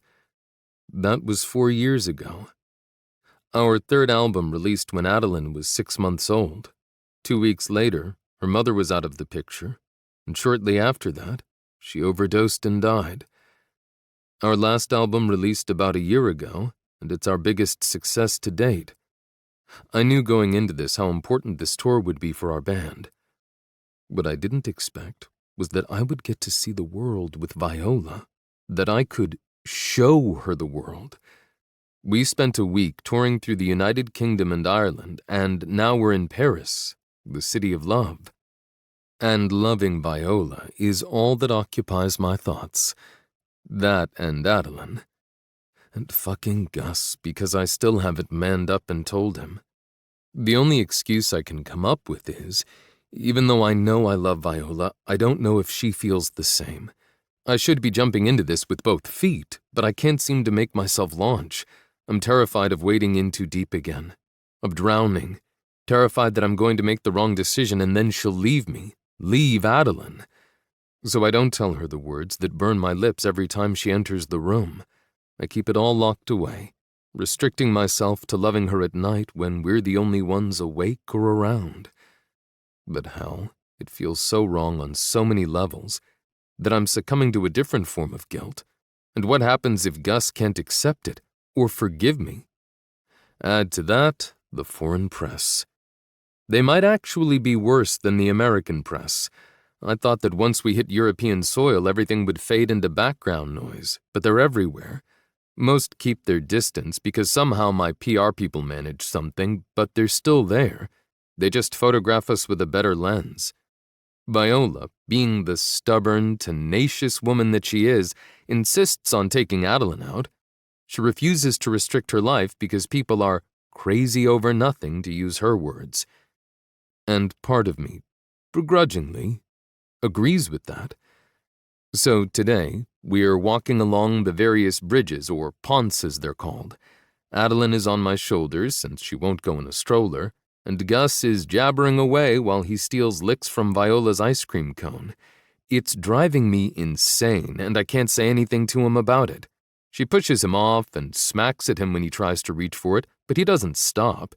He even lands kisses on her cheeks and lips, earning himself more smacks and a kick or two.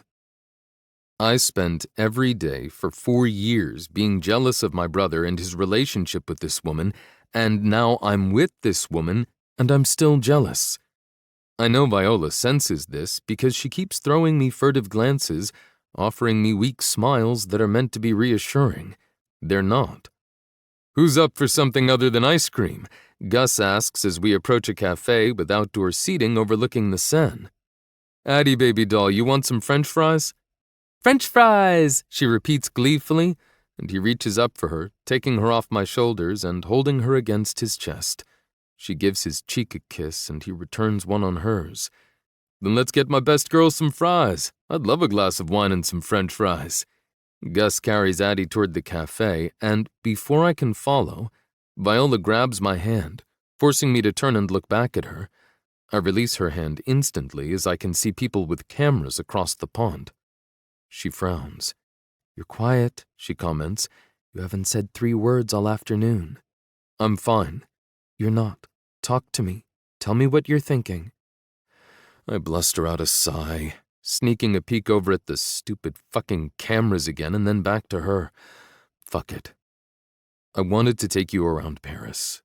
Just you, me, and Addie. I wanted to kiss you on the observation deck of the Eiffel Tower with all of Paris spread out before us.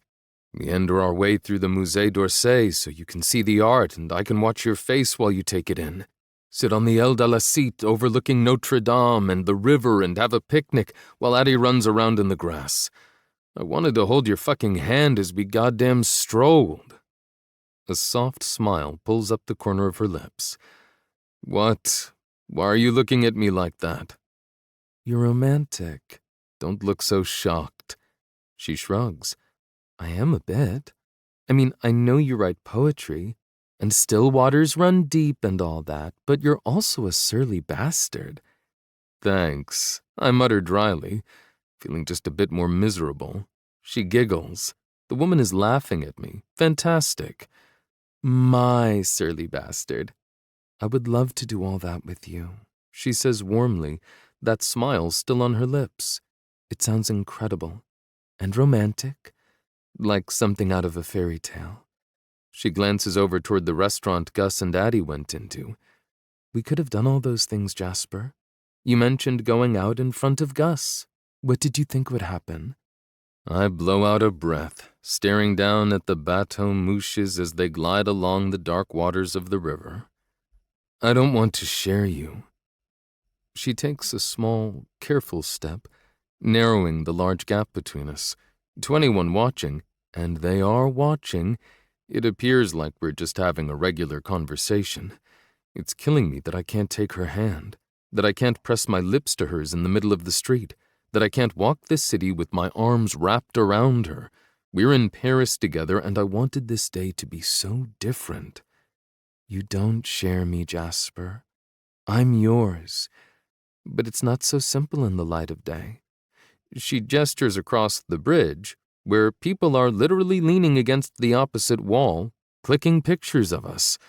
I sigh, so desperate to flip them off. Fucking intrusive assholes. I want to tell him. Then tell him. It's not so simple, and you know that. And it might not be as bad as you imagine. Or maybe it will be worse. I know you're stressed with everything, but it's just a few more months, and then this madness will be over. My eyes narrow. What does that mean? Over? I snap. Christ, Jazz, that's not how I meant it. She groans out in frustration, shifting her weight and twirling the end of her thin tea between her fingers. I can't have this conversation with you now while Addie and Gus are being seated 20 feet from us and the whole of Paris media are snapping our picture. She's right. I know she's right. I'm being pushy and petulant and going 1,000,000 miles faster than I should. But I don't know how to slow down with her. It's like any second something will come out of nowhere. Something unforeseen will take her from me, and she'll be gone. I've wanted her since I was a goddamn child, and now I have her. But I also don't. This feels fleeting, and it twists my stomach up in knots. You're right. Let's go join them. I wait for her to walk ahead of me. Why can't I be more like Gus sometimes? Go with the flow and not take the hard stuff so hard. We reach the table, and Gus is throwing me a funny look. A look I know I should answer, but I don't. It's not the time or place for that, and all of this might be moot. Addie is sitting on the small round stool-like chair made out of black and white wicker, her eyes on everything and everyone with a furrow to her brow. She doesn't like this. I think there are too many people. Maybe this was a mistake. She's not talking or looking at me when I say her name. She won't let me hold her either. Was that the funny look Gus was throwing me? Shit. I really need to get control of myself. Addie, I start crouching down so I'm practically in her face. Do you want to go back to the hotel? She doesn't answer. She just blinks, looking at me but also not. Some days, I fully accept that I can't have a conversation with my daughter, that when I ask her what would be construed as a simple easy question she can't answer.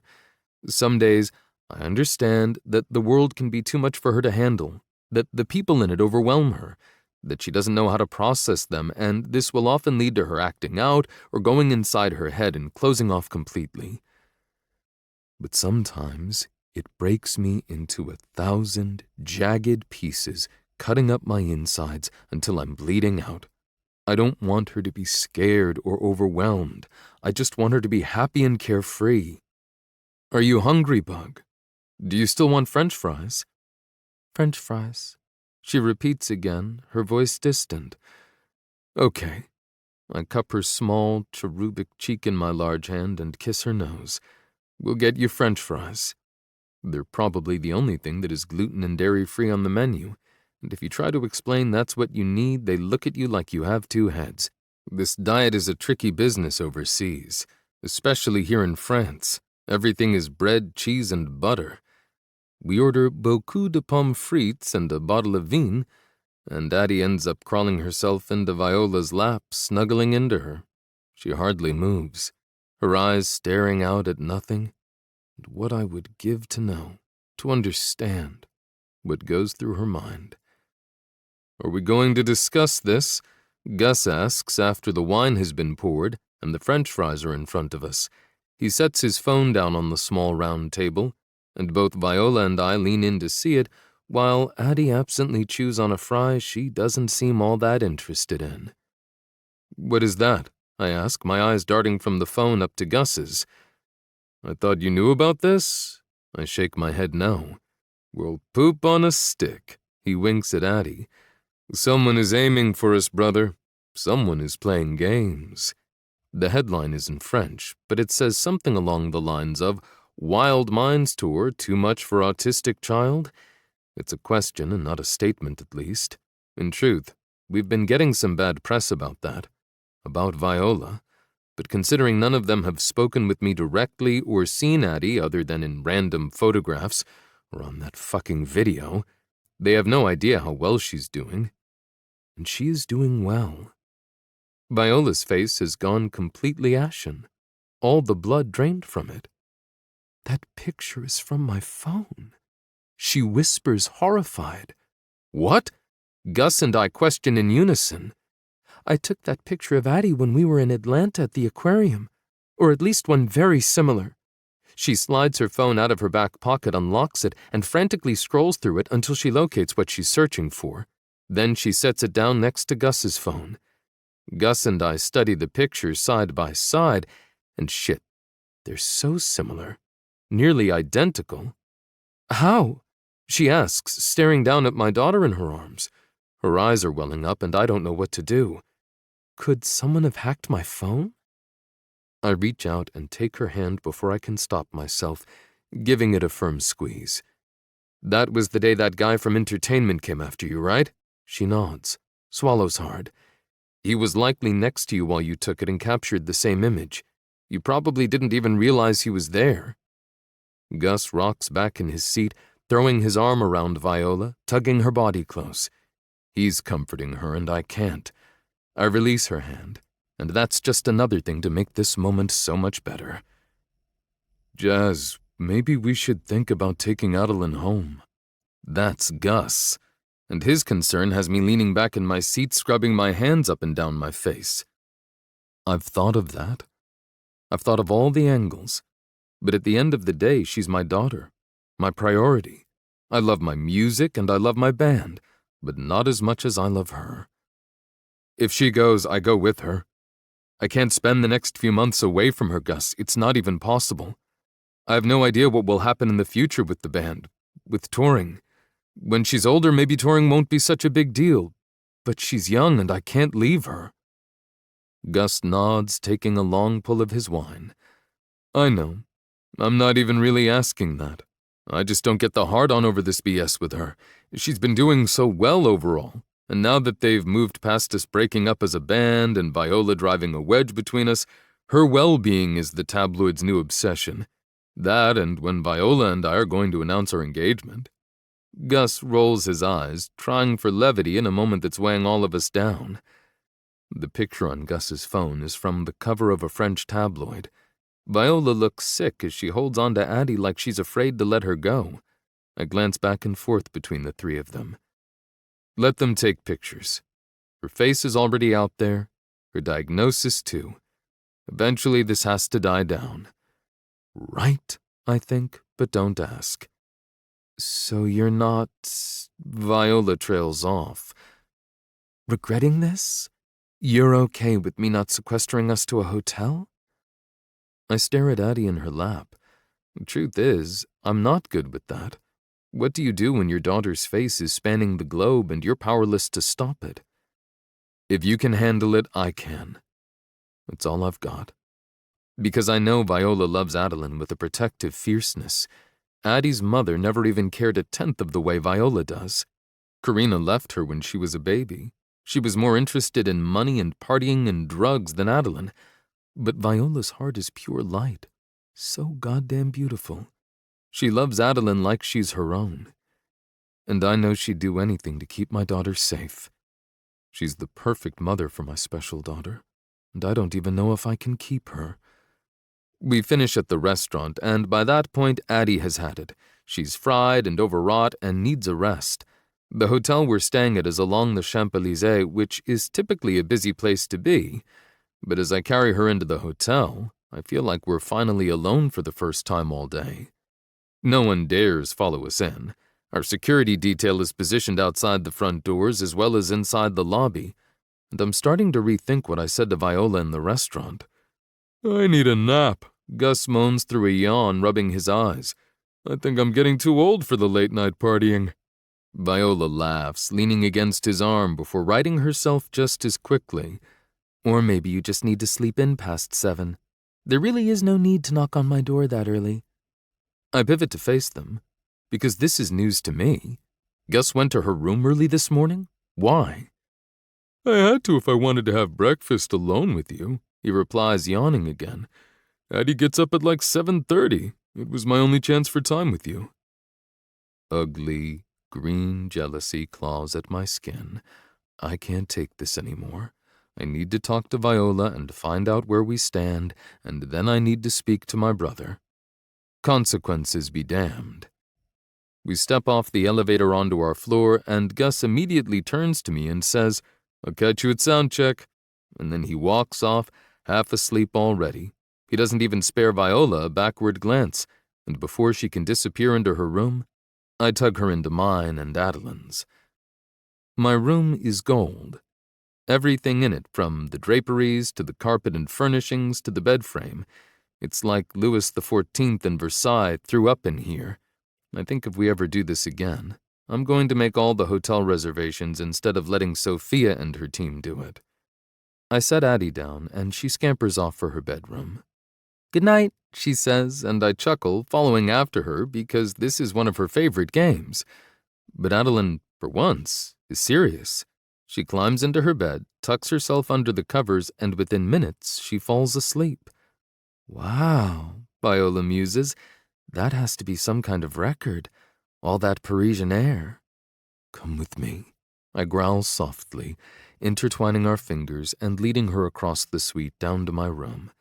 I shut the door behind us, and by the time I turn around to Viola, she's at the balcony, staring out at the Arc de Triomphe through the closed French doors. It's so beautiful here, Jazz. Like a dream. I'll bring you back someday. Just us. I'd like that. I can hear the smile in her voice, and it spurs me forward. My arms snake around her waist from behind, my face drops into the crook of her neck. Why did my brother come to your room early this morning?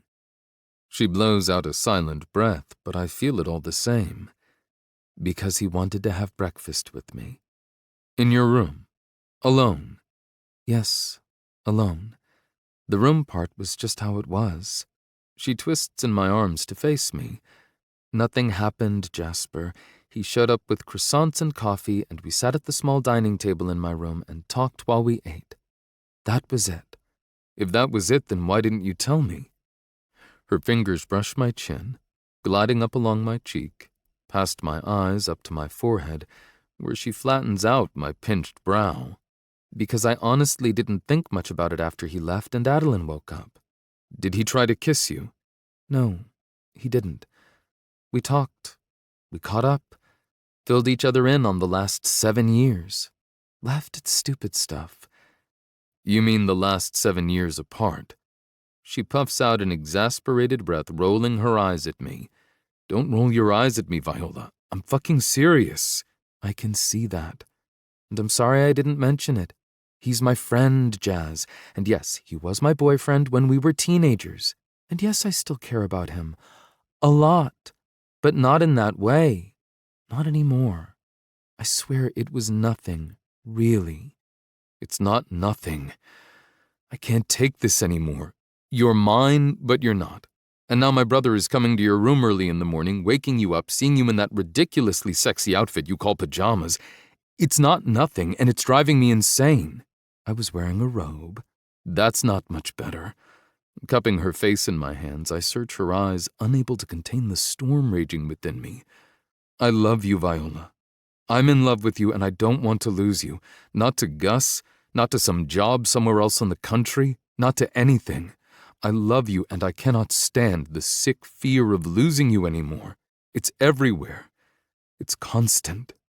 My hands press harder into her face, her eyes wide, lips parted, and silent.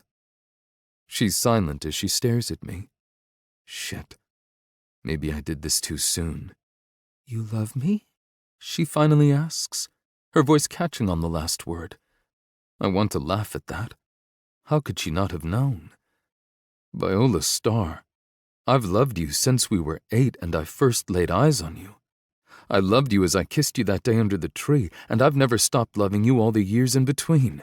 There is no way to stop it, no way to hold it at bay. I stare into her beautiful hazel eyes. You're the other half of my whole. I love you and I need you. You have me. I am no one else's. I swear it to you. She reaches up on her toes and presses her lips to mine.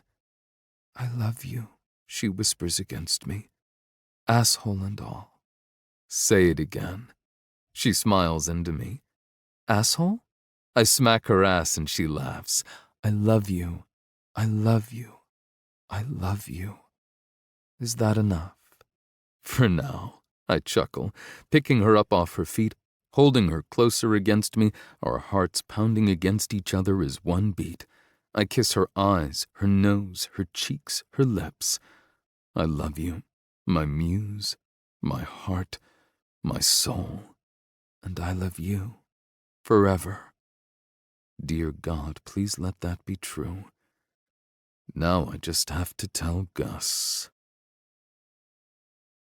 Chapter 33. Jasper. Knock, knock, knock. My knuckles rap against the door to Gus's room before I remember he's napping. Crap.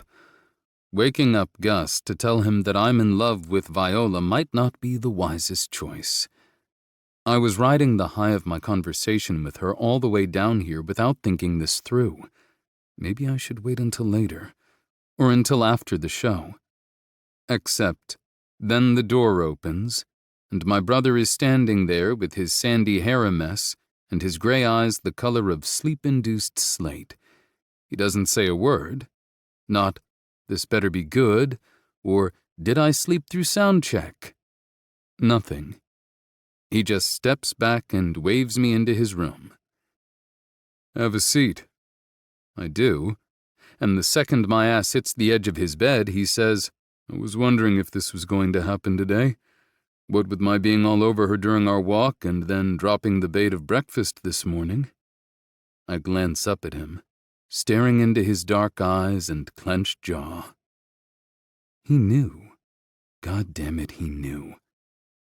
Thunder rumbles through my chest, as waves of nausea cripple my gut, sending a sheen of sweat to my forehead.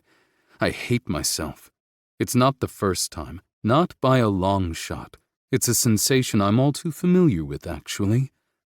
Doesn't make it any easier to take. I continue to stare at my brother, wanting to offer 100 explanations. Things like I'm sorry. things like "I fucked up." I don't believe that.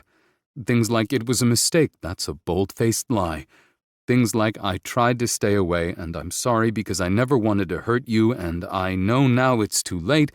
Those are the truths I suddenly can't utter.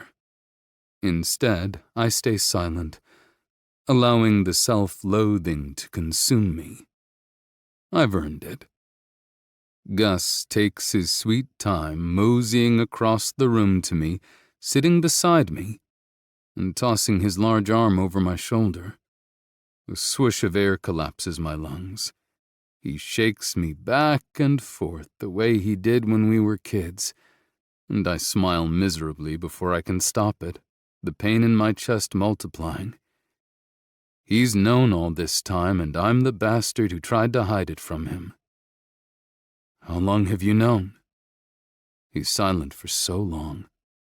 Minutes ticking by that I don't have the courage to fill. I wait him out. I owe him at least that. Finally, "That you love her or that you're fucking her?" Christ. My eyes plummet to the floor. Both, I guess. Gus lets out a loud, heavy sigh, the kind that tells me that he really is tired, and that this tour and the late nights and the lying prick of a brother are getting to him. He releases me, his elbows dropping to his parted thighs as he stares off, seemingly at nothing. "Since it began." I nod. I figured that. Gus is smart, and I'm so very stupid. More silence as the tension between us builds. I don't know how to fix this. I almost wish he'd just kick my ass and get it over with. That sort of pain would be a relief. "I don't like that you tried to hide it from me for so long." I open my mouth to say something when he follows that up with, "But I'd be lying if I said I didn't deserve that and worse." I draw back. My eyebrows bunched, though he can't see my expression. "I knew you kissed Viola when we were kids, even though you never told me." He falls quiet again, letting his words marinate in my beleaguered mind, and I'm not sure how much more of this I can take. "I saw you do it. I was coming over to see her and caught it from across the field." He chuckles mirthlessly, scrubbing a hand over his face. "It made me nuts. Like actually drove me insane with jealousy. In my mind, in my heart, Viola had always been mine. It was like a slap to the face, and I was so goddamn angry with you for stealing her first kiss from me. And if I didn't think I could feel worse than I did a few moments ago, I was wrong." I blow out a silent breath through my nose, squeezing the back of my neck. Gus and I are twins, but something inside of me has felt protective, the way a big brother is protective. Maybe it's because I've always been the serious one while he's always been the jokester. Maybe it was the way we lost our mother, I don't know, but I never wanted Gus to feel any pain. I relentlessly tried to shelter him from that. So to hear that he witnessed my not-so-secret kiss and that it hurt him. When you didn't mention anything about it or tell me that you two were together, I confessed to you how much I liked her. Day after day I preached it to you like a sermon that she was the girl for me. And because you're you, you stepped back and watched as I made my move." His chin drops to his chest, his back rising and falling with his steady breaths, and I'm too stunned to do much of anything other than listen. "I knew you were crazy about her, too. I knew all those songs you wrote, all that poetry was about her. Our entire first album." He does that twisted chuckle thing again, and my stomach lurches. "All through high school, I knew how you felt." He angles over his shoulder to find me, our eyes locking. "I didn't care, Jazz. I was beyond selfish, and I didn't care. I told myself that if you loved her as much as I did, you'd fight me for her. That I was the guy she deserved, because you were too serious and she was too quirky and you'd never work the way she and I did. I figured you could never make her smile, and her smiles are the best thing in the world. I believed only I could make her happy. That was my mantra. For 4 years, I made her happy and you couldn't. Except, I didn't do that. Not in the end, anyway. Not when it really mattered.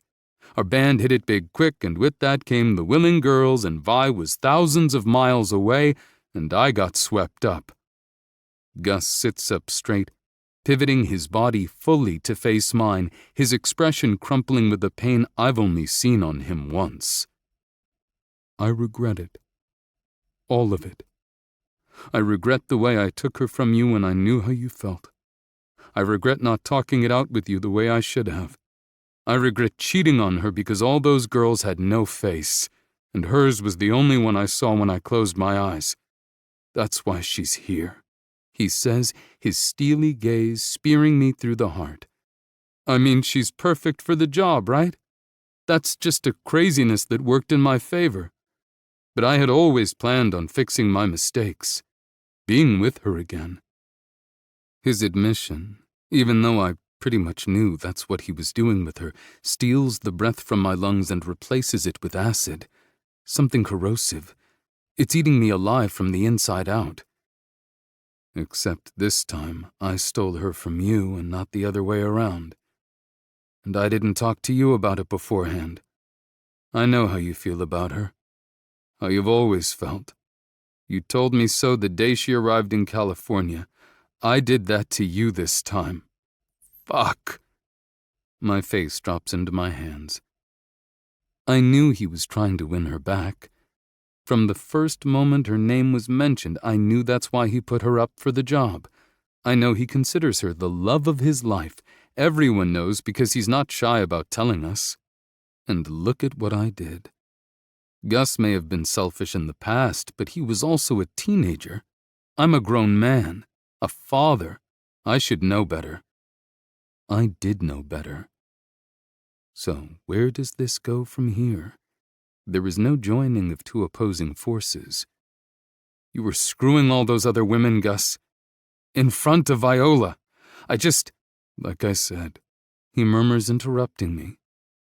I'm a selfish fool, but it's something I'm working on. And Viola is still the only girl I see when I close my eyes. I shoot off the bed, marching over to the window and staring out at Paris. My hands drop to my hips as the sun shines down on me, but I feel no warmth from it. I should have talked to Gus before I went anywhere near Viola. I should have told him about my feelings from the start, should have demanded someone else to watch Adeline from the get-go. But then you wouldn't have had this time with Viola. I sigh. Everything inside of me hurts. I tried to stay away from her, I breathe out. I honestly did. I tried hating her, ignoring her, being fucking mean as hell. Everything I could think of, but she was there, back under my skin before I could find a way to stop it. You're my brother and my best friend, and there is no limit to my love for you or the lengths I would go to for you. I pause, turning back around and meeting his eyes head on. But I love her, man. I fucking love that woman so goddamn much, and I can't choose. I seriously have no clue what to do. Gus stares me down. The smallest of perceptible smirks, tugging up the corner of his mouth. He shakes his head, and then chuckles like I'm the biggest of idiots on the planet. You totally misunderstood me, dude. He laughs harder at my baffled expression. I didn't bring Viola along on this tour for me. I brought her here for you. He points at me, punctuating his words, and I don't think I've ever been this confused in my life. Huh? He chuckles some more, smiling like the goofy, crafty bastard I love. Well, that's sort of a lie. I brought Viola here for me initially. I figured if she was at all receptive to getting back together, I would move heaven and hell to make it happen. But when I saw you with her that first day, it crossed my mind that you might still have feelings locked away in that bag of ice you call a heart. I scowl, and he grins cheekily at me. After that, it was a matter of watching Vi to see where her heart was in all of this, and it was pretty obvious from the start it wasn't with me. But I trail off, thinking this through and rejoining him on the edge of the bed. You called her your girl. Your future wife. You've been all over her all the time, which, now that I think about it, makes me feel a zillion times worse for going behind your back with her. Yeah, that was kinda dick of you. I let out a slew of curses that make Gus laugh. I was hopeful I could fix things with Vi, but then once I saw the two of you together, I knew I wasn't the guy for her, and you were. He smirks. And no, I didn't tell you because there is no telling you something like that. You loved her and hated yourself for it, so I couldn't tell you to go for it when I still loved her. If that makes any sense at all. I punch his shoulder. Not hard, but enough. You were fucking every girl that came along, everyone that looked in your direction. I narrow my eyes. You don't deserve her. He throws his hands up, still laughing at me. I must look like I'm ready to kill him, which I kind of am, I guess. And you do, I know. Why do you think I was doing all that in front of both of you once I figured all this out? I still don't understand. It's like I'm staring at all the clues and the answer to solving the case is right in front of me, but it's completely eluding me. Were you serious about all that stuff you said about her? About her face being the only one you see when you close your eyes? About still loving her? He shrugs a shoulder, staring up at the ceiling. Yes. She'll always be the one I let get away. The one I regret letting get away. I don't know. I did a million things wrong by that girl, and I hate myself for each and every one of them.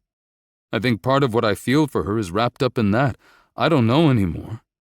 Why the fuck, then? I told you before. I'm working on being less selfish. And... He trails off, blowing out a breath. I don't deserve her, like you said. I'd like to think that maybe I do, but I don't. I screw around, and I drink a lot, and I wouldn't make her happy. In fact, I think I'd make her miserable, and she'd grow to hate me. He chuckles again, rubbing his hand over the top of his head. Bottom line, she doesn't want me. I blew my shot with her years ago. So I said things to her, and touched her in ways I knew would drive you up the wall. Push you just a little harder, and when you saw me screw around with a bunch of girls under her nose, you'd finally come to your senses and go after her. She lights you up, and I wanted you to come back to life. This again. I roll my eyes, and I feel like Viola when I do it. I love Viola, Jazz. I always will. But it's not the way you love her. I see that. I know it in my gut. If I did, I would never have looked twice at another woman. You love her the way she should be loved. I tried, but I never quite got there. I was with her for 4 years, and she was my world. But then I found that I enjoyed my freedom too, and that hasn't changed. I can't give Viola what she needs. You can. It's really that simple. I want you to be happy. I want her to be happy. And you seem to be very happy together. Gus, I trail off, at a complete loss for words. It's cool, man. He smacks my back hard. I'm fine with it. Promise. We're good. Same as we've always been. This was my plan, which makes me the motherfucking brilliant Wizard of Oz that it all worked so well. He winks at me, still with that cocky grin on his face.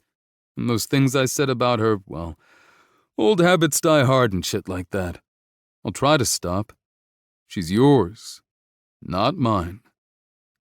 It feels like that acid-coated weight I've been carrying around in my gut for the last 12 years, hell, longer than that, is finally gone. I don't know how to describe this sensation, but taking a deep breath just became a whole lot easier. Viola is mine, not Gus's. Hell yeah. I feel like I should say thank you. Don't. I didn't do this for that. I did this to make it right. And now it is. No more secrets. No more secrets. Incidentally, the other guys already know about you two. So does Marco. I knew about Marco. Vi told me. I wasn't sure about the others. We like you better this way. You're more diamond and less coal now. I snort out a laugh. Fuck, that was terrible. He laughs, rocking into me and throwing his arm back around my shoulder. I know, but it made you laugh. And this was starting to get too intense, considering I'm only on about 3 hours of sleep. You've got 5 more hours before the show. He shakes his head. We've got sound check soon. Skip it. We'll handle it. I would argue, but I just gave you Viola without breaking your nose, so I'll take you up on that offer. I laugh, leaning back into him. How many more months of this? 3. Right, piece of cake, he deadpans. Take Vi out tonight. After the show, take her somewhere, just the two of you. I'll crash with Addie. Lord knows I could use a break from the action. My liver and even my cock might thank me for it. Christ. I stand up, rubbing a hand across my jaw. I really hope you're using condoms. I'm too young to be an uncle. He pushes me away, forcing me to take a step back toward the door. Fucker. Sleep tight, princess. And I think I will take you up on your offer of a night out with Viola. I bounce my eyebrows up at him and he flips me off. Love you, brother. Awesome. Now get lost. I'm done bonding. The door shuts behind me, and I can't help my incredulous head shake. The bastard knew. Not only that, he planned the whole goddamn thing. Couldn't he have just told me that? How long have I spent pushing off and fighting with Viola? Hard to be pissed, though, about anything. The door to the suite shuts with a quiet click, and I pause, listening for my two girls who make me feel at home, even here in this hotel. Silence. I slip off my shoes and pad down the hall toward Addie's room. She's in the center of the bed, tucked under the blankets, one arm above her head, the other clutching a stuffed Mickey Mouse to her chest. Her eyes flutter like she's deep in a dream. I'd give anything to know what she's dreaming about, and that familiar, joyful ache hits me square in the chest. I'm a lucky bastard. I want a dozen more just like her. She's my perfect girl, and I wouldn't trade her or change her for anything. I love you, Bug. She doesn't even stir at the sound of my voice, and I turn around in search of my other girl. I ran out on Viola, practically sprinting down the hall to talk to Gus. I wonder if saying I love you and then leaving is considered worse than fucking and leaving right after. I did both with Viola. She woke up alone after our first night together. Having her was all that mattered to me that night. Being with her is every dream I've ever had come true. I've been alone for so long. Never truly felt what it meant to be connected, intimate with another person in that way. That dream come true quickly morphed into hope of more. The next morning, when I opened my eyes and her small, sexy, naked body was snuggled firmly in my arms, that hope began dripping panic into my blood like an IV. My desire for her set fire to every inch of my skin, and all I could think about was how badly I was going to get burned, how badly I could burn her. I needed to think to figure things out, and lucky for me, Adeline was making noises in the back room. But now, everything is different.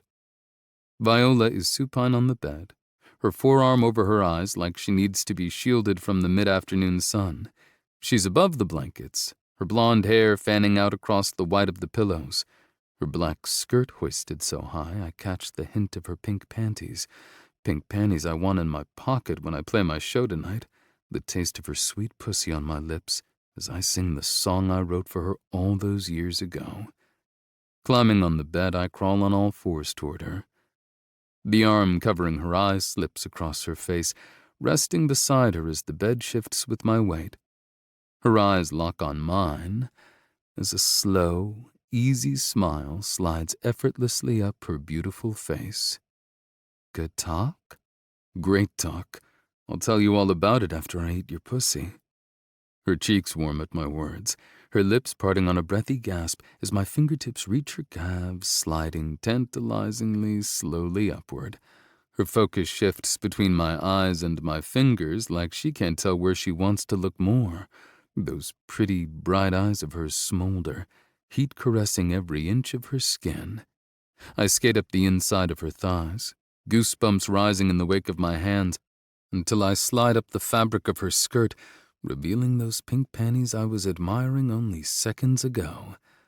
Do you like these? I ask, floating the tip of my finger along her slit over the satiny fabric.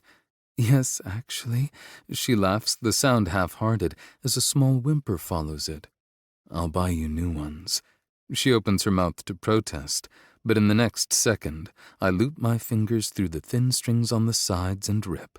The fabric shreds apart, and my face drops, my upper lip on her clit, my tongue teasing her opening.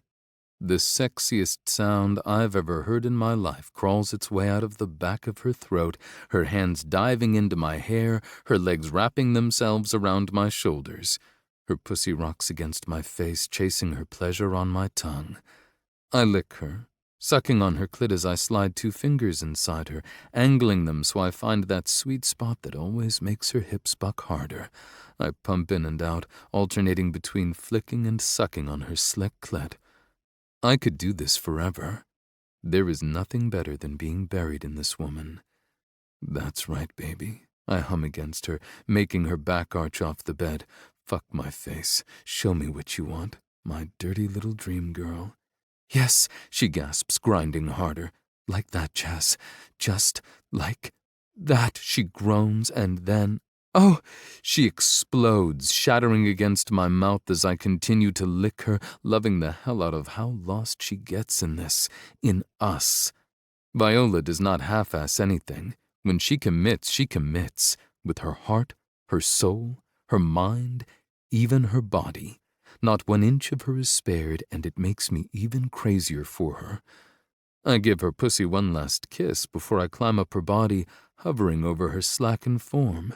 She's so goddamn pretty. Hi. You are, you know. Her eyebrows pinch together and I smile at her. I still can't believe she's mine. Pretty, beautiful, stunning. Whatever adjective you like, they all fit you. You take my breath away, baby. Drop me to my knees, and I don't just mean with your looks. Her eyes sparkle as she shines up at me. You certainly do have a way with words, Mr. Diamond.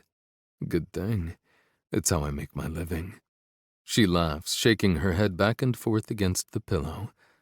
I want you inside of me. There is no sweeter place in the world. Jumping up to stand on the bed, my feet straddling her legs, I tug off my shirt, tossing it to the floor. Viola scoots back, sitting up and going for the button on my jeans, but quickly decides she doesn't like the angle and climbs up onto her knees. She slides the denim down my thighs, my boxer briefs with them, and then she takes my dick into her eager mouth as far as she can. She gags, her throat rolling as she swallows, and holy shit, that's so good. I groan, my head dropping back, my eyes closing, because there is no way I can keep them open. My fingers dive into her hair, gripping her by the roots, but not clutching hard. I want to shove my cock further down her throat, and it takes every ounce of restraint to stop myself. But then she does the wildest thing. She reaches behind her, squeezing the hand I have in her hair and pushing in, letting me know I don't have to be gentle, that she wants everything I can give her. Fucking hell. I pump forward and she moans in pleasure, the sound shooting bolts of electricity straight to my balls, tightening them up. My stomach coils with anticipation. I let go, enjoying the feeling of her mouth on me as I take what I want. Her eyes water, but she doesn't shy away. I'm so goddamn close, but this is not how I want to come. I slide out of her mouth as she releases me with a wet pop. I need to be inside you. She falls back onto her haunches, her head tilting. Then get inside me. I'm more than ready. I smirk. Damn, how the hell did I get this lucky? Lowering her body down, I slide inside her all the way to the hilt, her back arching, her legs widening to accommodate me. My eyes train down on where my body enters hers, and I pump in harder, loving the way she looks swallowing me up. My fingers hit her pink nub, my hips pistoning in and out as she grips onto me, holding on tight as our bodies meet over and over. We find our rhythm quickly. It never takes us long, and within minutes, she's clawing at my back and crying out in pleasure. Never enough, I groan as I come inside her. She hums against my mouth as I devour her. Never enough, I repeat, pulling back so I can stare into her glazed, contented eyes. I love you, and I'll never get enough. This thing with us is forever. I'd like that. I bend down, fusing our lips together, my body covering hers. If only I could keep her here. If only I could keep her and Daddy here, safe, tucked away from the expectant world. Except we all know the world doesn't stop moving. Even when we want it to, it keeps going, dragging us reluctantly along for the ride. And the vultures, yeah, they never stop either, especially when their prey is within their grasp. Chapter 34. Viola. Jasper explained all that he and Gus had spoken about. It took everything in my power not to laugh. Fucking Gus. Only he'd come up with a plan that elaborate and not clue anyone in about it until we're all at our tortured end. I should have figured, in a way. I knew he wasn't after me again. I knew his comments were from a different place than they had been when we were young. Adeline woke up shortly after Jasper and I finished making love, crawling into bed with us. The three of us snuggled until her boundless energy rebooted, and then we spent the rest of the afternoon before sound check playing. It was blissfully unexpected, and it felt like we were a family. I know I'm not her mother. I know I could never fully enter into that role, even if her birth mother was never around and Adeline never knew her. But I'd like to. And with that hope comes an awareness that is as beautiful as it is tenuous. Jasper may throw around words like never enough and forever. But what do they actually mean to him? Are they just flowery prose he lays down when he's in the heat and swell of the moment? Will he still want me around when this tour is over and my nannying services are no longer required? Here comes that hope again. That exquisite climb that can lead to the hardest of falls. I want to have more faith in this fledgling relationship, in the limitless possibilities it holds for us, in the love he claims to have for me. But I've been burned. I've been burned bad, by people who claim to love me most of all, and those scars run deep. I'm hoping, there's that word again, that those days are behind me. Jasper left with kisses and promises of a night out, just the two of us. So when it's nearing very late and Addie is sleeping sweetly in her room, I'm surprised to find Gus, alone, entering the suite. He's freshly showered, his sandy hair sticking up in all directions, his gray eyes bright, but with noticeable purple stains beneath them. Sup, babe? You're looking deliciously sexy. He crosses the room and envelops me in a hug for the ages. Gus Daniel Diamond. I laugh his name, leaning back to slap his chest. I have no words for you. Like, none. Or maybe I have too many, and I don't know where to start. He laughs, squeezing me back to his chest, but his whispered words in my ear are so very serious. I'm sorry, Vi, for everything. For the cheating, for the lying about the cheating, for letting you go in the first place, for hurting you. That one most of all. But I think this is the way it was always meant to go. Oh, Gus. I love you, you bastard. I've missed you. Missed my best friend. I'm so thankful you brought me here. He steps back to meet my eyes, cupping my face in his large, warm hands. You love him? Like, love him? I nod without hesitation, and he nods in return. Okay, can't ask for more than that. Go get him. Where is he? Waiting in the hall. I told him I needed a minute alone with my girl. God. I laugh, rolling my eyes. You really are a bastard. The best sort. Yes, I breathe softly, reaching up to gently press my lips to his. The very best sort. He leans in and kisses me back, a bit deeper than the peck I gave him. It's sad and sweet. And it's a goodbye. It's a letting me go. And part of me can't help but twinge a little at that. My Gus. I leave him in the suite, heading for the door with excited butterflies fluttering wildly in my belly. Opening the door, I find Jasper there, standing across the narrow hall, his back pressed against the wall, looking so unbelievably hot I can hardly stand it. You two work everything out? Yep. His eyes do a slow sweep of my body, burning with barely contained fire as he goes. And when those fiery emeralds find my hazels, deliciously decadent zaps of electricity jolt through me. I could spend my life here in this hallway with this man staring at me and never grow bored or tired of the way he makes me feel. I'm beautiful. I'm smart. I'm gorgeous and sexy. I'm fucking perfect to this man. That's what this look says. He can't get enough of me. And even if this all falls apart tomorrow, I'm going to hold on to everything he's offering me tonight.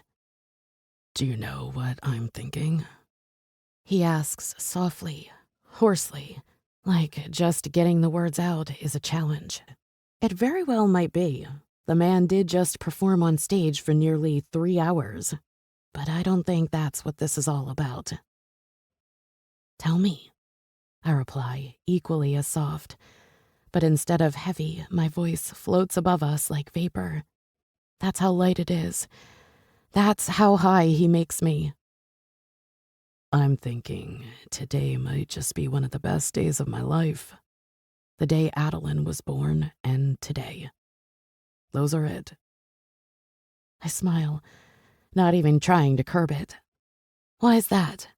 I tilt my head, propping my hands on my hips, turning my smile into a tough girl grin. I'm not fooling him for a second. He smirks, completely onto my game. Because I'm motherfucking Prince Charming, Viola. Haven't you figured that out yet? What? A bemused laugh escapes me. You heard me. Motherfucking Prince Charming. He points to his chest. That's me. Because I slid that glass slipper on your foot, and it fits you just right. The ball is over, and there is no more midnight for us.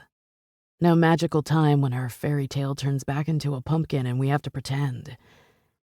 You're finally, officially mine. This is our happily ever after, princess. My teeth sink into my lower lip and I shake my head back and forth. I've always fancied myself as a Rapunzel. You know, long blonde hair and greenish eyes. I lift a lock of my long hair to emphasize my point while cocking an eyebrow. Falls for the sexy criminal? Jasper laughs. As long as you fall for me, I'll be the criminal. Stealing you was the best thing I've ever done. Damn, this man. I'm thinking a romantic late dinner at a pretty cafe. I'm thinking a nice bottle of wine. And then you for dessert. I shake my head and he tilts his in question. I'm in Paris.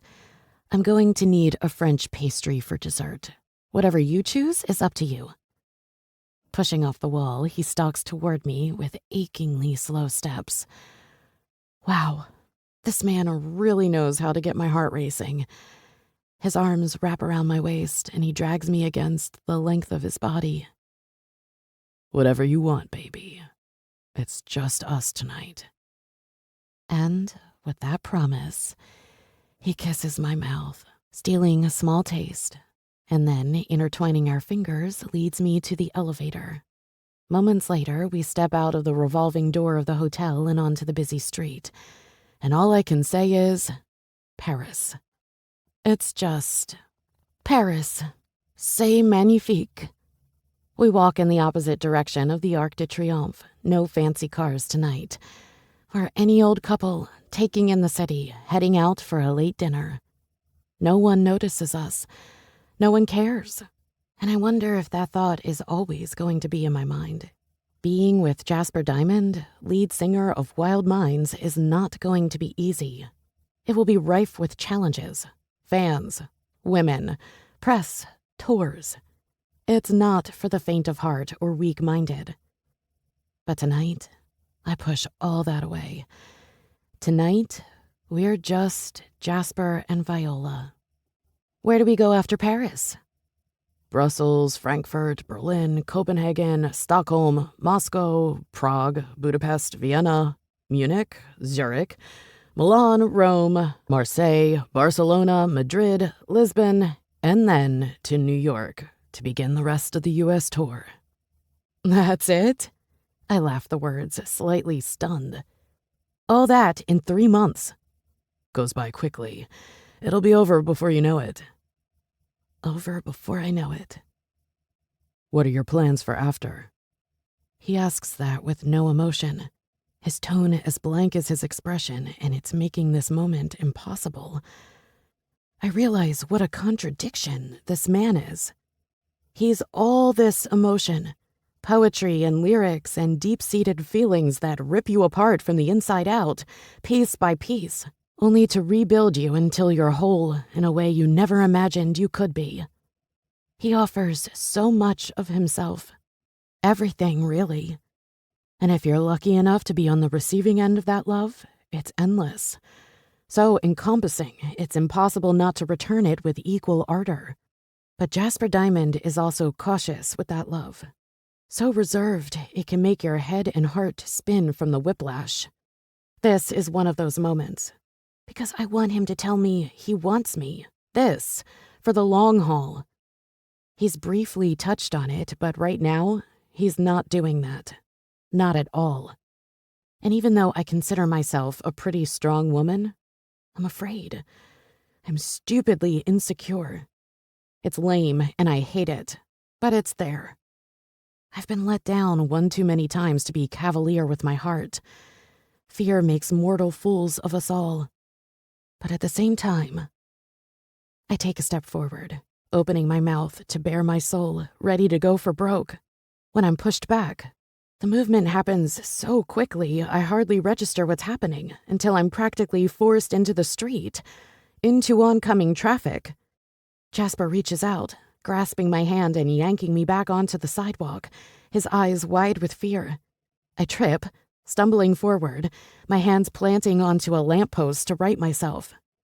Shifting to the right, I skirt a couple, my head whipping wildly around, only to realize how I got here. There are 3 girls aggressively surrounding Jasper, asking for autographs and selfies. Those crazy bitches pushed me. He blows out a loud breath, relief etched in his features that I'm not about to be smashed by a car. His hand slips from mine as the girls push him back further from me, speaking loudly, and with so much animation they take over everything.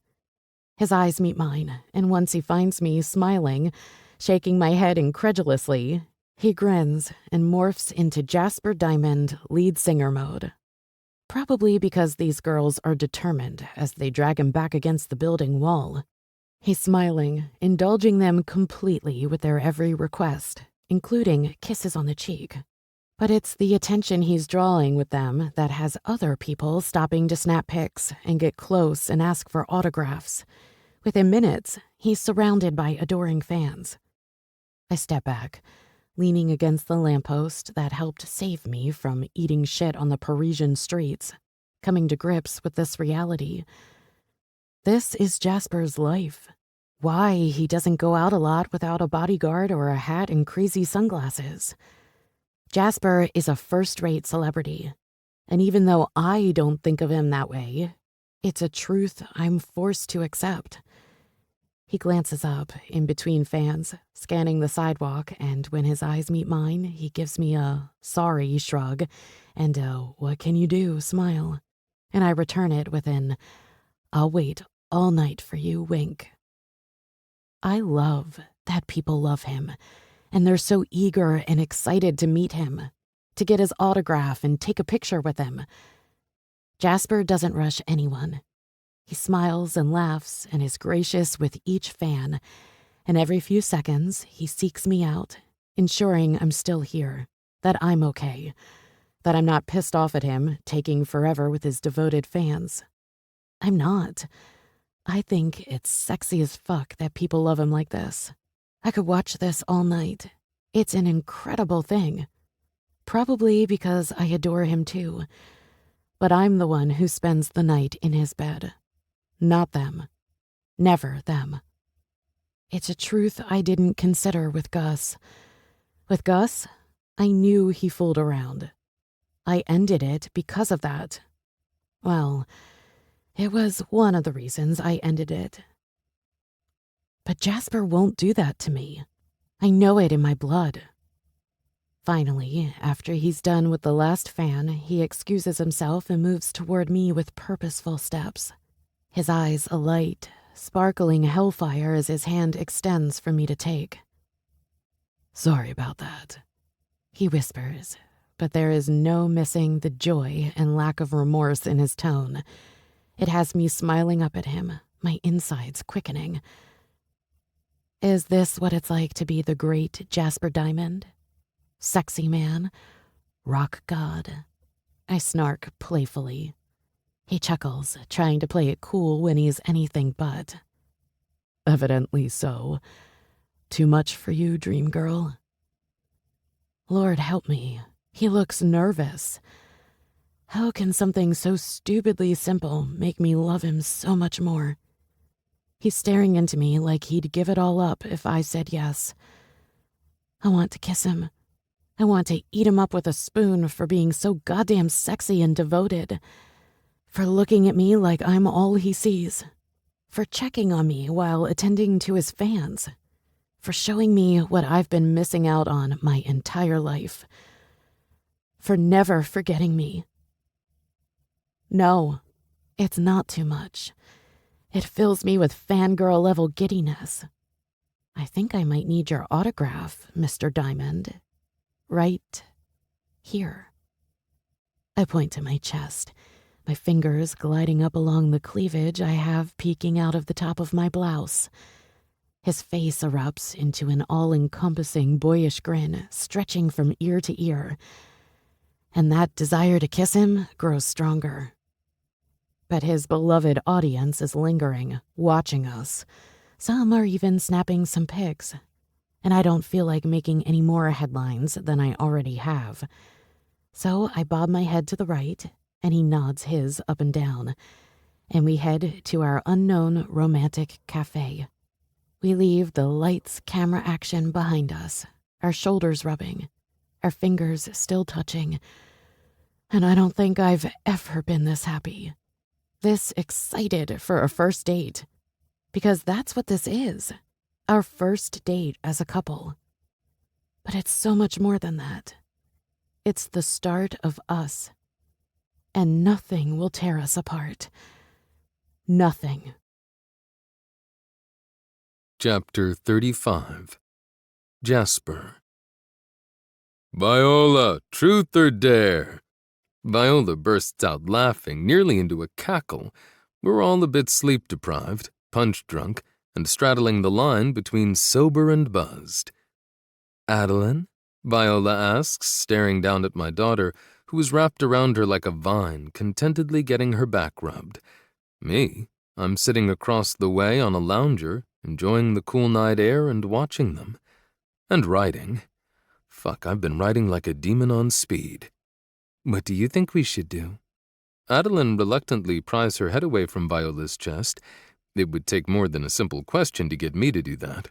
Her large round eyes guilelessly blink up at her. Should we go with truth or dare? Adeline, of course, does not answer. Are you thinking truth? Because knowing Keith the way we do, a dare is dangerous territory. Truth, Adeline repeats. Completely agree. You're a very wise woman not to trust that man. Hey, Keith protests only to shrug a shoulder once Viola tosses him a challenging brow. But I'm trustworthy for my girl Addie, right, sweetie? Adeline glances over her shoulder at Keith, who gives her a wink. Hi, Keith. He blows her a kiss. Mickey Mouse? Tomorrow, sweetie. We'll watch Mickey tomorrow. Adeline turns back into Viola, jetting her back out as a reminder for Viola to resume rubbing. It's late, like somewhere close to 9 p.m. And while that's not late for most of the world, it's late for a 3-year-old. We spent a much-needed day off in the lake regions of Italy, and now we're hanging out in a rental house on Lake Como. Our next show is not until tomorrow night, But this is the point of the tour that hits you the hardest, which is why Sophia set us up with this house instead of a hotel. We're now 3 months in with another 2 to go. Instead of feeling like we are more than halfway there, we feel beaten down and wrung out by the animal that is perpetually sucking at our teat. That animal is the show. That animal is the music and the night after night of playing and singing your heart out. It's the travel schedule and the interviews and the groupies and the autographs and the record company telling you to change this or that. Henry calls it the beast, but I don't think it matters which euphemism you use. Like I said, we're all a bit punch-drunk at this point. Maybe burnt out is a better description. It's the time when I grow to hate, just a little, the demands. Most of that fades back into the abyss when I step on stage. When the fans scream our names and the jolt of adrenaline slides through my veins like a perfectly choreographed cocktail, I swear that rush never gets old. It's everything else that wears you down to your last drop of sanity and patience. Adeline stares exhaustedly up at Viola. "Bedtime?" Viola whispers to her. "After my question," Keith demands, "then you can put her to bed." Viola dramatically rolls her eyes. "Then ask already. What inappropriate sexual question do I have to entertain you with tonight?" Keith finds me, then looks to Gus, who is quietly wrapped around his acoustic like it's his lover, and then back to her. "Who's better in bed, Gus or Jazz?" I cough out a laugh. Gus glances up for a quick moment, scowls at Keith, and then returns to his strings. Henry practically falls off his chair, half his beer splashing onto the stone patio we're all sitting on. The flickering glow of torches light up the dark sky, and the mild scent of the lake permeates the air. Henry rights himself quickly, flicking his hand out to remove the excess drops of spilled beer before smacking Keith's large shoulder. "Fire!" Henry points at Keith. "That's exactly what you're playing with, man." Keith shrugs, still staring intently at Viola, who is a lovely shade of red at the moment, her eyes anywhere but on Gus or me. A month ago, this question would have bothered the hell out of me. It's still not my favorite. I mean, no one wants a reminder that your girlfriend used to belong to your brother, but nothing over these weeks has been awkward between any of us. It just continued to flow as if nothing out of the ordinary occurred. Viola and I are together. Gus claims and acts as if he's happy for us. The other guys never even batted an eye. The world, well, they're not exactly clued in yet, and who cares anyway? "Are we taking bets?" I ask. "Maybe we should have a showdown," Keith suggests, smiling impishly at Gus, who was still frowning into his guitar. "Winner takes all." Viola hisses something unintelligible under her breath, but I believe it's along the lines of, "Don't ever get involved with pigmen." "Is this a spectator competition?" Henry asks mischievously, "because I'd be in for that, especially if we could do more than just watch." Henry sits up straighter like he's just had the most perfect idea in the history of perfect ideas. "How about some crazy band love action with our favorite adult girl?" "What say you, Gus?" Keith poses like this is a serious discussion that requires serious answers. "How about what say you, Viola?" she interjects sharply. "I don't remember offering myself up on a block for your reverse harem." "Reverse harem?" The four of us question in unison. "Never mind," she grumbles, "but I'm not answering your question or playing your stupid game or having sex for sport and betting. And thanks, Jazz. Very noble and manly to stand up for me." "You're right." I glance over at Keith and Henry, unable to hold in my smile. "I'm in too good of a mood tonight. Stop talking about Viola like that or I'll have to kick your butts and stuff." She growls. "Better, baby?" Now she flips me off and the guys laugh. "That's a bullshit question, dude," Gus states oh so dramatically, going back 5 minutes in the conversation as he strums a few chords that sound like the beginning of something new. "You don't even need to watch a throwdown to know the answer. Everyone here knows I'm a god in the sack and hung like the David we're going to see in a couple of days. You're all players, but fucking is my stage, or however that quote goes.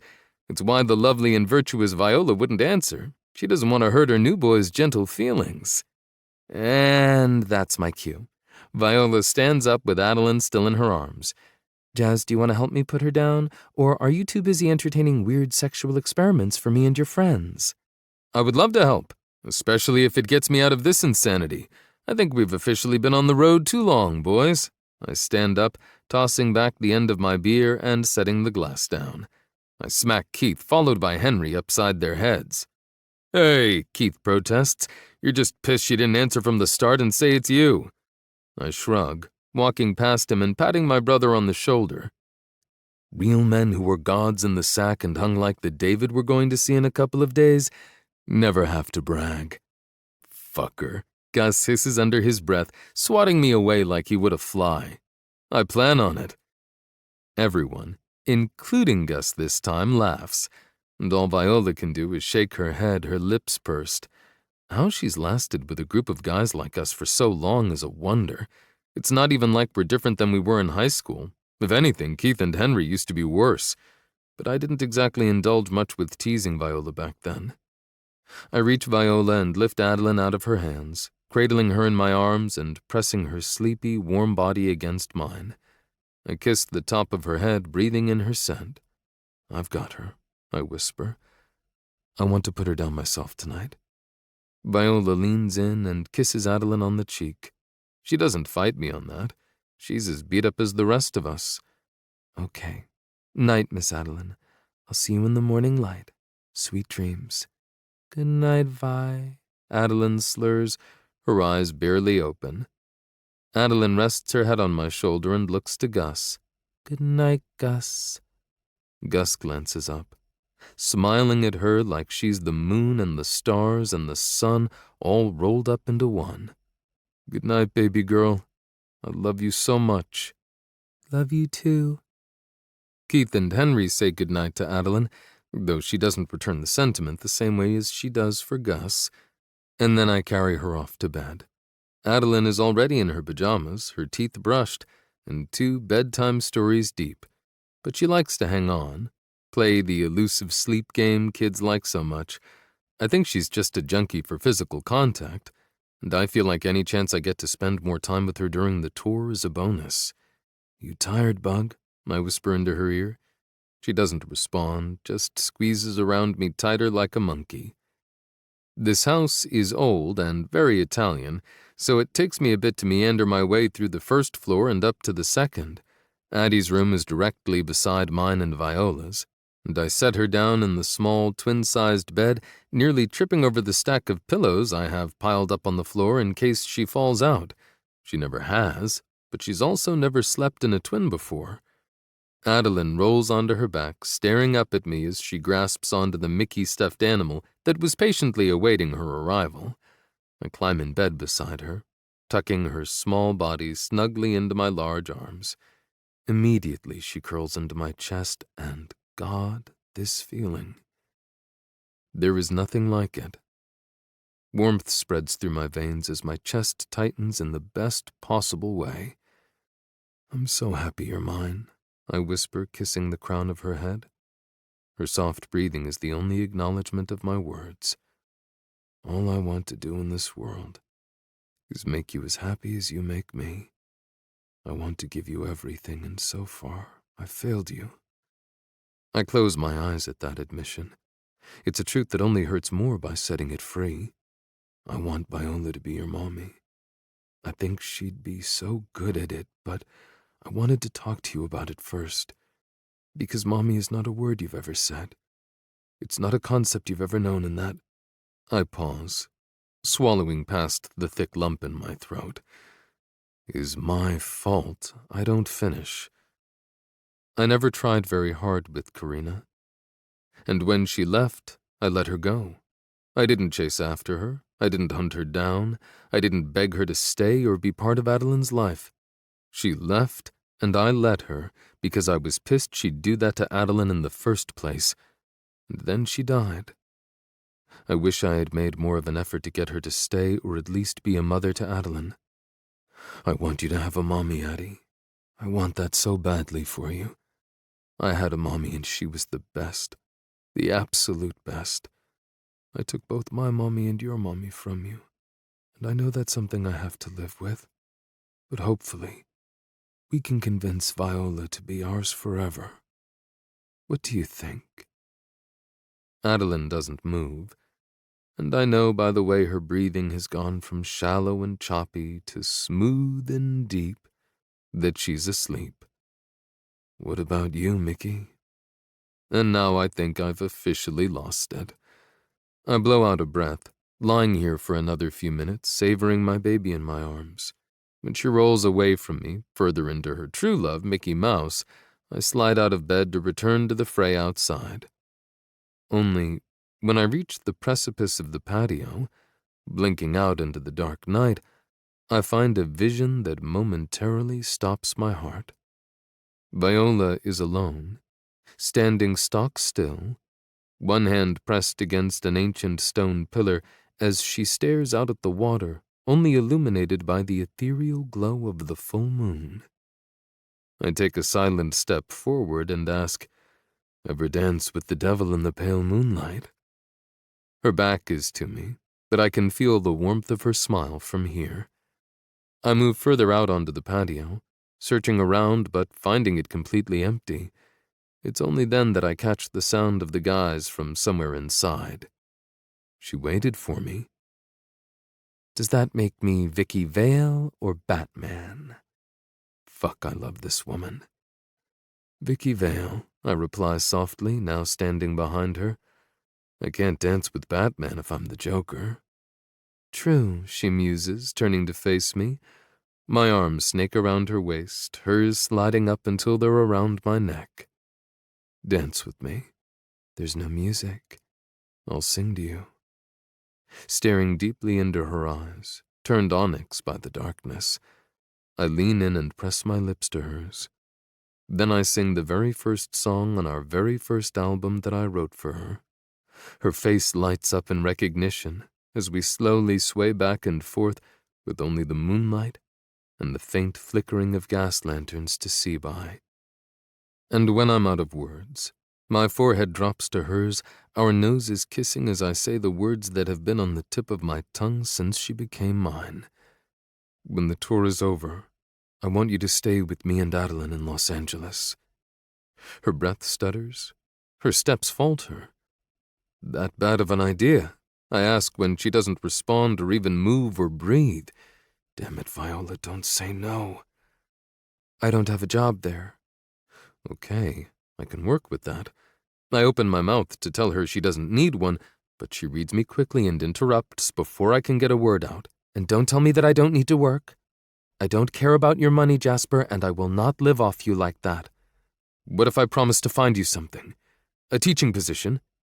She blows out a breath, the warm sweetness fanning across my lips. "I love you, Viola, and now that I've got you, I'm not letting you get away. You're talking about a job, and I'm talking about our future together. Don't connect the two. Do you want to live with us after the tour is over?" Her response is immediate. "Yes, more than anything." An unstoppable smile erupts across my face. "Then we'll figure out the rest. I promise you we will. I love you, and I'll do anything to make you happy, to make this work." "I love you too. Without limits, always." There is nothing better than that. Everything else we can take as it comes. Together, nothing and no one can ever tear us apart again, no matter what. Chapter 36. Viola. "Tell me what New York is like," Jules asks through the phone as I watch Adeline slide down the metal slide with a loud whee. I tuck the phone between my shoulder and ear and clap my hands for her. It's the 5th time in a row she's gone down, but this time, she waited while another child went. She didn't even get freaked out when he got close to her. She didn't look at him, or even acknowledge him really, but she didn't push him off either. So an improvement is an improvement. "Nicely done, Addie. Good waiting for your turn. Awesome job." I grasp the phone with my hand before I answer Jules. "New York is nuts. Miss Adeline and I are at a playground made out of cement. I have no idea how children don't kill themselves on it constantly, but it seems like the most normal thing in the world to everyone here. Also, the congestion is unreal. Like, walking here was nearly impossible. People are everywhere. It's also dirty and smells. And sometimes we have to step over puddles of emerald green tinted water. Emerald green tinted water? Yeah. I'm afraid to ask what makes it that color. I'm going with the crazy stuff that turned the Joker into the Joker in the comics. I grin at that, thinking back to when Jasper and I danced under the moon in Italy. But other than that stuff, it's pretty cool. Tall buildings and amazing stores and restaurants, and Central Park is pretty awesome. I want to walk Addie through it after we're done here, but I don't know how much she'll be up for. That's where you are now, right? That's what your text earlier said. That's where we are. Then why are you calling me if you're at the park with Adeline? Shouldn't you be watching your charge? Or is it now that you're Jasper's girlfriend, you have a different title when caring for his daughter? I pull back and actually stare at the phone. Is she kidding me with that? What's your problem, Jules? No problem. Just curious is all. And maybe a little pissed that it took more than a month for you to tell me you and Jasper were a thing. I mean, you told me you slept with him, and then nothing more about him.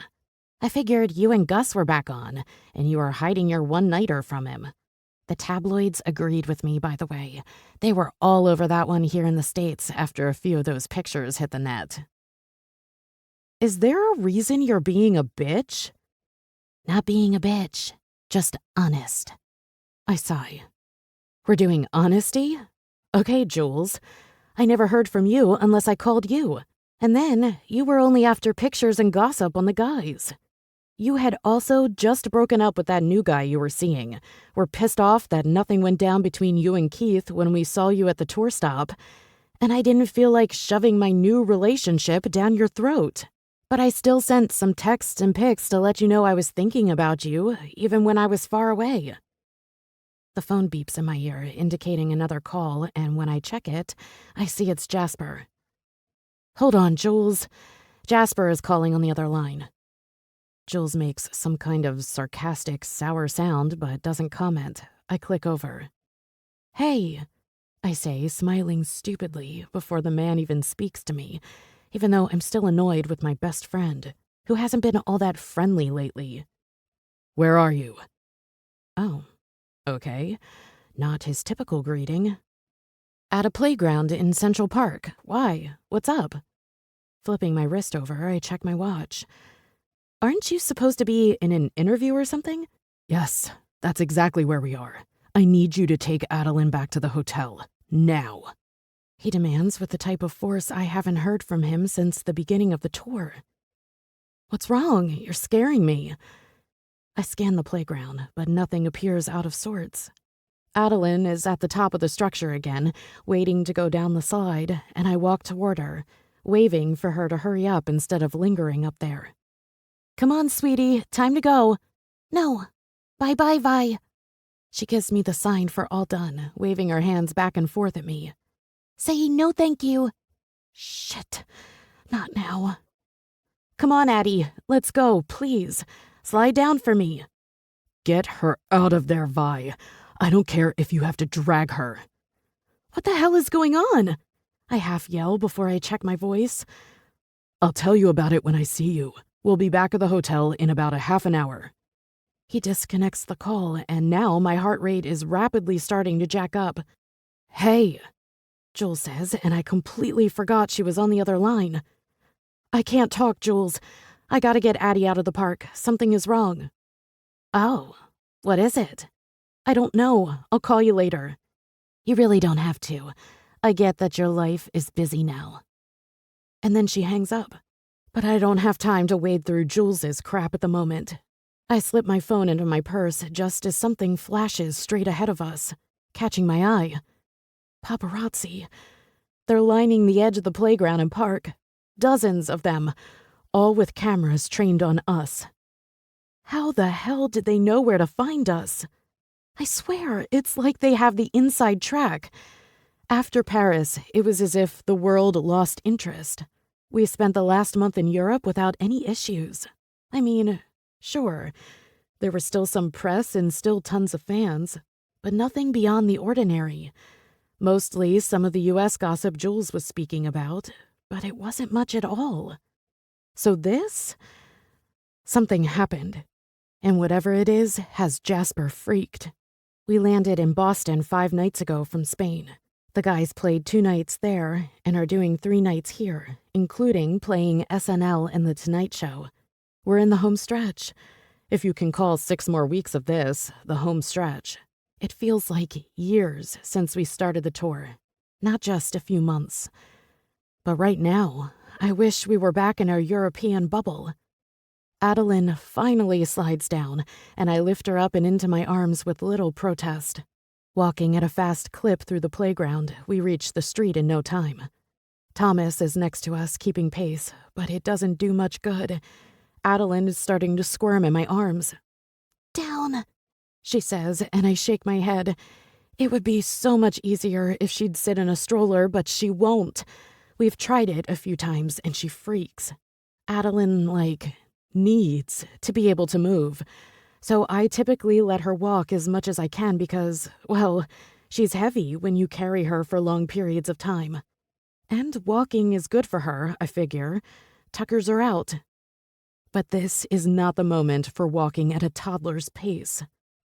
"Not now, sweet girl. I'm going to carry you, okay?" "Vi squeezes?" she asks because the perceptive little bug, as Jasper calls her, has already picked up on my uneasiness. I squeeze her body against mine. "How much does Vi love you?" "Vi loves you so much," she half sings back to our game. The moment we hit the sidewalk, the paparazzi call out our names. I don't have any other option but to continue toward them unless I want to cross the street, running against New York City traffic with a toddler in my arms. They come at us, shouting a million different questions that all get rolled up into one loud noise. I try to maneuver around them, but 3 of them block us in. "Please let us through," I request as calmly as I can. But they're not letting us through. They're getting up in my face, trying to take pictures, and generally set me and Adeline off. Thomas shifts in front of us, blocking us as best he can with his size and strength, ordering them to push back, but naturally they don't listen. They never do, and Adeline is becoming more and more upset as the minutes pass. I've learned the more I engage the paparazzi, the more they come after us. I mean, that's their game, right? But when one of them asks, "Is it true you're having an affair with Jasper behind Gus's back?" And then another calls out, "Did Jasper know you had worked as an escort when he hired you to take care of his daughter?" What the fuck? I glance up, only to have a camera click directly in my face. "Is that why you were fired from your teaching job in Alabama?" "How long have you been cheating on Gus with Jasper?" "Is that why Gus is leaving the band?" "How do you feel about breaking up one of the biggest rock bands?" "How does it feel being one of the most hated women in the country?" Question after question is fired at me like bullets out of a gun, and just as deadly. I swallow hard past the lump in my throat, willing my tears to stay hidden. I won't give these bastards the satisfaction. Adeline, for once, is clinging to me instead of squirming. She's also quiet, which is a blessing. That is, until one of them says, "Adeline, look at me." She shakes her head in my chest. "No, no, no, no." I pin him with my most malevolent stare, not even caring how it looks, and tell him, "She's a little girl. Have some decency and give her privacy and space." Finally, Thomas is able to push them back and we break through. I take off, practically at a sprint with Adeline tucked into my chest, toward the hotel's private entrance. Their questions, one after the other, continuing to assault my back. Apprehension swims laps in my gut, sloshing my insides about. I'm woozy and sick and scared. We're staying in a 2-bedroom suite at the Plaza. Jasper thought it was too flashy, but it's where Sophia booked us, so that's where we are. In this moment, I'm grateful the hotel is so close to the park. We reach the entrance, and the three of us pack into the private elevator. Adeline is stone silent, hardly moving as her face presses into my neck. I kiss her head, rubbing gentle circles along her back, hoping I can reassure her that everything is okay when it absolutely is not. "Thomas," I speak softly, glancing in his direction as we ascend. "Talk to me. What the heck is going on? How did they know where we were?" Thomas shakes his head, just as baffled as I am, throwing me a sideways glance and looking miserable. And what the hell was with that escort crap? Or the being fired from my teaching job? Or the cheating on Gus with Jasper? Or being the most hated woman in the country? Jesus, those bastards really know how to cut you up so they can capture you bleeding. The doors to the suite open, and I practically roll my eyes at the opulence of it. Gold. There is so much gold plating on everything. Jasper is nowhere to be found, but as I turn the corner, heading toward the master bedroom to see if he's miraculously back before he said he'd be, I'm greeted with none other than Sophia Bloom.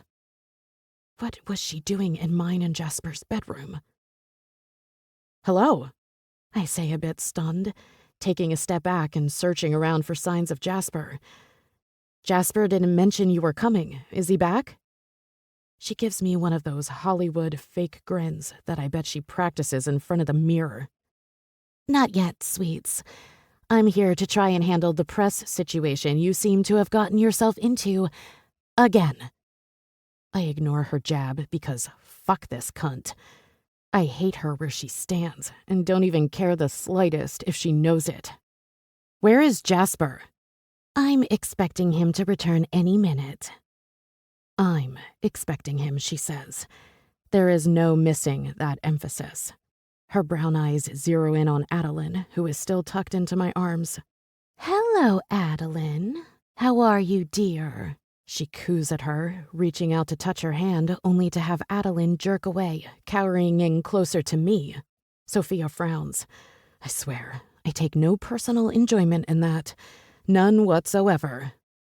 "When he returns, would you please let him know Adeline and I are in her room?" I turn to leave, unable to stand this woman another second, when her words stop me in my tracks. "I won't be doing that, Viola, because by the time he returns, you'll already be gone." I narrow my eyes at her. "What exactly does that mean?" "It means I never took you for the sort of person who would sleep with men for money, or cheat, or lie. But the pictures are rather compelling." "What pictures?" She tilts her head, her black bob hardly moving as she does. "Imagine what this will do to the rest of the tour, to the band, to Jasper's credibility as a parent." My eyes pop out of my head before they narrow into twin slits of anger. She grins, enjoying the hell out of my reaction to her. "Still haven't figured it out yet? You're fired!" she shrieks, her voice rising an octave, her cheeks reddening, losing some of that polished cool. "Jasper directed me to get rid of you the moment you returned from the park. I am to have you escorted to the airport. Don't worry, Cupcake. Your things have already been packed for you." "You're a liar," I spit. A smug grin curls evilly up the corner of her face. "Am I?" She pulls out her phone, presses a button, and then Jasper's voice rings through the air. "I want her gone before I get home, Sophia. I don't ever want to see her face again." What the hell is happening? Everything was perfect this morning. We woke up, made love, played with Adeline. How could things have derailed so quickly? Something isn't right. Jasper wouldn't do this. He wouldn't say that. But he did. That's his voice. "I'm not going anywhere until I speak to him face to face." "He doesn't want you anymore, Viola. Get the message. You're done here. A washed-up escort. A teacher with no job. Do the right thing and leave before you ruin all their lives." She looks to Adeline with raised eyebrows, stressing her point. I flip her off. If only I could say the words, but Adeline is in my arms. I'm calling security to throw you out. I turn on my heels and leave her behind, marching down the hall to Adeline's bedroom. My mind is reeling, my stomach rioting, and my broken heart is somewhere I can't even locate. I'm not about to get into something with this woman while I'm holding on to Adeline. Jasper loves me. He told me so this morning, damn it. But that message? How could he say those things about me? He can't possibly believe whatever bullshit tabloid crap they're spewing. I mean, it's all lies. Stacked ugly lies. Where are you, Jasper? I carry Adeline across the suite and into her room. Setting her down, she immediately climbs onto the bed, does a somersault, picks up a stuffed Mickey Mouse, and then jumps up and down. More sleep, she requests, dropping down and closing her eyes as she pretends to snore. Good night, Addie. Sleep tight. Sleep tight, she repeats. I love you. I love you. Her eyes pop open. More sleep. That means it's my turn. Lying down on the bed beside her, I pretend to snore. A tear leaks out of the corner of my eye before I can wipe it away. She nudges me, wondering why I'm not continuing the game, and I smile despite my aching heart. I tickle her under the covers. Wake up, wake up, wake up. She giggles like mad, rolling around and peeking her face out from under the blanket. More sleep. I nod, and then she covers up her face again, starting all over with, Good night. While she pretends to sleep, I grab my phone and immediately Google my name.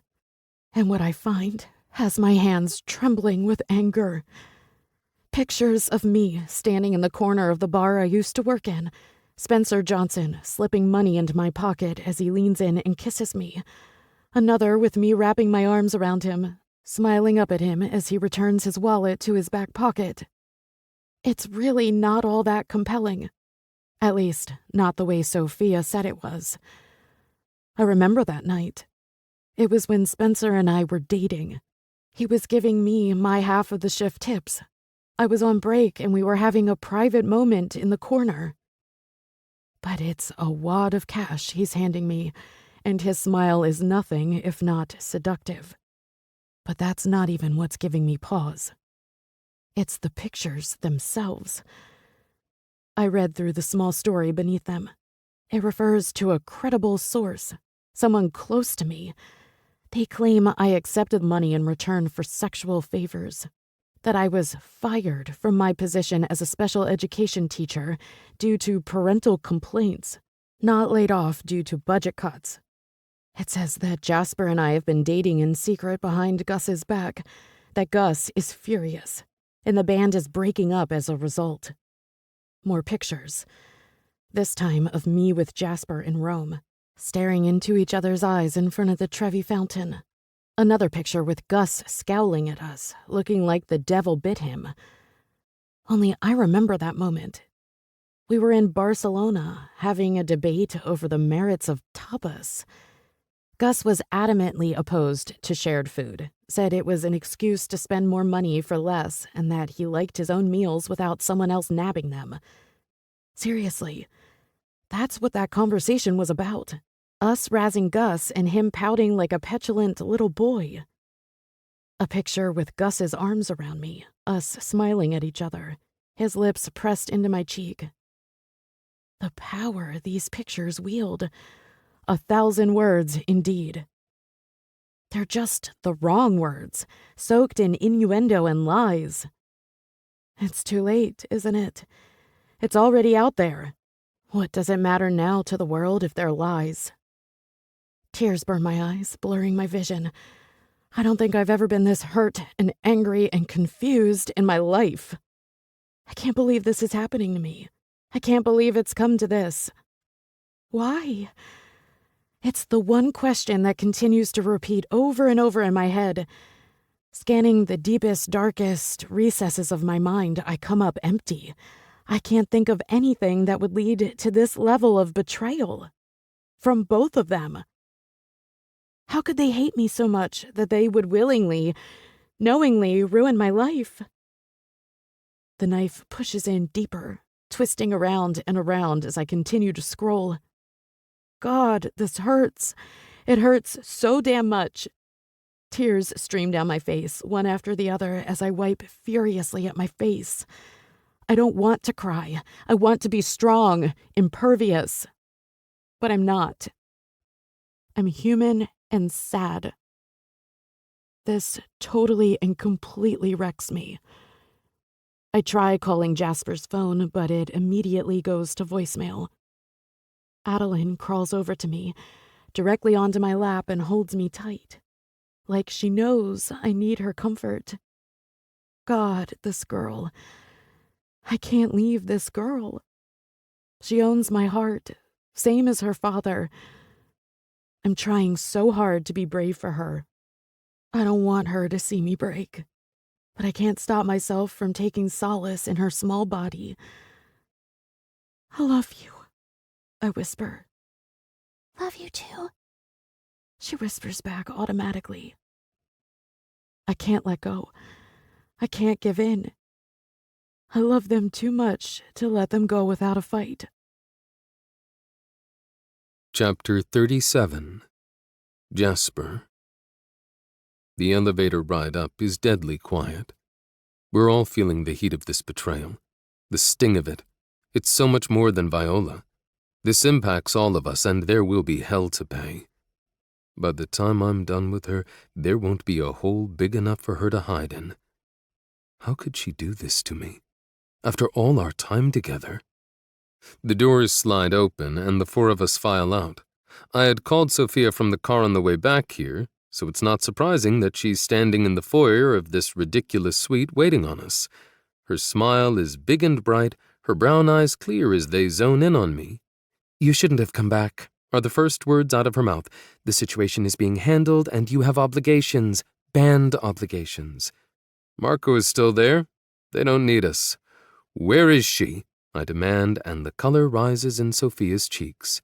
"Jasper," she starts calmly, "I already told you. I've taken care of it.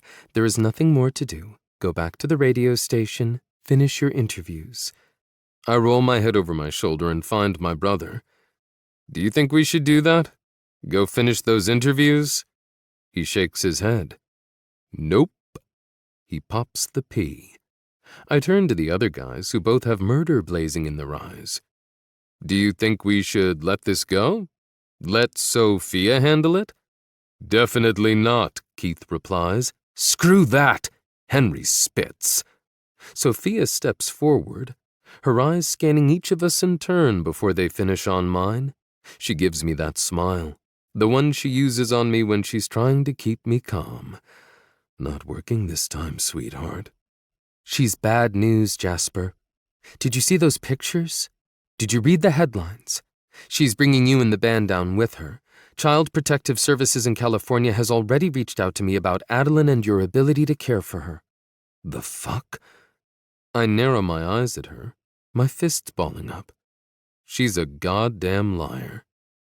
"They would call me directly if that were true. Not you." Sophia huffs out a breath, her eloquence slipping along with the seconds. "She quit," she rushes out. "When she came back with Adeline, she quit, packed up all her belongings, and told me she never wants to see you again." That's it. I'm done with this. "Where is she now?" Sophia scans around the small space quickly, her eyes jetting this way and that as if the answer will somehow magically present itself. I have to admit, I'm only playing along because I'm stalling for time. "She left. She took a cab to the airport. It's too late, Jasper. Just go back to the radio station. This is done." I narrow my eyes. "I'm just trying to protect you." She stomps her expensive heel on the floor, and it would be amusing if it wasn't so screwed up. "Don't do this. Don't throw everything away over some stupid girl." Now I'm starting to lose the last shred of my patience. I'm about to unleash holy hell, but then I hear Adeline giggling and decide I'm done with pretenses. I push past Sophia, following the sound of my daughter's laughter. "Jasper, wait!" Sophia cries out behind me, but I don't stop. I want her to follow me. I want her there when this all goes down. I reached the door to Adeline's bedroom, Sophia and the guys hot on my heels. Twisting the knob, I open it up to find a tear-stained Viola and a happy, smiling Adeline playing on the bed. Viola's head whips over, her eyes welling up once more the moment they meet mine. I'm going to destroy them for this. Jasper, Viola starts like she's gearing up for a battle. Righting her body, she moves to stand up. I shake my head at her, and her bottom lip trembles. There's something you... I close the gap between us in 3 strides, cup her face in my hands, and fuse my lips with hers, cutting off any excuse she was about to give me. I can't hear it. I can't hear her sweet mouth tell me she's sorry when she has done nothing wrong. Viola clings to me, her hands covering mine, her body shaking. I pull back, breathing hard, partially from her, partially from everything that's transpired in the last few hours. You okay? She shakes her head, her teeth sinking into her bottom lip to hold back her emotion. Henry? Keith? I glance back over my shoulder at my friends, my brothers. Would you guys mind taking Adeline out into the living room? She can watch Mickey Mouse. Mickey Mouse! Adeline squeals in delight, jumping up and down on the bed as she starts to sing the theme song to Mickey Mouse Clubhouse in broken words. Come on, little darling, let's go watch Mickey. Adeline jumps across the bed and then launches herself into Henry's outstretched arms. Do you want a snack? I'm so hungry I could eat a bear.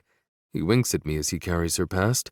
Or maybe I am a bear, Henry growls, grabbing at Adeline and pretending to eat her neck. She yelps out a peal of laughter, loving any game these guys play with her. The door clicks shut, and then it's just the 4 of us as silence ensues. Did you mean what you said?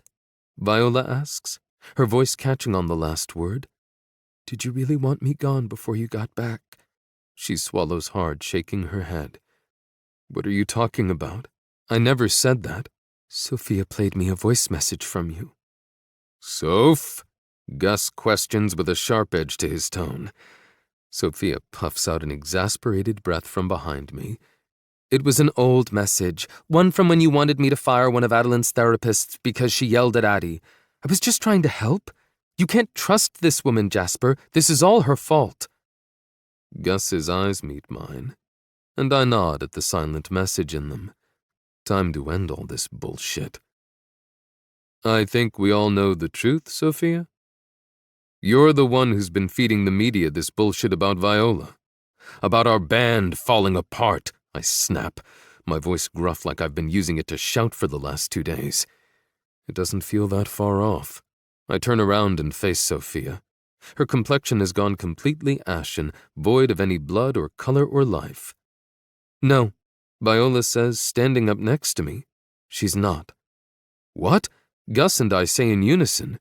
Sophia's eyes widen, likely just as stunned by Viola's denial of her as we are.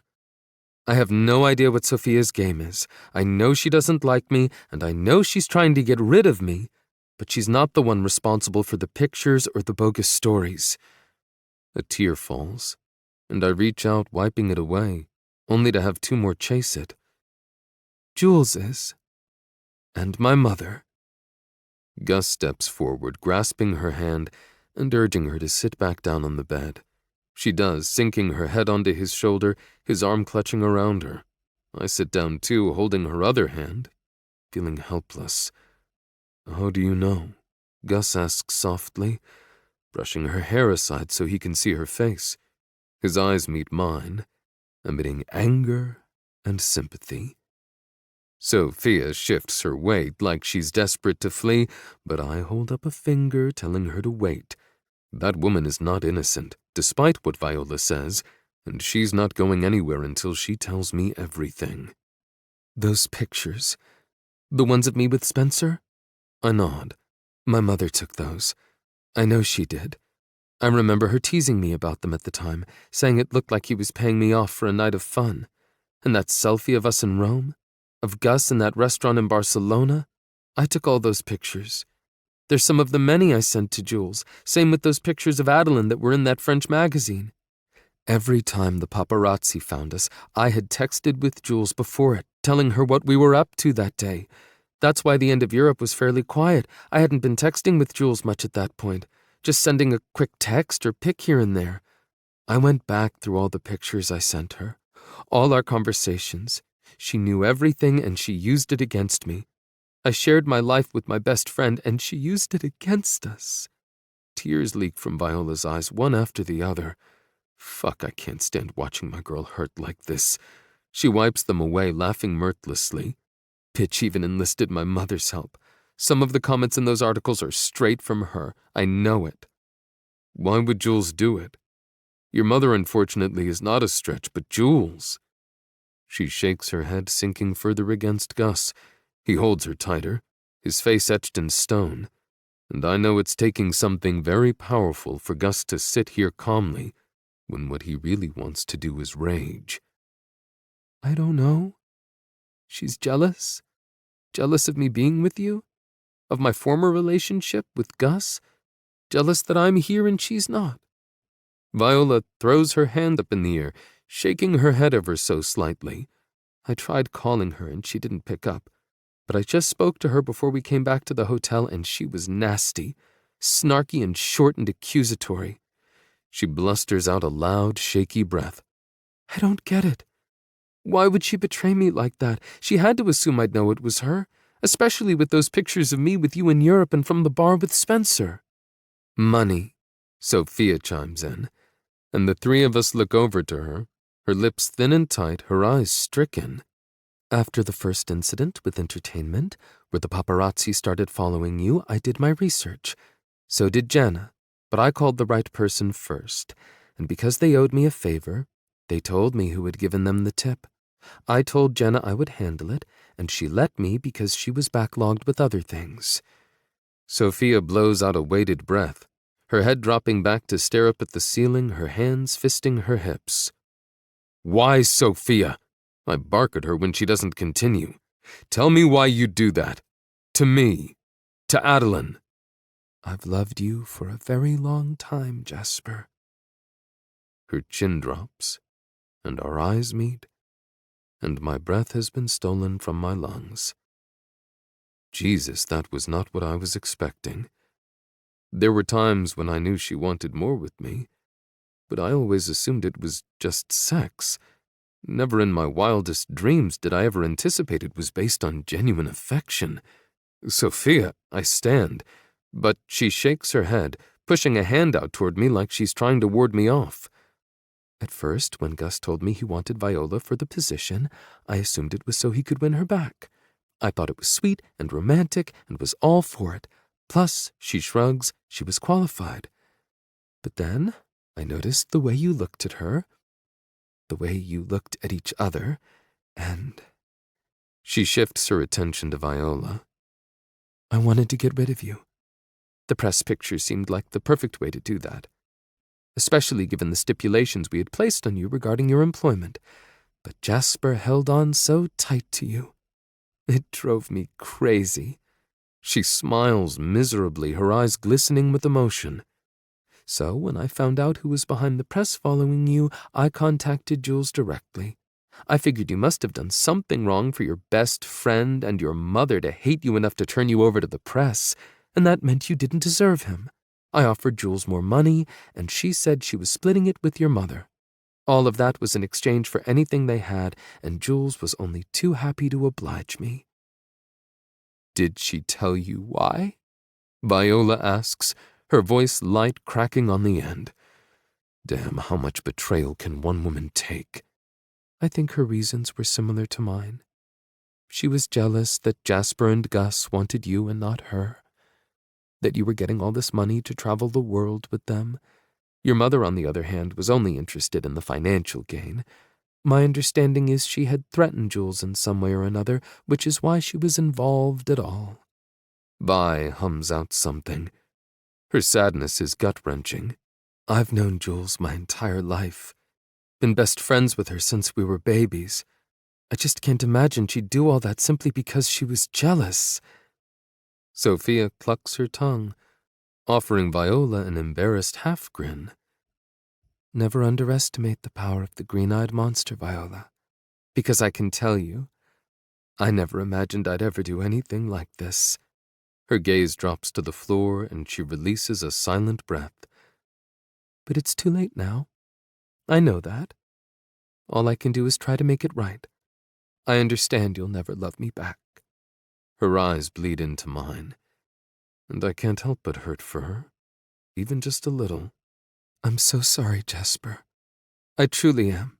I was jealous and angry, and it all flew out of control. I wasn't trying to hurt you. Or Adeline. She shrugs helplessly, her hands going back to her hips. I just wanted you to fire Viola. That was it. And then once I discovered you two were together, I pulled back because I knew I had lost you for good. I stopped paying Jules after Paris. Her voice trails off as she swallows hard. I really am sorry. Sophia takes a step toward us, bypassing me and heading straight for Viola. Viola's face tilts up. Neither appears angry anymore, just heartbroken. I'm not the only one who is paying her. I had nothing to do with what happened today. Jules was furious with me when I stopped, and furious you hadn't been texting or talking as much as you had been. She was enraged when I mentioned you and Jasper were together, and you didn't tell her first. Today is the result. She must have sold you to someone else. Sold you off to the tabloids directly.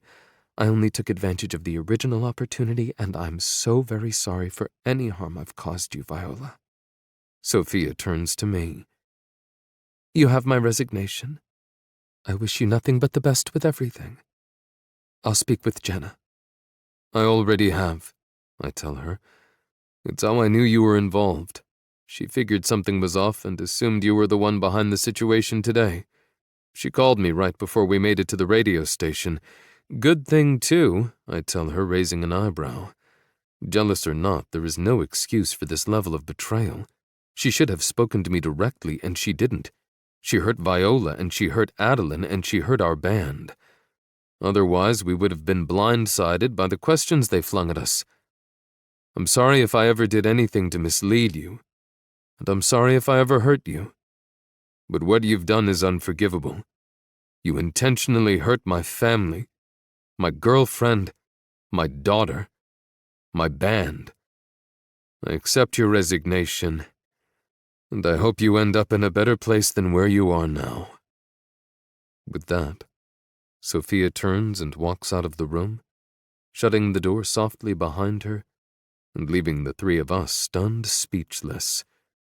Damn, Vi, Gus says, breaking the tense silence, dropping his lips onto the top of her head and giving her a kiss. I'm so fucking sorry, sweetheart. If I could do anything, I'd make this better for you. Viola's head is tucked into the crook of Gus's shoulder as he runs his hand down her long hair. I look at my girlfriend in my brother's arms, and I find I'm okay with it. I love that they're still close, that love is not lost between them, even if it's shifted to another form of it. I watch them and I feel good. I feel fucking right. But if this were a few months ago, I'd be the green-eyed monster. I'd be the one insane with jealousy. So on some level, I understand Sophia's reasoning. Maybe not everything. Not her methodology, but her reasoning. Now Jules, on the other hand, and Vi's mother, fuck that and fuck them. I thought I understood betrayal when my mother stole my money. Viola speaks softly, her voice so dejected it makes my heart ache, and I squeeze her hand, inching closer. The damage is already done. It's the sort of bullshit that will follow her. More lawsuits, more denials. But will it be enough to save Viola's reputation? That's the thing with this business, with this world we live in. Shit doesn't even have to be true. It doesn't even have to be plausible for it to be a scandal, for it to have air beneath its soaring wings. There is no innocent until proven guilty. Accusation has become enough to prove guilt, or at the very least destroy. I need to hold my girl. I give her a tug, and she willingly leans forward, her face dropping effortlessly into my chest, where she inhales a deep, resonating breath. Gus offers me a smile, but his eyes are still hard, and I know that look. It's a look that says something has to be done. It's a look that says we cannot ignore this. I give him the slimmest of nods, my eyes flickering down to Viola and then back up to him. He returns my nod, knowing exactly what I have in mind. We've talked about it before. All through southern France and Spain, he and I had these conversations. No more secrets between us, ever. It's time to finish this, once and for all. Gus stands up, running his hand down Viola's head again, before leaning down to plant a kiss onto the back of it. I'm going to go check on Addie.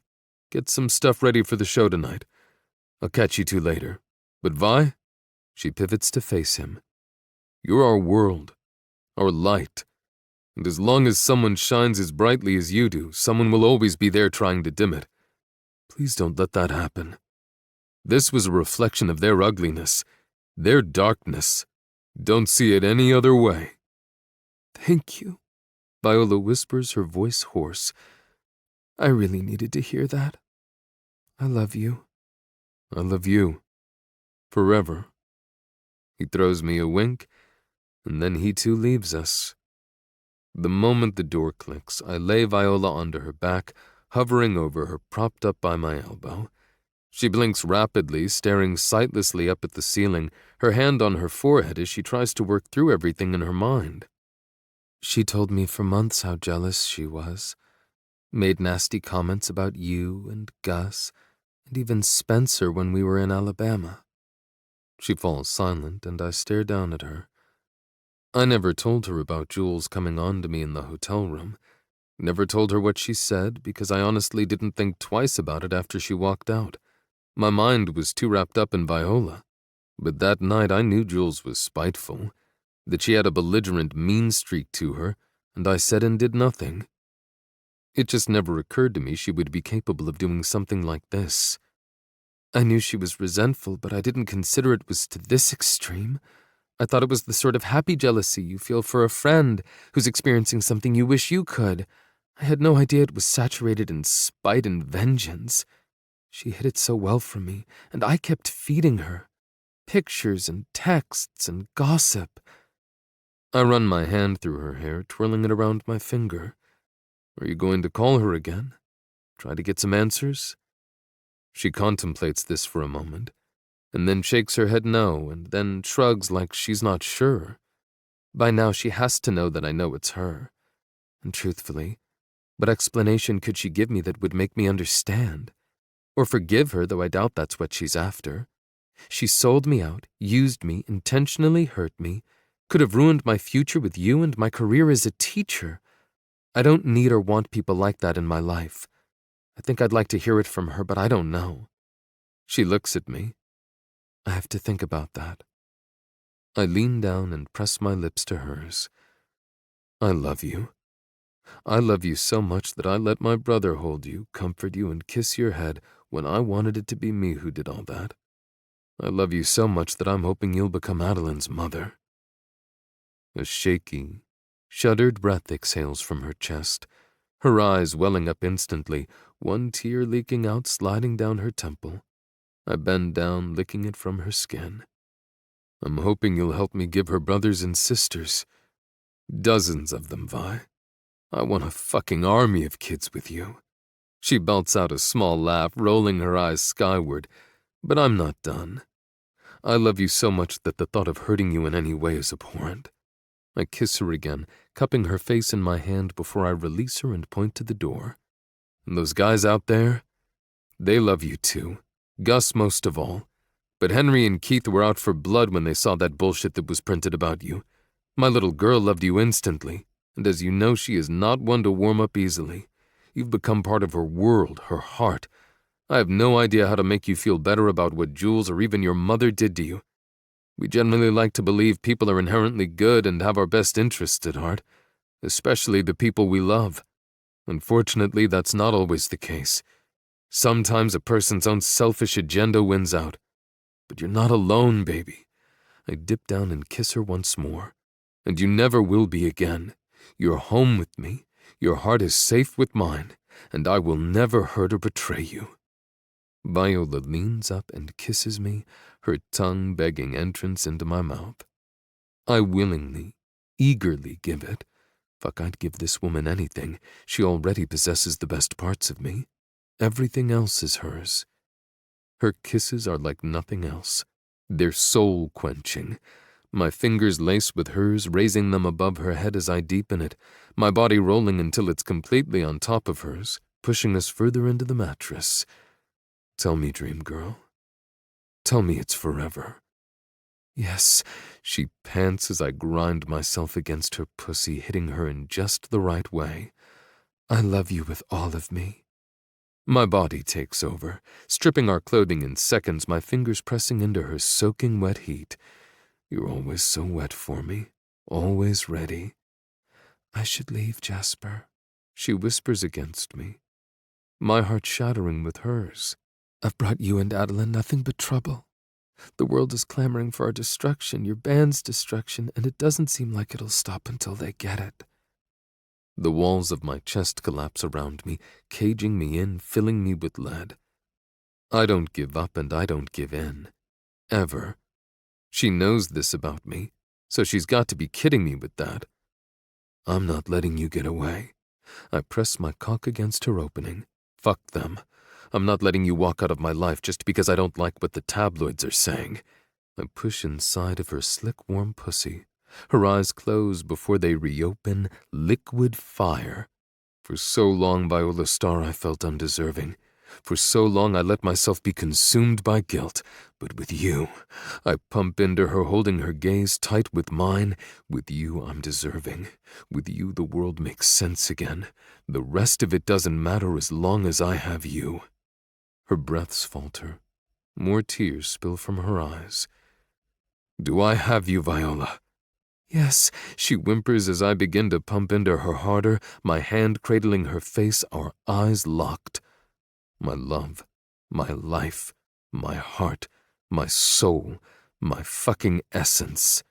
She's here in my arms and I'll fight the world for her if I have to.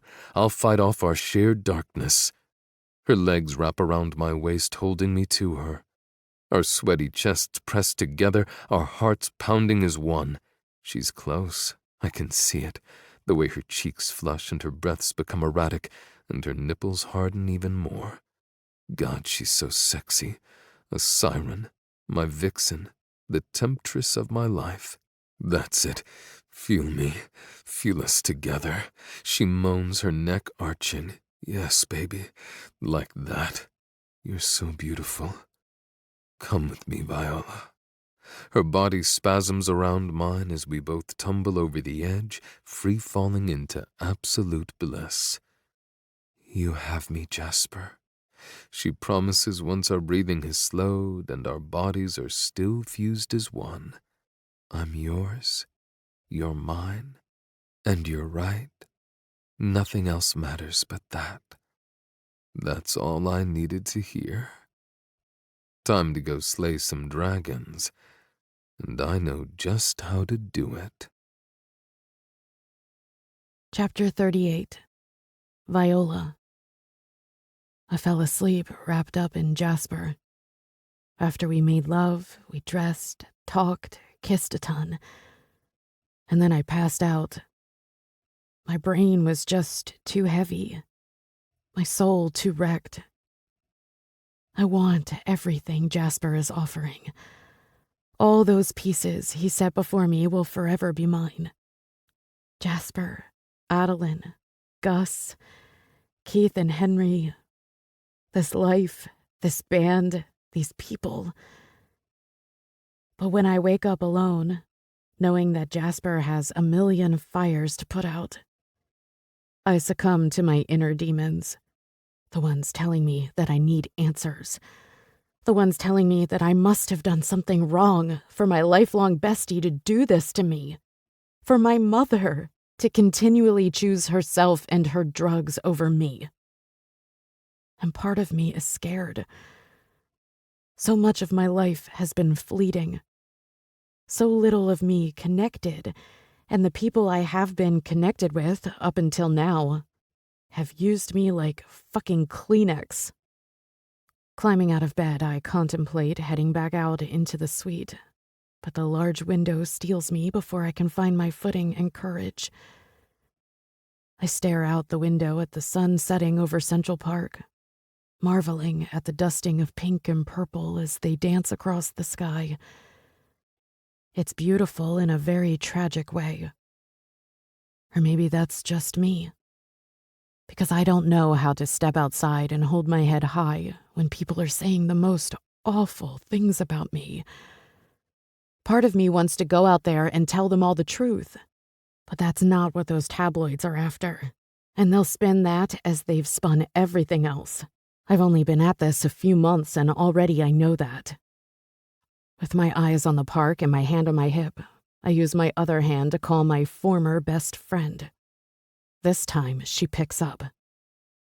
I'm shocked you called. Are you really?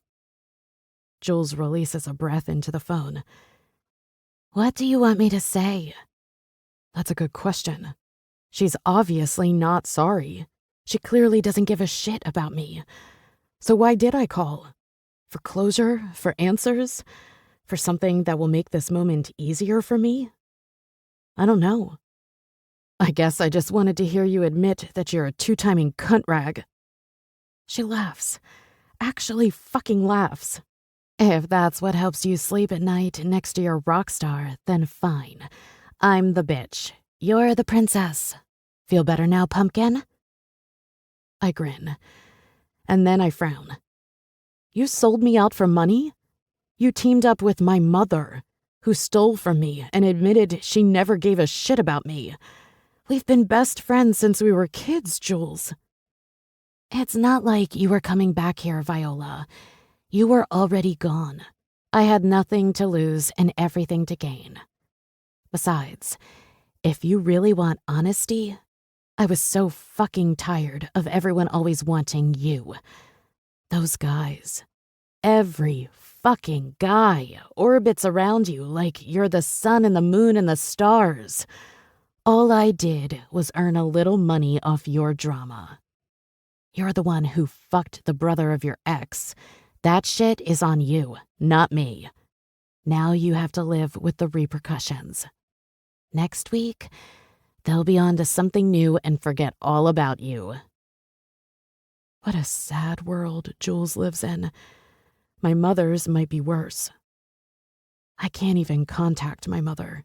After she stole my savings, she changed her number. Message received in multiple ways. I guess Jules just delivered the same crushing blow. Part of me wants to laugh, tell you I'm unfazed by your crap, remind you that at the end of this, you're still there, and I'm here. That you can't take away my happiness no matter how hard you and my mother try.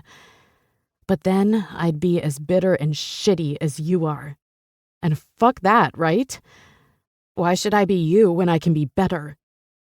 Bye, Jules. Hope you and my mother got what you wanted out of all this. I certainly did. Then I hit end. Then I let my phone slip from my fingers. Then I ignore it as it tumbles to the carpet, and I'm forced to try and accept this.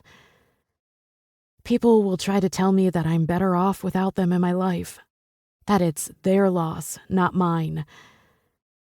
And I know that's true. I know it.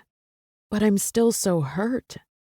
Why is it we can hear countless positive things about ourselves, see so much love reflected at us, and yet we only seem to be able to focus on the negative?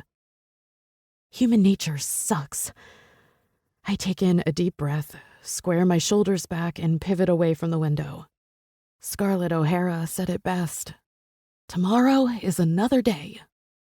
I'll get through this. I'll bounce back. Not much else matters to me right now other than Jasper and Adeline. I don't hear much as I open the door, entering the hallway that will lead me into the common areas of the suite. Not a whole lot of noise other than Adeline screeching when I enter the living room of the suite. Marco is there, his expression one of delight as he watches Adeline jump from one couch to the other, her long reddish hair flying all over the place. Jump, jump, jump, jump, Adeline squeals in pure delight. It takes a very special kind of lady to figuratively piss all over thousands of dollars worth of furniture and not care. I laugh lightly, watching her smash the expensive cushions with her feet as she goes. You could try and stop her. I could, but I'm angry tonight, Viola. I'm angry. And I don't feel the need to restrict a small girl who deserves nothing more than a little fun after she was accosted on the streets. He has a point. Vi! Adeline screams, jumping on and then rolling her body along the plush fabric. Hi, sweet girl. Having fun? She doesn't respond, but her beaming smile is enough to tell me she is. I even let her have an extra scoop of that soy milk ice cream crap Jasper forces her to eat. Have you tried that? It has the consistency of paste. They were out of the almond milk one. That's much better than the soy. I believe you. The soy tastes like camel dung. I snort out a laugh now, and he pivots to grin at me. That took 5 whole minutes. 5 whole minutes longer than it should have. He crosses the room, dropping his hands to my shoulders and slaying me with a gaze not to be ignored. Fuck those skanky bitches. Legit, you're my girl, and I'm telling you, they're stupid for doing that to you. Thank you. Because Marco is nothing if not honest, and I think I needed that from him most of all. I also appreciate you not dropping deadly metaphors. Honey, if Liz Taylor can live through the worst of it, you can too. This business is serious, and the boys you roll with are the cream to the milk, if you know what I mean by that. There will always be succubi out for a good time, coming in with their cheap shorts, while those who are better than them are the ones who fall. I nod numbly. I can't even chuckle at his comments. He's not joking or trying to be light. He's dead fucking serious. I know it's them and not me. I know all of that. It's just... Nobody expects the Spanish Inquisition. I giggle, shaking my head. Monty Python? He winks at me. See? This is why I like you. You get my weird and I get yours. That's how this works. The people out there who don't get your weird or don't know how to accept it and instead try to destroy it are the sad, tragic ones. They're the ones who have to wake up and face themselves in the mirror. We will never be happy to hurt others. That's not our boys. I know it's not. Or you. He raises an assertive dark eyebrow, ensuring I get his full meaning. Or me. Never for money and always for love. Good. Because tonight, honey, you're going downtown to MSG to watch the show. I shake my head furiously. No, I want to stay here tonight. Sorry. He shrugs with a sorry not sorry jump to his shoulders. Boss's orders. End of. Dress pretty and get going. Thomas is waiting, and no one and nothing will see you leave this building other than your driver and security. I hate you. I know. I totally love you too. I throw my arms around him, tugging him into me. Thank you. I really needed that. That's not why I said it. I grin, getting choked up. I know. That's why I meant it. He kisses my cheek, shoving me in the direction of my bedroom. Get going. I need to put this little lady down. It's going to take a bottle of vodka and some Xanax to accomplish that the way this night is going. My eyes widen, and he laughs, shaking his head. I meant for me, and I was only kidding. Right. I get you're weird. Now you're catching on. I lift Adeline into my arms and give her a kiss. She wants nothing to do with it, far more content with jumping around, so I release her, heading in to get dressed. Night, sweet girl. I love you. Love you too. She and Marco sing together. A laugh bursts from me, a smile splitting my lips, and I'm starting to feel a little better, a little lighter. The people I have are the people who matter. The others are wasted time. I have no idea why Jasper wants me to come down to Madison Square Garden tonight of all nights. As much as I love watching the band play, all I want to do right now is crawl into bed, maybe shed a few pathetic tears and fall asleep, especially if Marco is putting Adeline down for me. But I won't disappoint him by not showing up. It's nearing 8:30, and the show has already begun. The boys set to start in about half an hour. I take my time, slipping into a skirt I know Jasper can't help but stare at, and a simple white tee that I slip over my purple bra. I apply a smattering of makeup and make sure my hair is flawless and walk out the door, smiling as I hear Marco reading to Adeline from her bedroom. It's well past her bedtime by this point. I'm shocked she's not already passed out. Thomas meets me in the hall, and 30 minutes later, I'm led through a private back entrance in Madison Square Garden. But instead of being directed to the side of the stage where I watched the guys from last time, I'm brought into an empty room that looks like the room they typically get ready for the show in. There are a few untouched bottles of alcohol, probably for after the show, a tray of cheese and fruit that's also untouched, and a wall of mirrors set above the dressing area. "What's going on?" I ask Thomas, who gives me nothing in return, his expression completely blank. "Sorry, Vi. I was told to bring you here and have you wait." The door shuts behind him, and I spin around, taking in each item in the empty room. Wait for what? I question aloud to no one. I pick up a piece of cheese from the tray and pop it into my mouth. I haven't had dinner, but I'm not all that hungry. The sounds of the band playing fill the air, and I sit down on the couch in a huff, crossing my legs at the knee and folding my arms over my chest.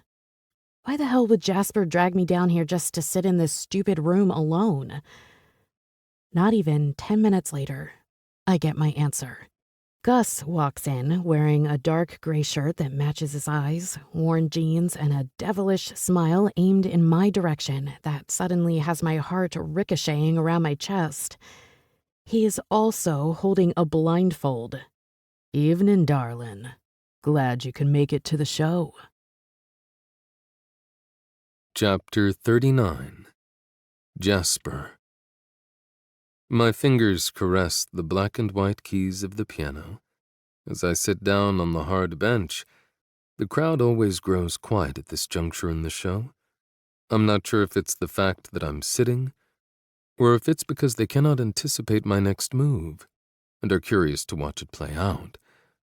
When people pay a minimum of $150 to come and see your show, you don't shirk them out of a good night.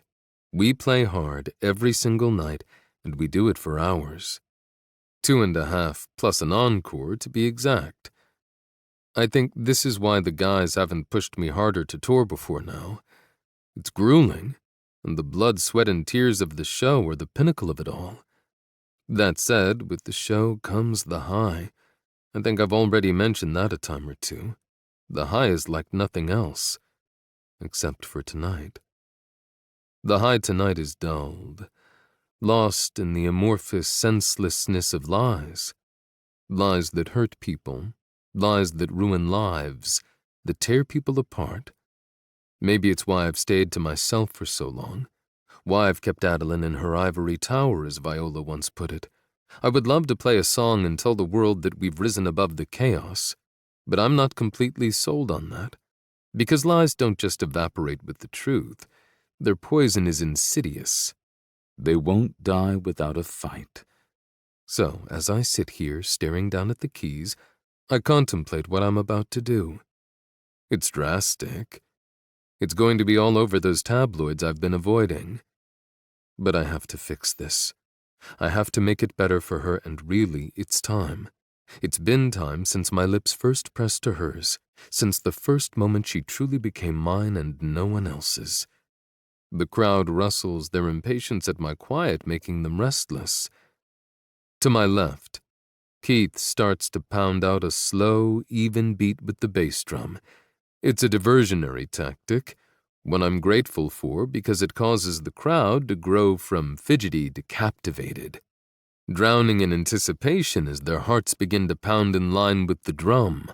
Bump, bump, bump.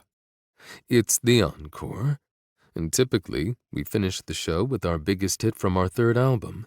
It's an anthem, a call to live in the moment because you never know which moment could be your last. It's the one song positively everyone sings along to, and when the show is over, it's the one that's still humming from their lips. But tonight, everything is different. Tonight is about fixing Viola's heartbreak. Her reputation as a person, a caretaker, and a teacher is tarnished, and I cannot abide by that. Henry strokes his bass with a G-flat major scale in time with the drums, and now the crowd starts to cheer. "They're ready, man," Keith hollers over to me. "Showtime!" Adjusting my position, I address the mic attached to the piano. "How are we doing so far?" The roar that fills the room has me chuckling, waving my hand in the air for them to quiet down. I angle my head facing them while making sure they can still hear me. "Let me tell you, you guys are awesome. I mean fucking incredible. We love playing New York." More deafening screams. "So I wanted to tell you all a story. Do you think you can humor me for a few minutes?" A lot of whistles and clapping this time. "But I have a favor to ask. Everyone who has a cell phone at the ready, turn it to video and start recording. Because when this is done, I want you to post the video on whatever social media you prefer." And now they're silent. I swear a pin could drop and I'd know where it hit the ground. It makes me grin. My fans know me, and that hits my heart in such a special way. Not our usual style, right? But everything is different tonight. Because today, well, for months really, a woman I care about, a woman we all care about, I wave my hand around the stage at my bandmates, was wrongfully accused of doing things she absolutely did not do by the ugly jealousy of others. And I cannot let that go. I cannot let her name be slandered and her integrity questioned. So let's address the charges, shall we? A thunder of cheers fills Madison Square Garden, and I patiently wait until they quiet once more. I grip the microphone with one hand, twisting a little more to them. "You see, we grew up with this girl. All of us. And I'm here tonight to set the record straight. Are you all recording?" Several flashes go off, flickering around the arena. But the fans are quiet, and what little I can see of the first few rows, their phones are raised high. My fingers press into the keys, playing out the first few notes of the tune I wrote only a few weeks ago. Let me start by saying, I've loved Viola Starr since I first saw her. I wink at the audience shrouded in shadows. I was 8. I laugh, and the crowd rumbles with an indiscernible sound. But you see, my brother also loved her, and for reasons I won't get into, I stepped back and let him have her. They dated for years until their worlds went in separate directions. While our band was touring the world and creating music, Viola dedicated her life to helping children who needed her warmth, determination, sunshine, and heart the most. Let me tell you, Viola Starr has a heart unlike any other I've encountered. She loves selflessly. She endures hardship with a smile and the sort of infectious optimism we'd all do well to emulate. The first lie I'm going to address is with regard to her previous job as a teacher. She was laid off from it due to budget cuts, not fired for any impropriety. She left that position with high recommendations from the principal, fellow teachers, and the parents of her students. If you're looking for proof of it, you can find that posted on our website. I begin to play through the melody as Keith grows more urgent on the drums. The second lie is that Viola accepted money in exchange for sex. I shake my head, my anger dripping past my lips. All I can say is give me a fucking break. Did you see those pictures? Bullshit, right? The audience goes nuts, screaming and cheering. The guy in the picture is a friend of all of ours and a man she dated for a brief time a couple of years back. The cash he handed her was her share of tips from working in the bar that night. End of story. If you need more than that, our friend offered to speak on her behalf. I catch movement from the side of the stage. and my smile grows so wide I can barely contain it. As for Viola and I dating behind Gus's back and our band breaking up, well, I don't think I'm the man to answer that question for you. I sit back, straightening my spine and pivoting on the bench to watch Gus push a blindfolded Viola toward the stage as she fights against him, yelling something I can't hear but can guess at. She spins in his arms, smacking at his chest. He shakes his head, clutching her biceps, dragging her reluctant body toward the lights of the stage. Finally, he manages to tug her out, holding onto her waist firmly as he guides her blindly toward the piano I'm sitting at. The arena erupts, the pounding so loud I feel it vibrate through my body, the stage, and every hard surface around us.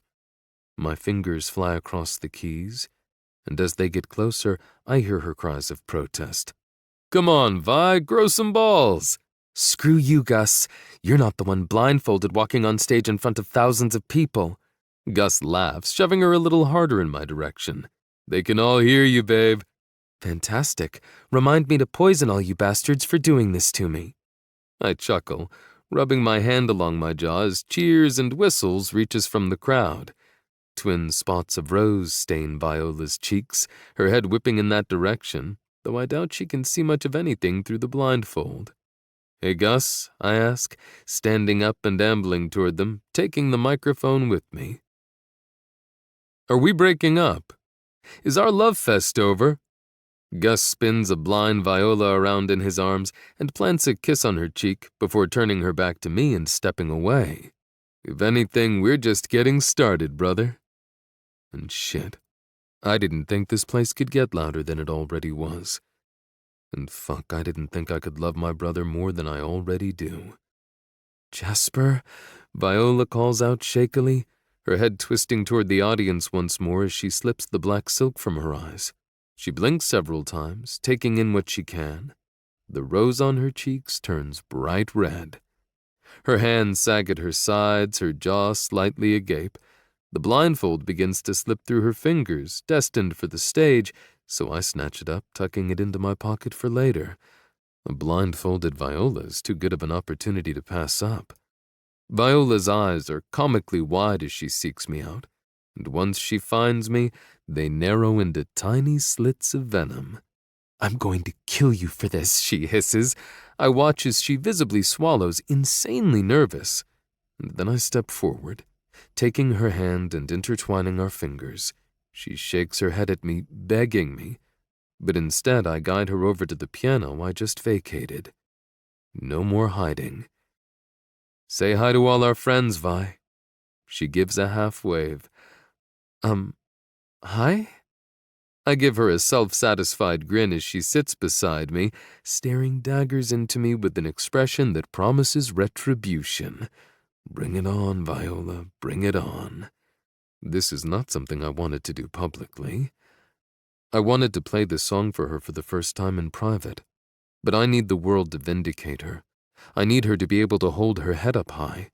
I need this not to follow her around every time she applies for a job or goes to the store or to the park with Adeline. I could tell the tabloids myself. I could do interviews, but screw it and screw them. This is far more persuasive, and with the crowd posting it on social media, it removes any power the tabloids have because they've been beaten to the story by the masses. I set the microphone back in its holder, adjusting it so it's mouth level. My fingers begin to fly across the keys as Gus picks up his discarded guitar, tossing it over his shoulder and playing along. The four of us start, but there is something I have to do first. I catch Viola's eye. "Viola, I know you're mad at me for this. You don't like being the center of attention. You don't like the world I've dragged you into, but you've stuck it out. You've endured the madness, the lies, and the hurt for me and for Adeline and for the guys. And how that only makes me love you so much more. I was just telling our friends here," I pan my arm out toward the audience, "that I've loved you from the moment I first saw you. And it hasn't stopped." Our eyes lock, not for 1 minute regardless of years of absence. The first second I saw you again, it was as if no time had passed. But what I haven't told them, or more importantly you, is how much I want to marry you. The barrage of sound is unlike any I've ever experienced before. Viola gasps, her beautiful hazel eyes glossy with emotion, her lips parted as she reaches up to cover them. Viola, for the first time in my life, I don't have a lot of words. You've stolen them all from me, so I wrote them down into a song. If you'll bear with me, I'd like to play it for you in this amazing audience we have with us tonight. We let loose, the words flowing from my lips in a love song unlike any I've written before.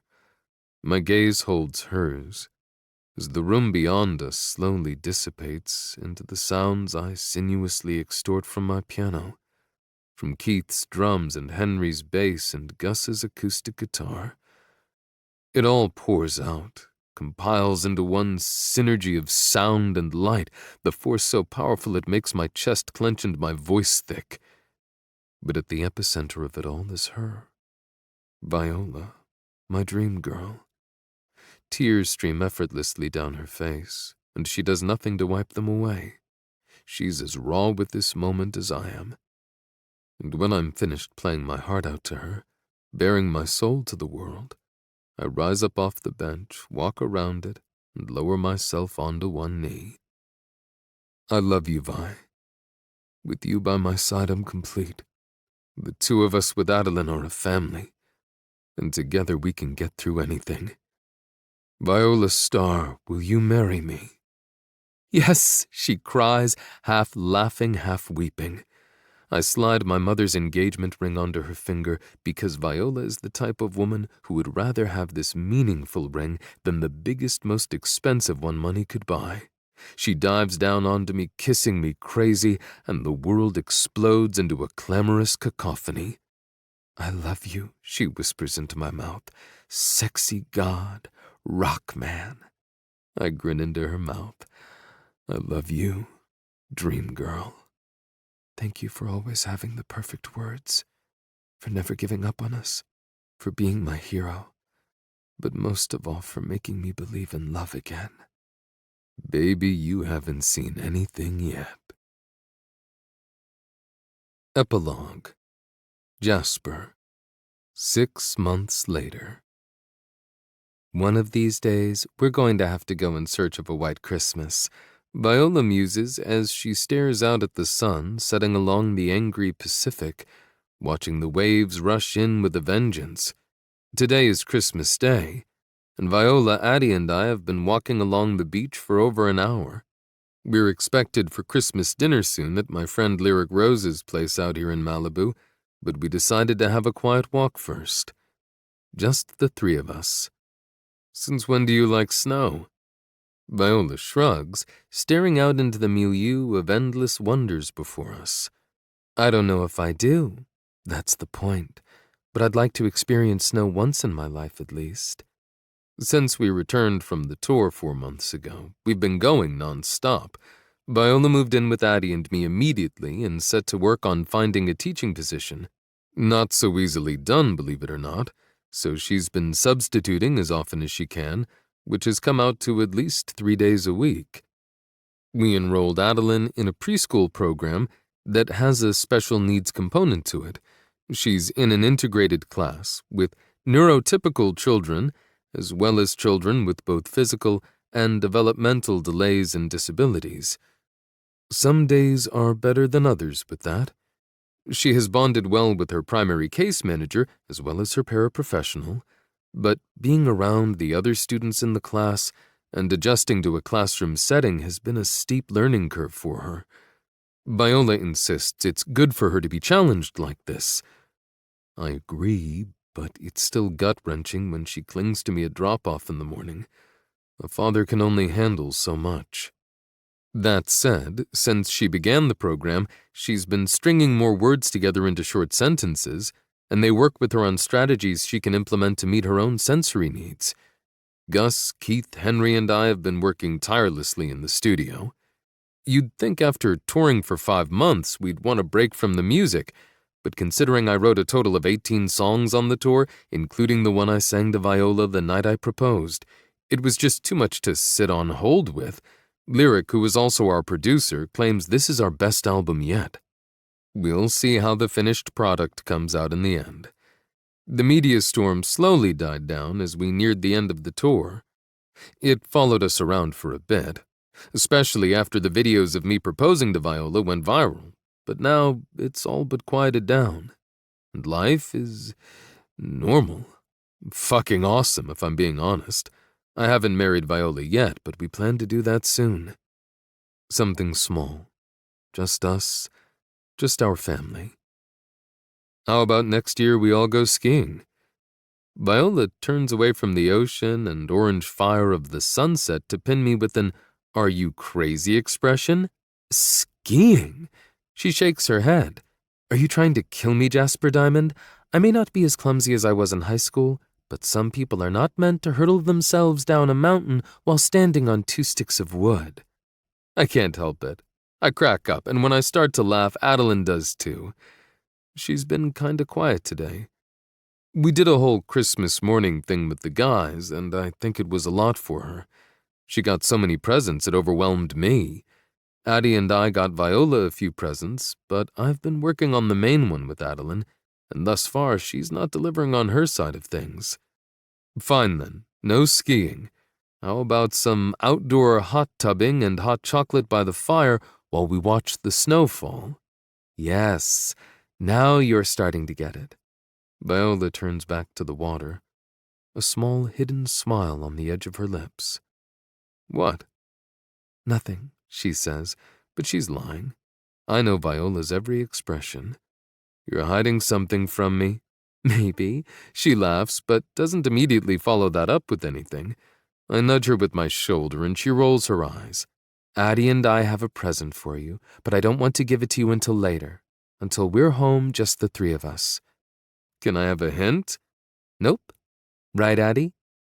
Adeline takes this moment to want us to swing her between us. 1, 2, 3, she yells up at us, tugging on our respective arms until we give in and repeat the count before we launch her forward. Adeline squeals with delight before requesting more. But time is dwindling, and soon we'll have to head up the beach to Lyrics, and I really, really want Adeline to help me give Viola this present. Mine, whatever it is, can wait. So I motion for us to sit down in the cool sand under the pretenses of watching the final rays of the sun as they glow against the sky. It's breezy out here today, only in the low 60s, but it feels crisp instead of cold as the wind brushes against our skin.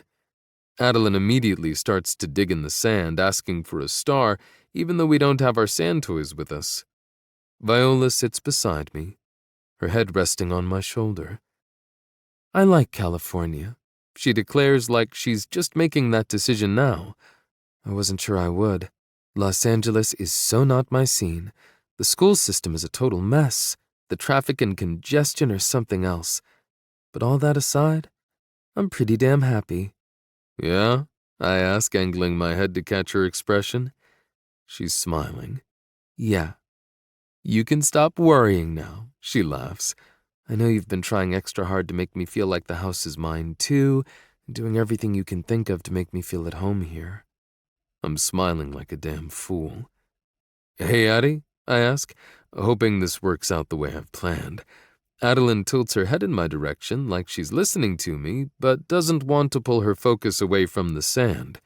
Maybe I should have done this earlier at the house with her. Come here, Bug. I drag her onto my lap, and though she squirms and fights for a second, wanting to go back to the sand, she ultimately gives in when I squeeze her close to me. Did you have a good Christmas? Christmas, she repeats in a sort of broken way that sounds more like Christmas. Are you ready to play our little game now? Show Viola the new thing we worked on? Viola twists herself away from the water over to us, curiosity perking up her brows. Adeline is silent, but I'm going to take that as a yes. What do we want to say for Christmas? I ply, whispering in Adeline's ear. She spins in my arms to peek up at me, searching for the answer. Adeline. Who's this? I point to Viola. My heart starts to jackhammer in my chest. I've been trying so damn hard to get Adeline to do this, and some attempts are better than others. Adeline glances over to Viola, and then back to me, her eyebrows knit together. Who's that? Adeline swallows, and then murmurs, Mommy. An unstoppable smile breaks across my face as I hear Viola gasp. I nod my head, kissing Adeline's nose. That's right. Good job. That's Mommy. Do you want to wish Mommy a Merry Christmas? Viola reaches out, clutching my hand so tight my fingers start to go numb as they lose their blood supply. I hear her sniffling and can feel her beaming smile, but I'm dying for Adeline to finish this off with a masterstroke. What do we want to say to Mommy about Christmas? I prompt when Adeline doesn't reply. Merry Christmas, Mommy. Adeline breathes the words. That's how soft they are. And Christmas is still difficult for her to say, but she did it. My fucking brilliant, sweet girl did it. I squeeze Adeline so tight, peppering her face with kisses. Jess? Viola's voice cracks on my name. Oh my, she swallows. Then she steals Adeline from my arms, enveloping her in a hug for the ages. Adeline's long hair flies all around her, covering Viola with a blanket of auburn. Yes, sweet girl. I'm your mommy. And now she's sobbing, like a full-on, hiccuping mess of a woman. Mommy, what's wrong? Adeline asks, bewildered, not understanding why Viola is crying. That's a new one. Her asking what's wrong. She asks Mickey Mouse that question all the time. I think it's probably one of the most adorable things ever, but her using it on a real person like this is a first. Viola pulls back, wiping at her face as she beams down at her daughter. Nothing. I'm just so happy right now. She turns to me as more of those happy tears drip down her rosy cheeks, her hazel eyes bright with wonder. Thank you. This is the best present ever. But I'm positive, I interrupt, wrapping my arms around the two of them. You're her mother, no one else. I kiss the side of her face, her lips. You're stuck with us now. This is the best Christmas present anyone has ever given me. Thank you. I guess that means Addie and I should give you your present now too, then. I chuckle, kissing more of her tears away. What's that? Viola shifts her position, careful not to jar Adeline off her lap, and reaches into her pocket, pulling out what looks like paper. Addie? Viola leans in, kissing her nose. What's in Mommy's belly? Now it's my turn to gasp, my heart rate jacking up a notch. My gaze darts from Adeline to Viola to the piece of paper in her hand, and then back over to Adeline. Baby, she says, clear as day. Yes, Mommy has a baby in her belly. Viola kisses Adeline's cheeks. You're going to be a big sister, sweet girl. She turns to me. And Daddy's going to be a daddy times 2. For real. I stare at her, at them, the loves of my life smiling in a way I'm positive I never have before. Yep, my doctor told me when I was there for my regular checkup. She hands me the slip of paper and I read it over. Sure enough. Pregnant. I'm not very far along. That's why I wanted to wait until later when we were home alone, but this was too perfect of a moment. Capturing Viola's face in my hand, I fuse my lips to hers, cutting off anything else she was about to say. Reaching out, I wrap my other arm around Adeline, tucking her into us. I love you, I tell them both, so much. I didn't think I could be any happier than I was a few moments ago, but I was wrong. So very wrong. Somehow, every moment with you is better than the last. It only gets better from here. This concludes Love